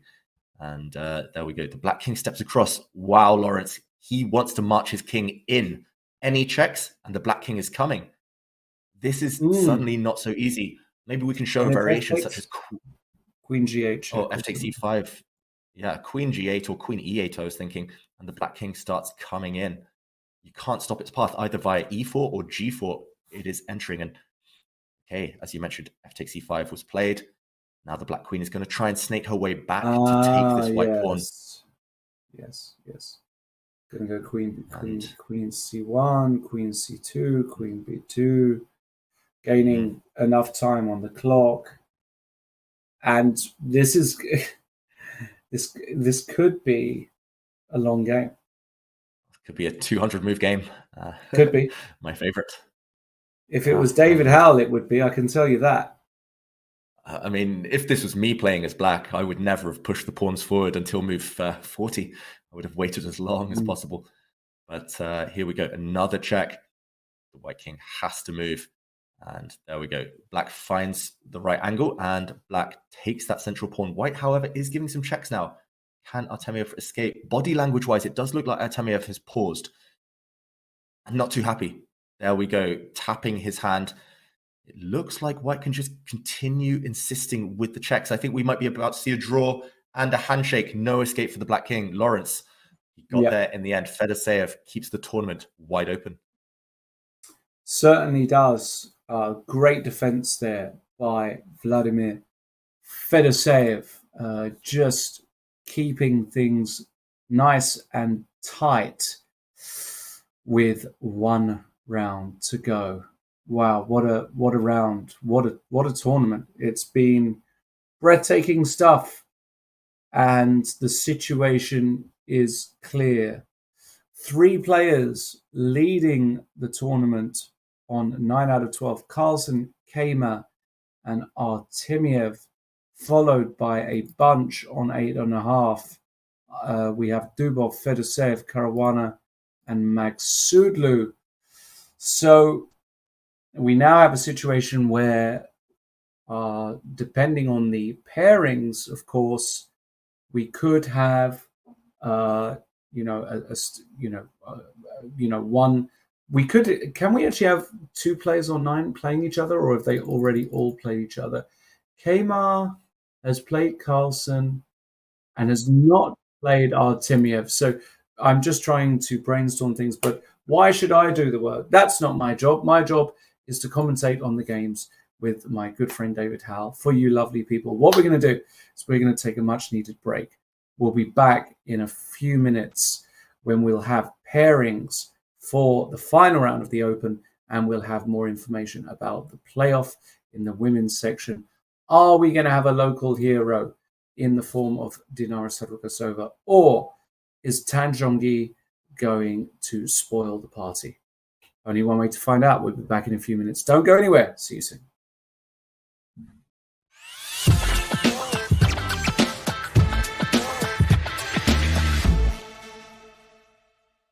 I understand. 18 seconds for black, so not too much time there either. Rook c7. A7's falling. It is. E4. He pushes the pawn. This is getting a little messy. Mm-hmm. Takes a knight f1. Knight f3. Like knight f3. King e4. 91. Move. Oh my gosh, 0.9 seconds when that move was played. On b1. Move the rook. I was going to say king c2 and run the king. King knight e2, g3. knight d4. Takes it. Was it? Takes an a7. Takes it. Oh my gosh. Takes it right. Knight c2 was winning. But there was checkmate in 1 for black after knight takes g3. Oh my god, that was me. And instead he played here, and he's now losing on time. Oh my god. A7 wins for white. Oh my gosh.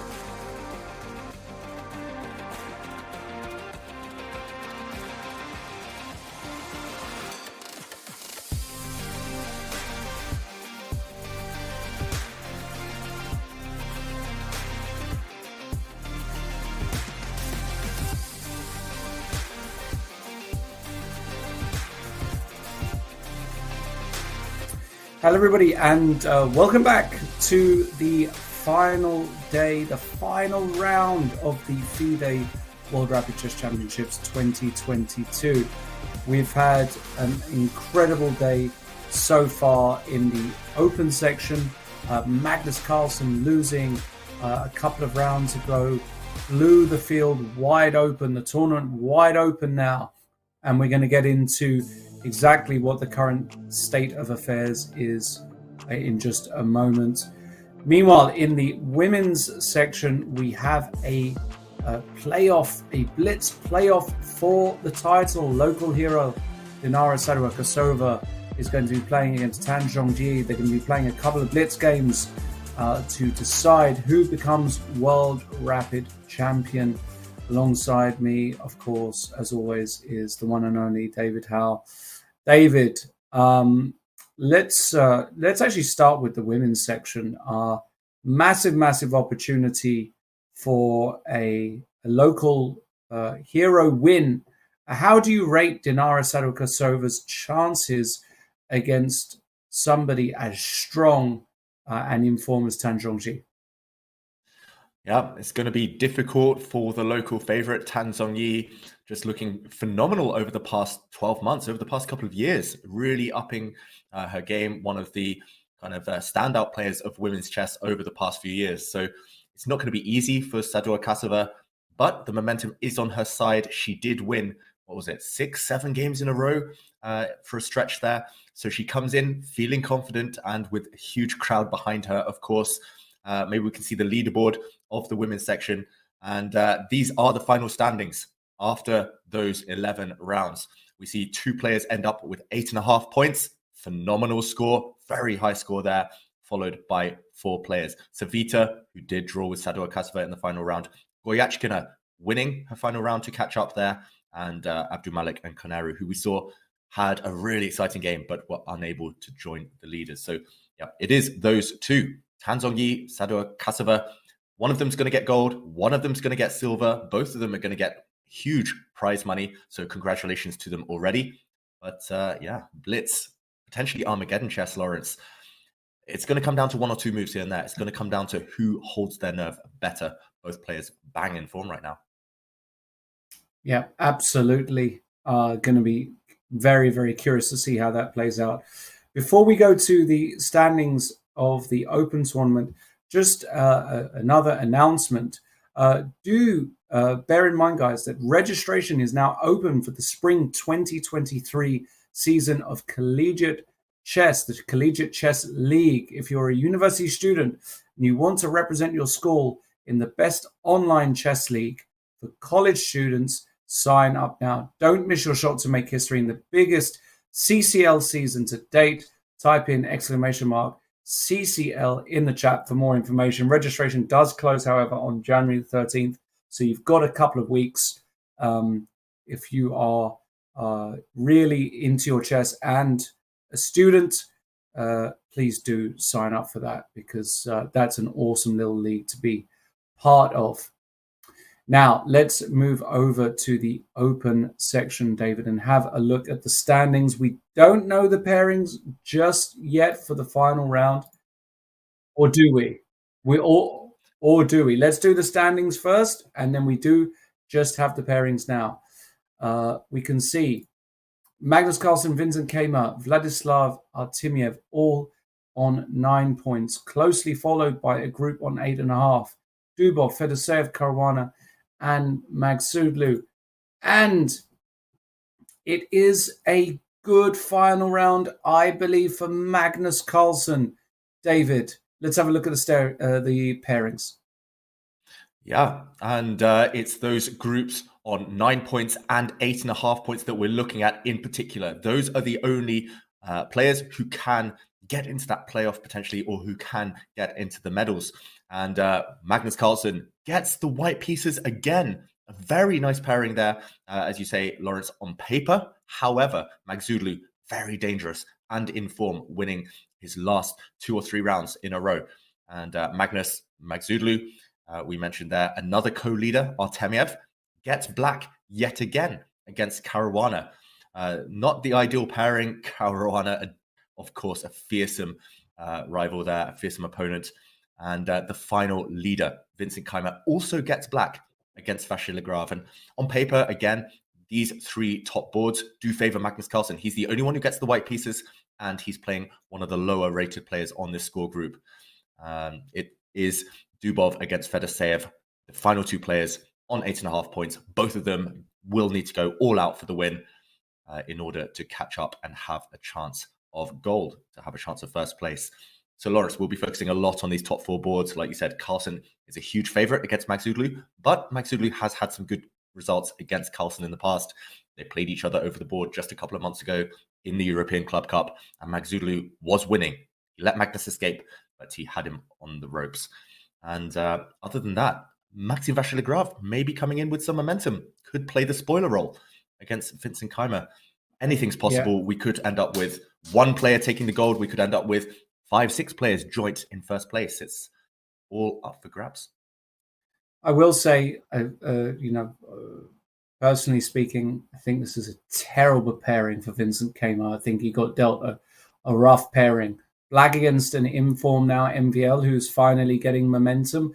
Rough pairing. I don't think Fabiano will be too displeased. I think Fabiano has actually got the kind of style that Artemiev doesn't like. I think Artemiev prefers to play against a Magnus-type style. And as you said, Magzoglou has had some decent results against Magnus recently. But if you're Magnus Carlsen, you're white, you're playing Magzoglou, you gather yourself, you compose yourself, and you say, okay, white pieces, let's put maximum pressure on this guy. Because, look, Fabiano is not an underdog, in my opinion, to lose to Artemiev. And Keymer is not a favorite to beat MBL. So a win for Magnus Carlsen can actually give him the title still outright if experience and form plays a part. And we can see here there is Vladislav Artemiev, just one of the more unknown quantities in elite chess. He's a very strange player in many ways, not just the way he plays, which is totally unorthodox, but just the fact that it doesn't seem like he's been a regular fixture in absolute elite chess just yet. When we think of all the big super tournaments, when we think of all the big invitationals, he's not featured enough for me. I don't know whether that's because he needs to play more. I don't know. Maybe he's just a bit too inconsistent. But one thing's for sure is that he's a tricky customer. Big opportunity, though, here for Fabi. Fabi is not going to be taking a quick draw with the white pieces. No chance. He could still win it. A win here, and if Magzoglou doesn't lose, and if MBL doesn't lose, suddenly he has a chance. And Fabi would absolutely love to win this tournament. Yeah, and Lawrence, just as the players are getting started in the Open, we should mention the women's tiebreak will take place at the same time. And maybe we can quickly jump into the tiebreak format. There we go. The two players, Tan Zhongyi against Dinara Saduakasova. It's two blitz games to start off with. One with white, one with black for each player. They have 3 minutes on the clock, gaining 2 seconds after every move.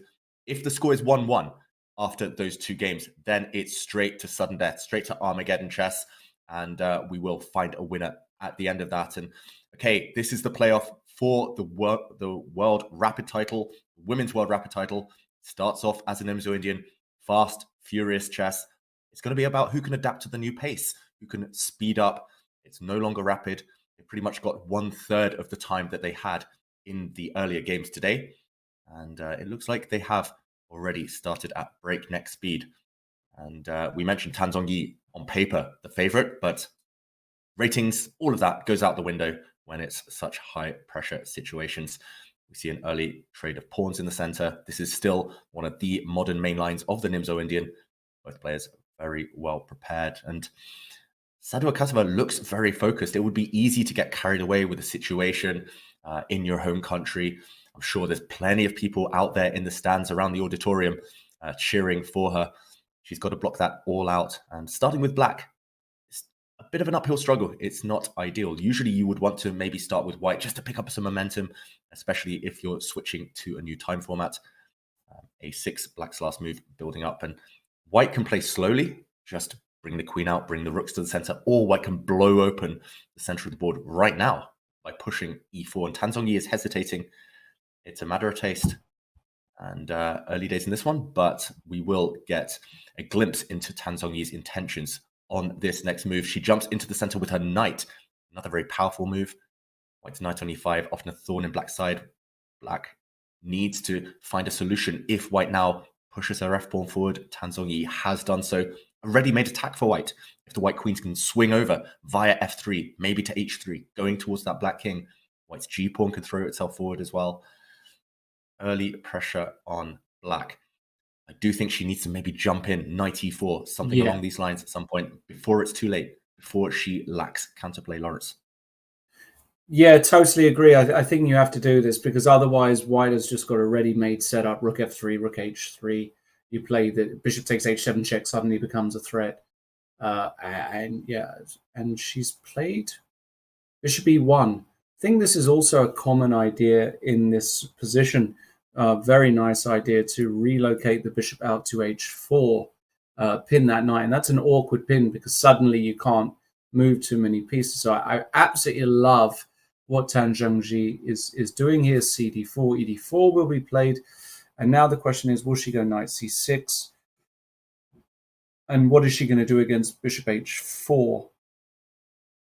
Oof, it's looking scary already, Lawrence. She does play knight c6, but surely you play bishop h4 here. Do you? Maybe not. Knight takes d4, and you can't play bishop takes h7 check because there's a bishop c5 at the end of all of it. So bishop h4, knight takes d4, bishop h7, king h7, queen takes d4. Doesn't work on account of bishop c5. So bishop f2, that's a move you're happy to see as Black in this position. That's a little bit passive for my liking. But at the same time, Tan Zhongyi just saying, you know what, I'm going to keep things together. She's got 30 seconds up on the clock. You've got to play faster if you're Dinara Sadukasova. This is not what you want to do. She plays knight e7, typical move. Typical move. Yep. But now bishop h4. Bishop h4, as you say, Lawrence. Okay, queen f3 first. I like this even more because Black was basically indicating that her plan was to jump in with the knight to e4. White's setup looks perfect, but the only hole is the e4 square. Now, how is Black going to release the tension? Okay, she is insisting it's all a battle revolving around the square now. If the Black bishop can capture this white knight on c3, there is chances of planting your knight into e4. And if you don't achieve that, White is just going to slowly build up.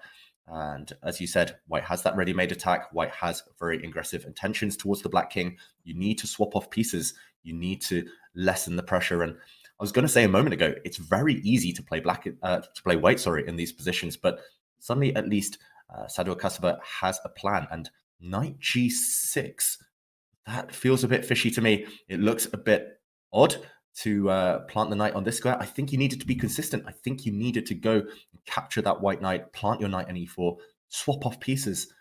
In this manner, if the white dark square bishop just moves off h4, where it is attacked, you don't really want to ever capture that white knight on e5. That white knight is too strong. It will be replaced by a very powerful pawn.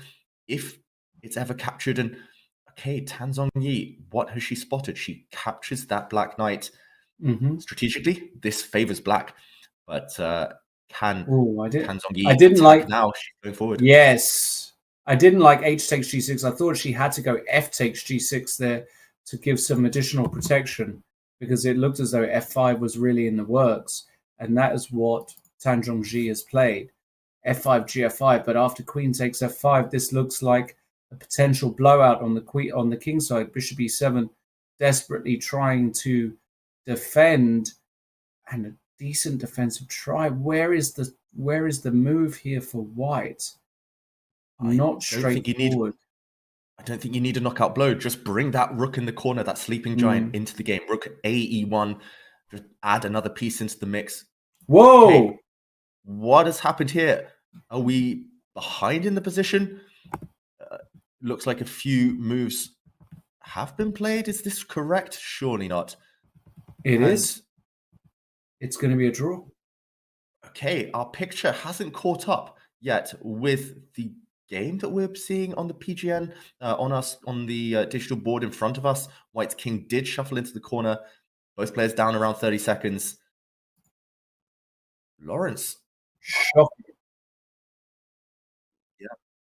Yeah. It looks like the relay is wrong. And let's keep with the board that we're seeing right now in front of us. The physical board. We can only trust our eyes here. And knight e4 by black, trying to swap off pieces desperately. And will we see that variation unfold? Suddenly a trade of bishops, a trade of knights on the cards. The more pieces that disappear, the better black's position becomes. And 10 seconds on the clock for Tan Zhongyi. She does take a pawn. And what will we see now? Bishop takes bishop. Black is a piece up. I think this variation that we saw a moment ago is about to unfold. White's knight is pinned. She has to drop back with a check. Black's king could just move here. This is very complicated stuff still. Black facing a scary attack, but she's a piece up, maybe 2 pieces up. If she takes this knight, the game will end in a perpetual check, repetition, and a draw. And there we go. The king moves. The queen and king are going to do a little dance. 3-fold repetition, Lawrence. We are seeing a draw in the first blitz game of the playoffs. And result confirmed. And it is a draw. I think it's a good draw for Saduakosova. I think the opening was a bit dodgy. White definitely had a ton of initiative at some point, and so a very, very good result for Saduakosova. And Lawrence, now there will be a short break in this playoff. Let's go to the open section. Let's catch up with the final round of the Open Rapid World Championship. There we see in the picture Magnus Carlsen against Parham Maghsoodloo, the young Iranian player. And we have a very complex open Sicilian. This game started as a Sicilian. Magnus really going direct. When Magnus plays this type of variation, which comes with risk, it shows that he's all out. He's all in now to try and win. And Black's pawn's advancing towards the White King, but White's King looks pretty safe. Black's King stuck in the center. I wouldn't be surprised here, Lawrence, if White's dark square bishop retreats at some point. White will aim for a pawn storm on the king side. And I've seen Magnus win several games in this type of scenario. This was, of course, a favorite type of pawn structure of Bobby Fischer, Garry Kasparov with both colors. And he'll need to channel them now, Magnus, in order to win this crucial game. Parham, meanwhile, playing a very provocative setup because, remember, Parham Maghsoodloo is black. He has ambitious intentions as well. If he wins, he gets a share, potentially, of first prize. And who would you pick here, Lawrence, and why? Level material, but very, very balanced. White all day. I always felt like these particular setups for black are just, they don't have the teeth required. King is still in the center. It's... knight g3, for example, plays itself. And, these 2 pawns don't create a massive impression for me. I don't feel like black has got the concentration of pieces required on the queen side to make this really a dangerous looking attack. I take white here all day of the week. Mm-hmm. Yeah, I'm inclined to agree. I don't have too much experience in this type of pawn structure in general, but it does feel like White's position is very straightforward to play. White's king doesn't look like it has too many defenders around it, but black has no attacking forces either on the queen side. So, okay, Parham activates the queen. Very logical. Potentially eyeing up White's undefended knight there on the diagonal on g3. You've always got to watch out for pawn breaks by black in the center. Now I'm expecting Magnus to maybe push a couple of pawns, maybe bring his light squared bishop to a better square. It's really heating up, and you can tell by the players' clock times, they're both familiar with this type of middle game, but the decisive moments are still ahead. Lawrence, this one, we think that White has a pleasant position. Computers tend to like this position as well for White, but a lot of life ahead. How about the other crucial matchups with our leaders? Let's do a quick scan because everyone fighting for gold here. Absolutely. Fabiano Caruana against Artemiev is a relatively sort of slow Spanish, but one where Fabiano has already got a 7-minute time advantage on. So Artemiev taking unnecessary amounts of time, in my opinion, to get to a position like this, which Fabiano is going to be extremely confident in anyway, having played lots of this. Not really much to report. The position is pretty level. Nonetheless, I don't love it. In the MVL Vincent Kmar game, we have a very theoretical position in a D3 Spanish, a bit of a return of the Spanish. Maybe we'll start seeing that a bit more as the Italians started to take over. But in this particular position, a position that MVL has had tons of time, Vincent Kmar knows all about this. But this knight on D5 gives White a little something to work with, a little bit of a space advantage on the wing, obviously occupying the center here. I think that MVL is going to be more than happy with his position here. Yeah, you mentioned Caruana having a lot of experience in the Spanish. MVL is perhaps the kind of elite player who has the most experience with the Spanish opening, the Roy Lopez. I've seen him have, if not this exact position, very similar plenty of times before. And every time MVL gets this type of bind where it's up to black to kind of decide which simplifications to go for, how to break out, every time I see it, MVL seems to win. He calculates his way to victory, and the pressure is certainly on Vincent. You've got a bunch of possible exchanges right now. You could eliminate the white knight in the center with your bishop, with your knight. Some calculations required, but this is bread and butter for MVL. He's used to this type of position. Meanwhile, let's go to the women's playoff, the second blitz game there. Dinara Sadorkasova with white this time. Maybe let's try and get the board up as well, Lawrence, so we can follow along as Indeed. the first moves come up. And okay, it looks like a London system. Wow. And copycat chess by Tanzong Yi, also bringing the black bishop out. It's coincidence maybe, but I was looking at this variation last night for white. White has a few moves. You can push the pawn to c4, which leads to some complications, or you can play bishop d3, a much more safe option. And now look at this, bishop takes b1. The chess gods are having a laugh here, because I was looking at this yesterday. Bishop b4 check next is coming for black. Yes. If Sadorkasova doesn't know what she's doing now, white could be in big trouble. You can take this bishop both ways. It's fine for white, if not more, but you need to know your stuff. Tricky opening by Tanzania. I vaguely remember taking with the queen check and going king d1. Is that right? Yeah, this is what Magnus has played. Magnus has played this. He's beaten Anish Giri. He's beaten Wesley So with this opening. What she's done is fine as well, too. Yeah, it's also a line, is it? Okay. Yeah, and now black's most ambitious is to take this pawn on c4. Grab the pawn while white's king is out in no man's land in the center. Bishop d6, if I remember, is black's second best move. There are some ideas of trapping this black dark squared bishop, so it should retreat. Oh, right. That's interesting. Sometimes you've got, and she does take. Okay. So now queen a4 check, knight c6, knight e5 looks like a fairly tempting thing, and that has been played, and knight e5 is begging to be played here, and it's played. And Lawrence, yesterday I was looking at this, and I was looking at knight d5 for black. I was also looking at a5 for black.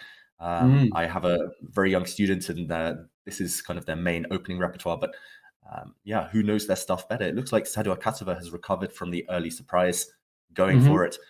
The main idea here is, for example, after a move like a5 for black, after white plays knight takes c6, black doesn't automatically recapture. Black plays queen to d7, and it gets even more messy. Temporary piece sacrifice, but there's a pin to the white queen. Look at that white king on e2 though, Lawrence. This is one of those don't try it at home type of openings, right?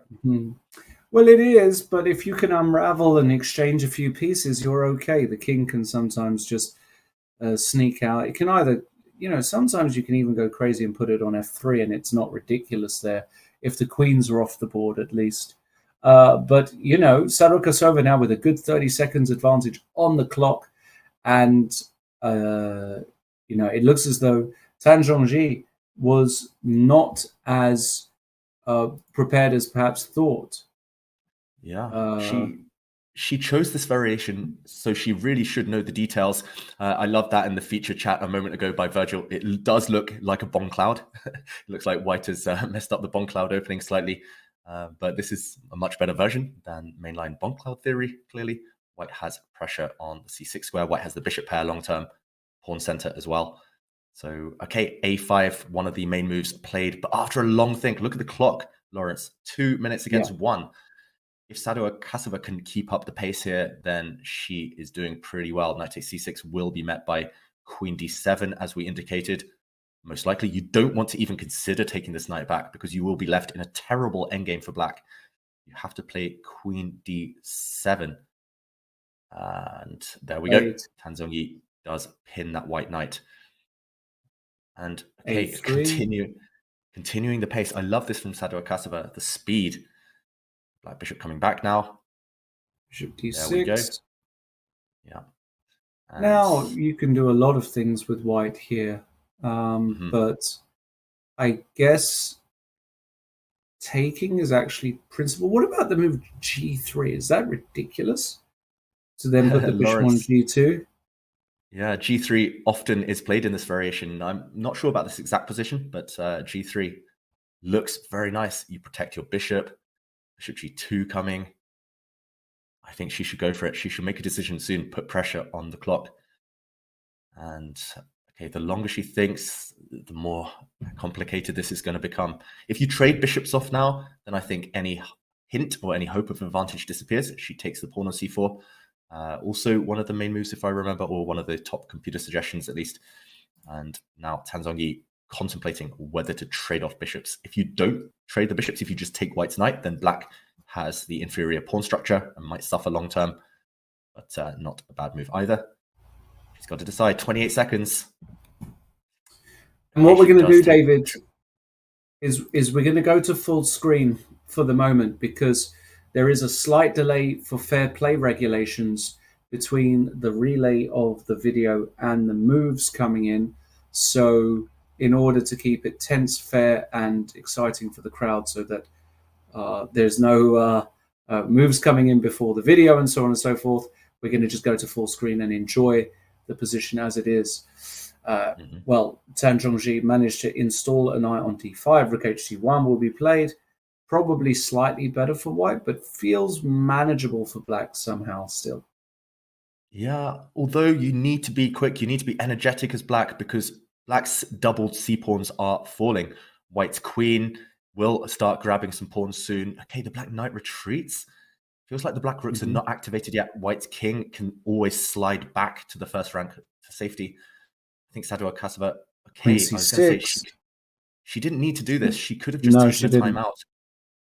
Now black's queen is active. Yeah, I hated queen c6. Really didn't like that move.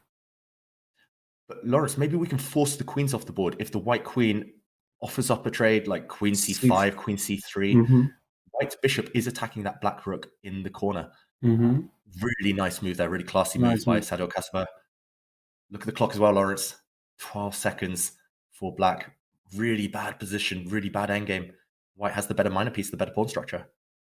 Yep, better pawn structure, better minor piece for white. Full control for Dinara Sadowa-Kasova. She is 14 seconds away from being World Rapid Champion. Can she do it? Has she got the nervous system? Come on, Dinara, you've got to play quicker. This is not the moment to go for a 20-second think. Not this position. A4 I like. Fixing the structure. Let's go. She's played great, but she needs to keep the pace. Now she's Hurry behind up. on the clock. Come on, you play b3. You play these moves automatically. It's all right. You put the bishop on b5 next, the rook on c6, and so on. Knight d5, trying her best, but now you can take it and go rook c5. Yeah, and she does it. Or rook c6. Or rook c6 is also good here. Rook c6 played. Good move. Yeah, King d7, good move. Black king is coming though, and white does have a weakness on b3, and she chooses to go back. She's just lost a move for free, losing a tempo. Black has the better pawn structure now. Black has a passed pawn in the center. That black d pawn protected nicely. It's all going wrong for Sadowa-Kasova on the clock and on the board. Lawrence, a rook trade, not good news. White's pawn structure is inferior now. White's doubled f pawns, they're irrelevant. They're the same as one pawn. 1 second. She has to move. 1 second. She's getting bowled over. Oh, she's living life on the edge. Oh, she can barely make the trying to moves hold. physically here. Rook B1. And she's blundered. Rook B1. Rook takes B3. No, she hasn't. Rook takes B3 is winning. And black Oh, my transitions to a goodness. winning king of pawn endgame. We're about to see a new world champion. And there we go, a handshake. Hopeless position there for white, and heartbreak for the local fans over there in Kazakhstan. Tan Zhongyi takes the gold medal. Wow. What a fight. Tan Zhongyi with the big victory with the black pieces. She had a horrible mill game at some point, but Dinara, she just hesitated and she just couldn't find the energy to go through and win. And slowly her position started to get worse and worse. And at some point, once that pawn structure consolidated, David, it was all Tan Zhongyi. And Lawrence, let's go back to the Open. Stop there. Congratulations to Tan Zhongyi, but it is time to refocus. And we have drama on the board here as well. Magnus Carlsen up against Parham Maghsoodloo, and the position has changed. It's evolved slightly, and it looks like it's in white's favor. Evaluation bar loving Magnus's position. There's counterplay, of course. Black will try and counterattack against the white king, but look how far advanced white's attack is. That black king is feeling the heat, and Parham trying to swap off pieces. Magnus could just say no, or he could continue with the attack. Keep throwing pawns towards that black king. White's knight can leap in towards it as well. And okay, a trade of bishops, it looks like, from Carlsen, but looks like one-way traffic, Lawrence. Do you see any defense if Magnus just keeps his cool, just pushes his pawn forward to h5? Looks straightforward, white's attack. Yeah, this attack plays itself. And this is what I was saying before. I disliked black's opening because I think he's too slow. And we're going to see that now. Magnus going to lay down the hammer. And remember, guys, let's just take a quick reminder. Let's remind each other what the situation is going into this last round. Carlsen, Keymer, Artemiev all on 9 points. If Carlsen beats Maghsoodloo and Keymer and Artemiev are unable to win, and in my opinion, they're both underdogs in their respective matches, then Carlsen will win the tournament outright, despite having a traumatic past few rounds, losing to Artemiev with just an uncharacteristic piece blunder in a very safe position, not beating Fabiano Caruana with the white pieces. In fact, at some point, he was even potentially a little bit worse. So this is a massive, massive spot for Magnus. He's a bit down on the clock. It's all right, though. 6 minutes against 7 minutes 56. He just needs to hold his concentration. And a win here will be massive. Now, looking at the other games, Fabiano is much better against Artemiev. MVL, though, is he worse against Keymer? Surely a Vincent Keymer win would be out of the question. Could we get a younger world champion than we did last year? Is that even feasible? Is that reasonable? It could be. It could be. Loris, I think Keymer is slightly older now than Abdusattorov was last year. So unfortunately, maybe, the answer is no. But Vincent Keymer definitely staking his claim. He's not out of the equation yet. Vachier-Lagrave against Keymer we will come to, but maybe we can show why we are so in love with Magnus's position. He's got 5 minutes. He's lower on the clock against almost 8 minutes for Maghsoodloo. But what if white just keeps things simple? It is a race after all. Kings on opposite flanks. It's about who can break through to the enemy monarch first, and just h5. Push that pawn forward to h5. It looks crystal clear. What is Magnus calculating here? Maybe he's going deeper, scratching beneath the surface. It looks like h5 followed by pushing the pawn forward to g6. Next move is going to wrench open a line on that king side. Black will struggle to defend there. I don't think black is in time. If black tries to copy and plays pawn to a4, white breaks through first, g6, and white arrives one move before black does. And that's all she wrote. That is the end of the game. White's queen is going to crash through. I can't see any way that Maghsoodloo can hold here. Ooh, brutal, Lawrence. This is one checkmating idea. For example, there are many of them as well. So h5, yeah, just that extra half move, as David is saying. Bishop b5 now by Magsudlu. But hold on a second, I've got an idea. Can you? Nah, you don't have to take on h7 here. I wanted to make it work for the crowd. It might still be good, actually. Bishop takes h7, king takes h7. And now not queen takes f7, but either g6 or h6. I'm not sure which one I would go with. Probably g6 I would go. Just follow with the checks. And isn't this just crushing? And he's played it. He's sacrificed his bishop, Lawrence. This is a spin on the Greek gift. The Greek gift sacrifice is always bishop takes h7, luring the enemy king out. And I mean, that variation you showed just looks killer. It looks winning for white. And that's what the top chess players do. They've drilled it into themselves from years and years of training. They look at checks and captures first, the most forceful moves, forcing the opponent's replies, narrowing the path. And like you said, one check, bishop takes h7, second check, g6. This black king is not surviving. All the files are opening up. The king is all on its own and game over. And maybe Magsudlu has to just bite the bullet and run away with his king. But Magnus then will have just grabbed a very, very important pawn. He's still pushing forward. And as Remain Confident says in the feature chat, never trust a Greek gift. In this case, the Greek gift simply looks winning. I'm loving that as well by Yasser Fangirl. Lawrence Trent Wilson. You're channeling Magnus there, Lawrence. Fantastic move. And this attack plays itself. You've mentioned it. I don't see any reply. No defense here. No. King f8, white can just play h6, even promote that h-pawn. Yeah, and the important point is g6 does not block the transmission because you can just take on g6 thanks to the pin. No, this is about as dead as it comes. Magnus just double checking, triple checking, and I felt it prior to this round. I really did, that this was a bad pairing for Magsudlu and a bad pairing for the other guys on 9. Magnus has had Parham's number a few times, I remember, and this is just brutal. And Parham in the tank trying to manufacture a way where he can at least put up a little bit of resistance, but there is just nothing to be done really, because on king h8, let's say king h8, which is another move here, you could even just take on f7 again here with the queen threatening mate.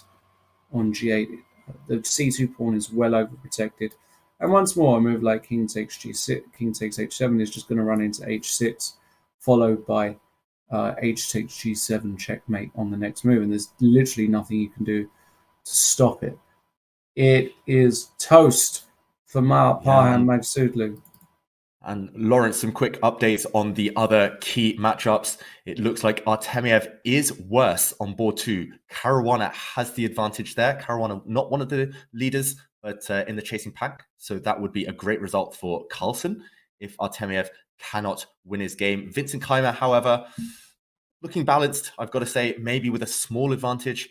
So Magnus can't celebrate just yet. Okay, Magsudlu bites the bullet. He takes the gifted piece, that Greek gift of a bishop, and he takes this pawn too. Where is the killer blow? Magnus plays queen f7. Wow, so calm. Not even going for the obvious capture on g6, not tricking the black king into coming out further. I think that would have been winning too, but queen f7 closes the net, takes away the escape square on g8 for black's king, and you can see it in his body language. Magnus, he knows checkmate is coming. If g5, then it's the same idea that you mentioned, Lawrence. If black tries to block this h-file, h6 again comes, and it's inevitable. The h-file will open decisively. No defense. This is just classic attack. This belongs in endgame, not endgame, attacking manuals for the Open Sicilian. It's brutal when checkmate happens like this. Heartbreak as well for Magsudlu, who's fought so well this tournament, who's launched a bit of a streak there in the second half. Magnus just too good in this game. Queen f7, the killer blow. And he's looking good for the gold medal after a bit of a traumatic start to today. Queen f7. Yeah, and Magsudlu, okay, he does go g5, h6, and he's going to give out his hand here. Magnus Carlsen, at least in a playoff for the Rapid World Championships. He's defeated Parham Magsudlu, but everything depends now on the other games. going on. Fabiano Caruana has got a great position against Artemiev. Look at this. He's a pawn up, control on the board. This is a disaster for Artemiev. As I said, I think Fabi is a bad opponent for Artemiev. And Vincent Keimer, you said it was slightly equal. It looks like that as well. And MVL is so tough to beat. Oof. C4, B4 makes a lot of sense. Vincent trying to create a pass pawn, but hold on a second. Pawn to F4, exploiting the back rank. You can't take that pawn because you will get back rank mated. And so you're supposed to play. Actually, the next move here does not look intuitive at all here to me, because knight d7 runs into some bishop a4 stuff. So hold on a second. From being slightly better, is Keimer now slightly worse? It's getting very complicated there, Lawrence. And we did see Magnus just walk in front of the camera there. He was checking out his main rival's games. It must be a nice situation to be in, winning quickly, relaxing in case there's a playoff. But he will have taken a look at this one. He knows that Vachier-Lagrave is fantastic in these types of positions. He trusts in Maxime to do him a favor now, Magnus. And like you say, Vincent is under pressure. Maybe Vincent can play e4. Okay, there we go. He has bypassed the white f-pawn. And what is happening here? g5 by Vincent Keimer. Throwing a pawn forward. Now there's no back rank checkmate, Lawrence. Suddenly, after f takes g5, e takes d3. Just opening up the e-file. Oh my goodness. The difference is black is suddenly winning because the king has an escape square on g7. White cannot take the black rook with his queen now. Just loses material. G5 is a mark of genius. What a move, G5. And now he can play after D4. He can play GF4 and land a knight on E5. If he ever gets a knight on E5, it's toast for white, strategically speaking. Yeah. What a move. Black has so many passed pawns. Dark square blockade will render white's bishop irrelevant. Amazing, genius move there by Vincent. Magnus is watching these two. He knows it's changing on every turn. Can white throw a spanner in the works, though? Can white play a move such as E5 just to avoid any blockade? He goes for it, I think, Maxime Vachier-Lagrave. There we go. He does fight fire with fire, not backing down. His queen was attacked. Who cares? Counterattack against the black queen. And I think we will see a trade down into an endgame. What is the pawn count? It's 5 pawns against 5 pawns. Whose minor piece is better? Whose pawns are better? Who knows? At this point, it is pure chaos. But the evaluation bar does say that it is still within the realms of equality. And fireworks, Lawrence. The players are not disappointing in this round. Both of these two want to win, of course, but after that little series of genius moves by both sides, it looks like it might peter out towards equality. I don't see how white keeps his further advanced of the two double D pawns intact. I think that will drop. Black's E pawn will also fall. Still a lot to play for, of course. Equality does not mean a draw. It just means that chances are level, and with best play, that would be the most likely result. Who do you favor here? I'm still struggling. I think I would pick black if anyone, but it's anyone's game. Ever so slightly, but I've got no real feel for this position whatsoever. No, my intuition is not serving me at all here. It's a calculating type of endgame. It's not a standard, not one of those where you just understand things instantly. It's all about pure calculation, concrete moves. Vincent tries to get the black rook active. Nice trap. If rook takes e3 right now for white, then the black rook is going to come down. Rook a1 check, and king f2, knight g4 wins the game for black. Setting traps Vincent. He knows he needs to win to catch up with Magnus. Still so tense. And what's happening on board 2, Lawrence? This is board 3. One of the leaders, Keimer, for the round. Artemiev, is he holding against Caruana? Well, bad for black, I've got to say. He's regained the pawn at least. Whoa! 7, Lawrence. It's not a mouse slip. It looks like it should be, but it's not a mouse slip. No matter which black rook captured the white rook, the other rook would have fallen. And now Caruana is broken through to the back rank. There's all sorts of mating ideas. Knight f6 check is a monster threat right now. If black doesn't guard against it, Okay, black's rook retreats. Lawrence, where's the knockout? It must be here. How about bishop takes g7? G7, no. Oh, it feels so close. Maybe black can play rook takes e8 here and survive. Yeah. It's by the skin of the teeth for black, but where is the knockout? Caruana is going to be, well, he's got 3 minutes. I was going to say he's going to spend all of his remaining time on this one moment. His spidey senses will be telling him there's a winning blow. Knight e5 is also very tempting for white here. Attacking the f7. What about threat on black's rook? So many tempting moves, Lawrence. Oh, I think I have an idea. Okay. I have an idea. So if I go knight takes h6 check. Nope. The bar immediately says no. Yeah, no, the bar said no. So I wanted to go queen g4, but it doesn't. Oh, actually, there's a nice variation there, Lawrence. Knight takes h6, queen takes h6 by black. And after the white queen captures, black flicks in the intermediate move, rook d1 check. Next move takes the white queen, saves the day, and wins a piece. And rook d8. Okay, rook d8 played. Caruana. The only move I've seen so far that seems promising is knight e5. Just trying to cash in on the weak f7 square. Is that an attempt, Lawrence? Knight e5. I can't see a defense for black there, I've got to say. He's played it. He's played it. Rook takes rook now. Queen takes f7 check. White comes out a pawn up with a raging attack. Caruana doing star move. Massive favor to Magnus Carlsen. And meanwhile, I'm keeping an eye on the MVL Vincent game because that is still a 3-result game, by the way. Although I am starting to like Vincent's position more. f6, queen f7, king h7 on the board. This looks close. It looks like you shouldn't be surviving this with black under normal circumstances. How about just knight g4? Wow, very calm, cool, collected.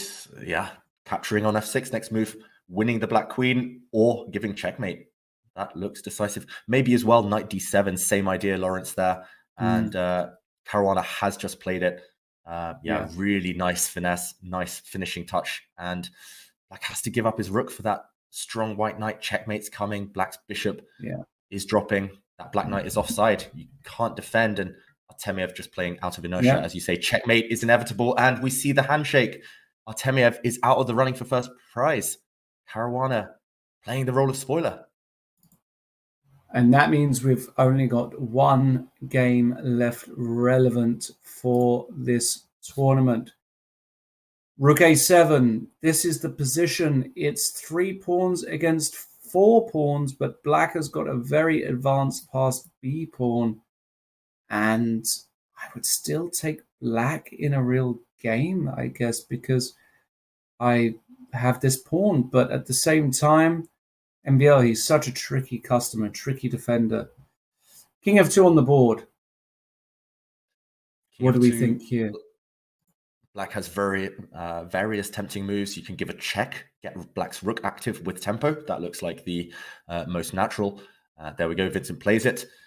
If black had pushed his b pawn, white's rook is ready to swing over to b8 behind. I don't think you should get too impatient and push black's b pawn. That is a long-term trump card.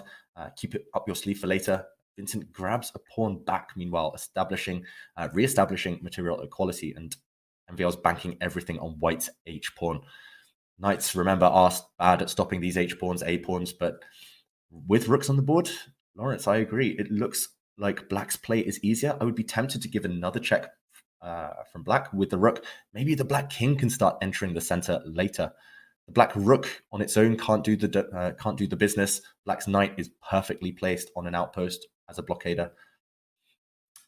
Keimer must be the favorite. Also 1 minute up on the clock, but such high stakes and he can't afford a slip. Otherwise, MVL will hold this one. You mentioned 3-result game, Lawrence. It feels like Vincent has this, he has all the aces here. I don't think black should lose unless you take massive risks. He gives a check. White retreats with his king. Maxime Vachier-Lagrave is great at these types of endgames where it's pure calculation. So you're right, it's going to be difficult to break through his defenses, but maybe bring the king. I don't see anything else. Black's knight is frozen. You don't want to push the B pawn too far yet. You could slide behind white's H pawn with the black rook H3, but I would be tempted to bring the king. Just add an extra spice to the equation. I love really this. see a reason not to. I love this plan, David. Bringing that king, getting it on some dark squares out the way. Yeah. Okay, rook H3. Doesn't change things too much. I would still be tempted to push the black king forward now. Yeah, at least he's kind of stopped white's rook in its tracks. White's rook is in front of its pawn, therefore passive. You want rooks behind, ideally. Although MVL is just 2 moves away from putting that white pawn on H7, and then the rook will be free. The pawn on H7 will be defended by white's bishop. Yeah, suddenly, Vincent has some work to do, some calculation to be done. Great ending to the tournament, says Jobby Head in the feature chat. I agree, so tense. Magnus is going to be watching this one as well, hoping that Maxime can do him a favor. B3 is now the moment. Can white not just go after this pawn? White's rook is going to go to B8. Vincent, is that a sign of nerves? How's he going to keep his pawn alive, Lawrence? That was his main advantage in this I think position. he wants to put, I think rook B8, he wants to go B2. I think this is his idea. And say that this pawn is immune because on rook takes B2, you have rook H2 check. But it does feel a little premature, to say the least. And I just want to remind everybody, of course, Vincent Kmart is playing in order to be able to play a playoff for the World Rapid Championship. A win is the only acceptable result here for Vincent Kmart. Rook B8 has been played by MVL. He will go B2.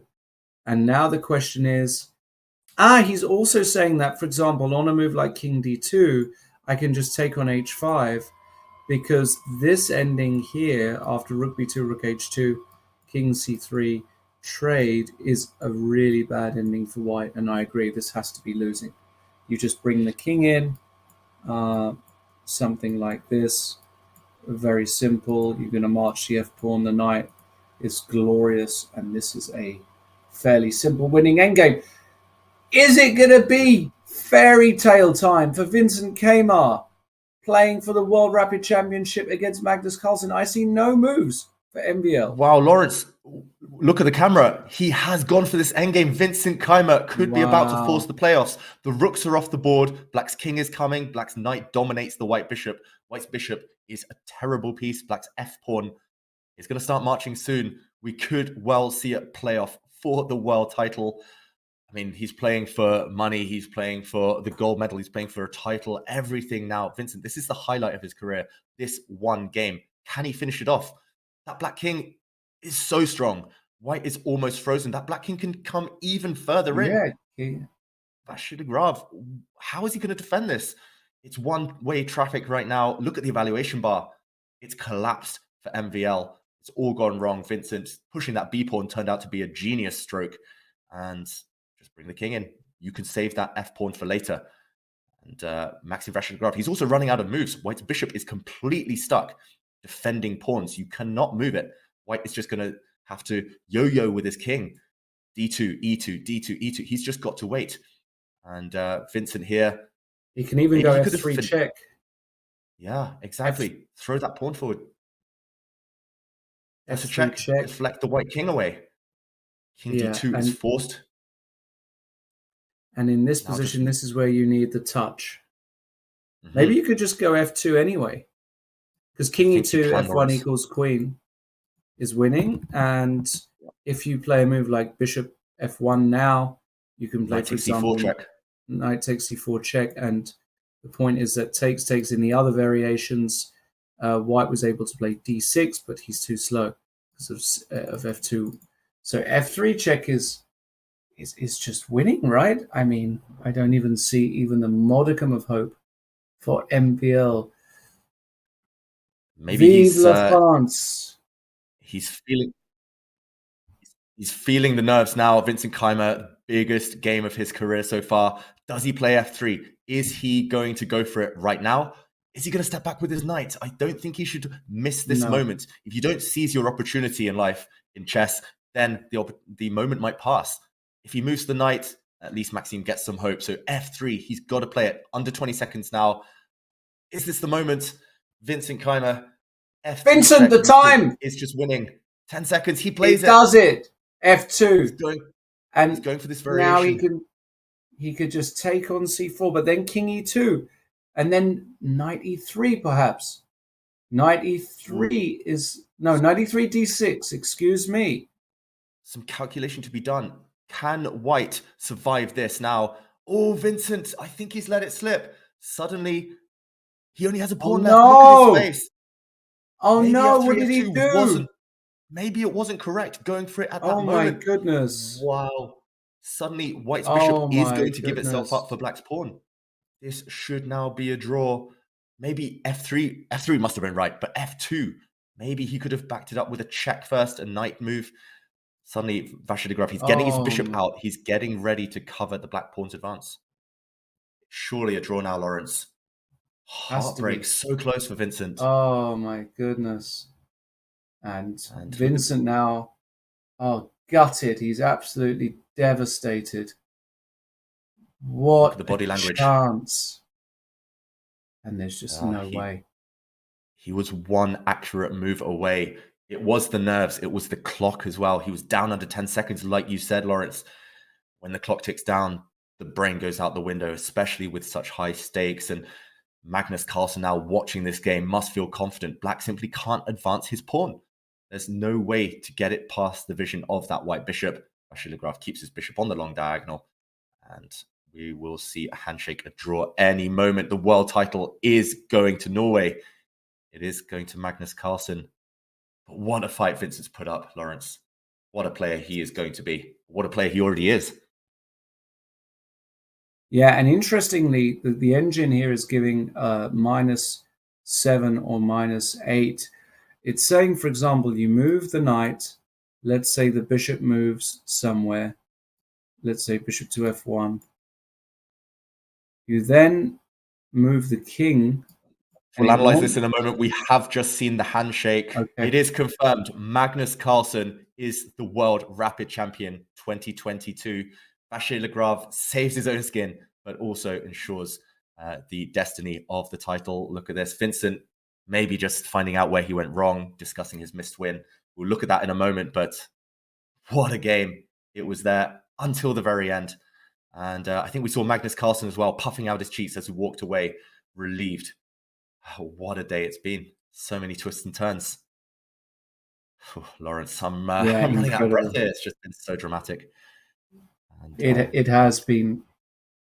It's been dramatic. Heartfelt condolences to Vincent. He fought valiantly for the whole day to get himself even in the position. He's had a brilliant tournament, let's be honest. But it is the GOAT himself, Magnus Carlsen, adding another World Championship belt to his roster. This time a World Rapid World Championship, not his first, but he's absolutely delighted to reclaim that title after botching it against Abdusattorov last year. And Magnus, as he said on many occasions to the press, to his fans, he believes that this particular tournament is an extremely relevant and important tournament, a relevant title, the World Rapid Championship. He'll be absolutely delighted. Relief is the word used, David. I think I would echo that sentiment. He's had a tough day. The loss against Artemiev, the bad position against Caruana, and then to kind of be gifted an easier victory against Magsudlu, and then for all of the other results to go in his favor. He needed 2 results to go in his favor, and he even had to sweat that one at the end. But his boy MBL came through for him, and we see Magnus Carlsen regaining the World Rapid crown. And he'll be gunning for the World Blitz crown as well, which will start tomorrow. And of course, we need to give another shout out to Tan Zhongyi for her wonderful performance in the women's section. Also to Dinara Sadorkasova. It could have gone either way. Tan just had the better nerves. She just didn't hesitate as much. And that meant that Tan took home the title there too. So happy Magnus Carlsen. Yeah, we see some behind the scenes footage of the auditorium backstage. Magnus greeted by the adoring fans, by some journalists. He looked happy. He gave a very brief interview there. But bigger challenges ahead, of course. The World Blitz, as you mentioned there, Lawrence. But step one for Magnus has been accomplished. Fair play to Vincent Keimer. All of the prize winners, all of the top finishers, they put their heart into this. They performed admirably. Some fantastic chess throughout these last 3 days. There's still some action in the World Rapid Championships. Some games still going on in the open section. We do, however, have our two world champions, Magnus Carlsen and Tan Zhongyi. And this is, I think, one of the final games going. Duda with white against Amin Tabatabai from Iran. Black looks like he's going for checkmate. White's king not entirely safe, but white does have an extra bishop. So this should be winning for Duda. But what is the finishing touch? Both sides around 20 seconds. Are we going to end this tournament on a high? Will we see another decisive result? Really complicated endgame. That's been the theme of the last 3 days. And Duda brings his rook the whole way around, getting ready to check the black king if it ever steps onto the third rank.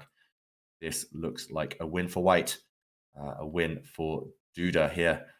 And Lawrence, it feels weird analyzing now after all the drama of that most recent endgame between Keimer and Vachier-Lagrave. But we will stick with this one till the end and confirm the standings a bit later on.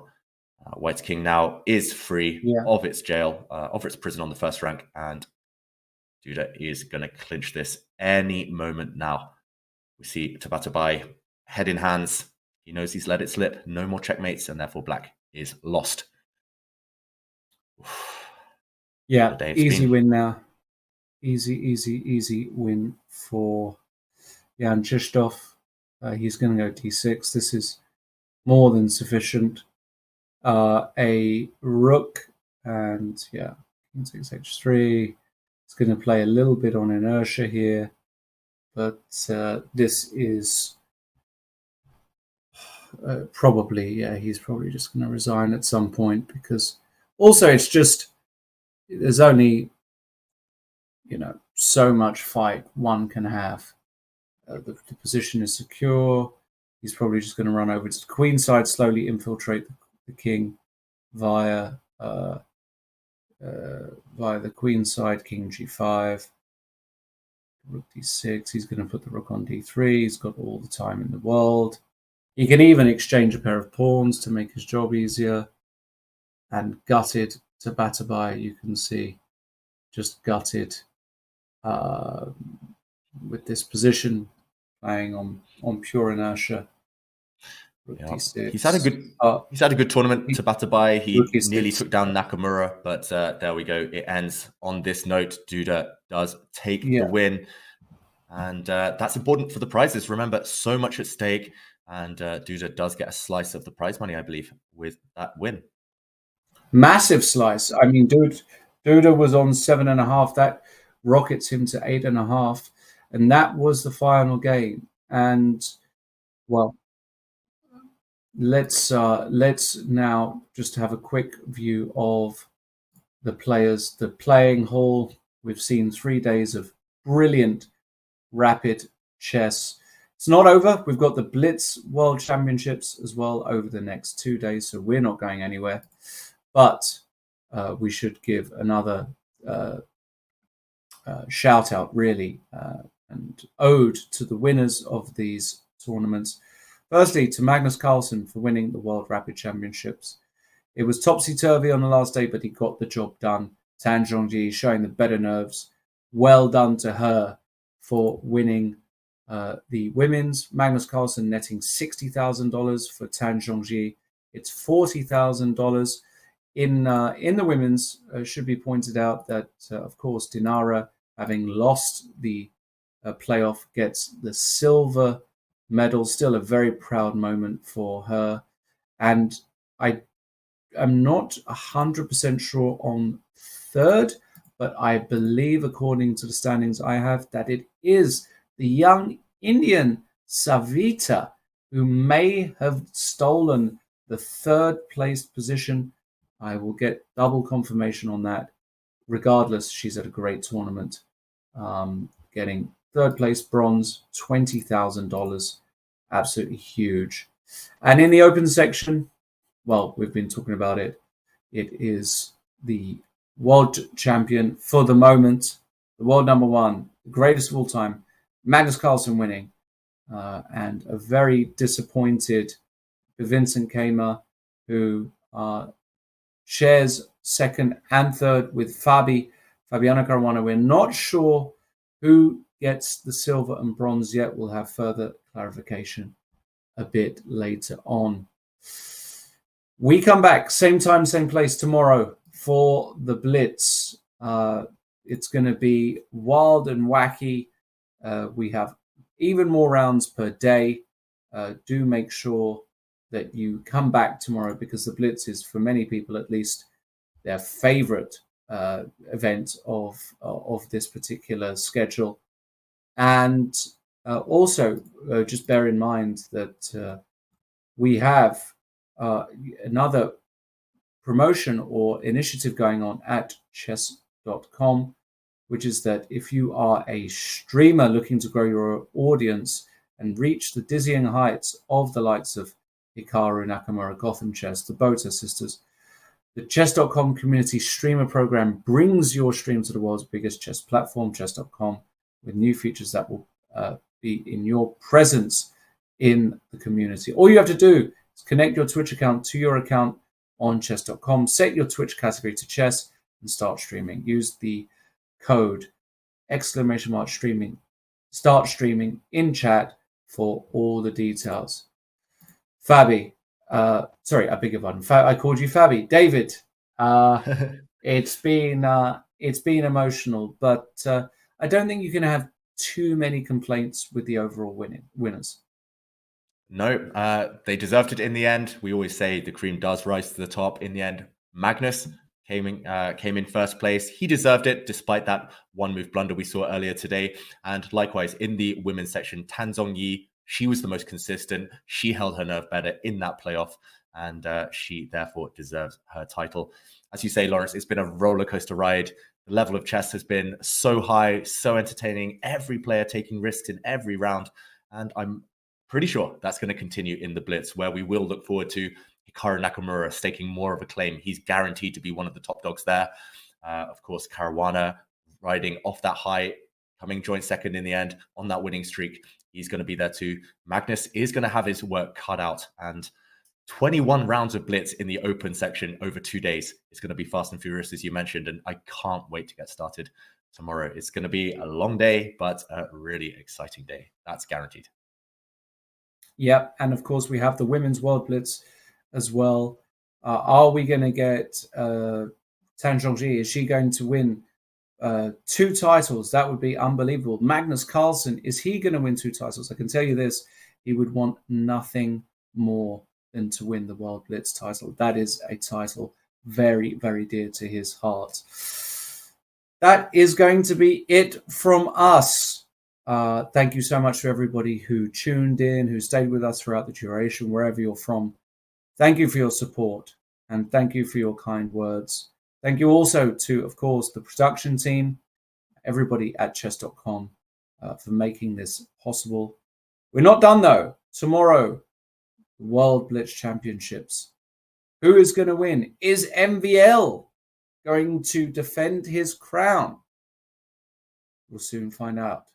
See you all tomorrow, 1 a.m. Pacific time, 1 a.m. Pacific time, 10 a.m. Central European time. I'm Lawrence Trent, and from David Howell, it's been an absolute pleasure. See you all tomorrow for the World Blitz Championships. Bye, everyone. Life is full of exciting events, but it is our first impressions that we remember best. Your first diploma, your first job in a big company, Unforgettable emotions from the first date. The first expensive things you bought when you got your first paycheck. And your first investments with Freedom Broker. Freedom Broker. Look at your favorite brands from a new perspective.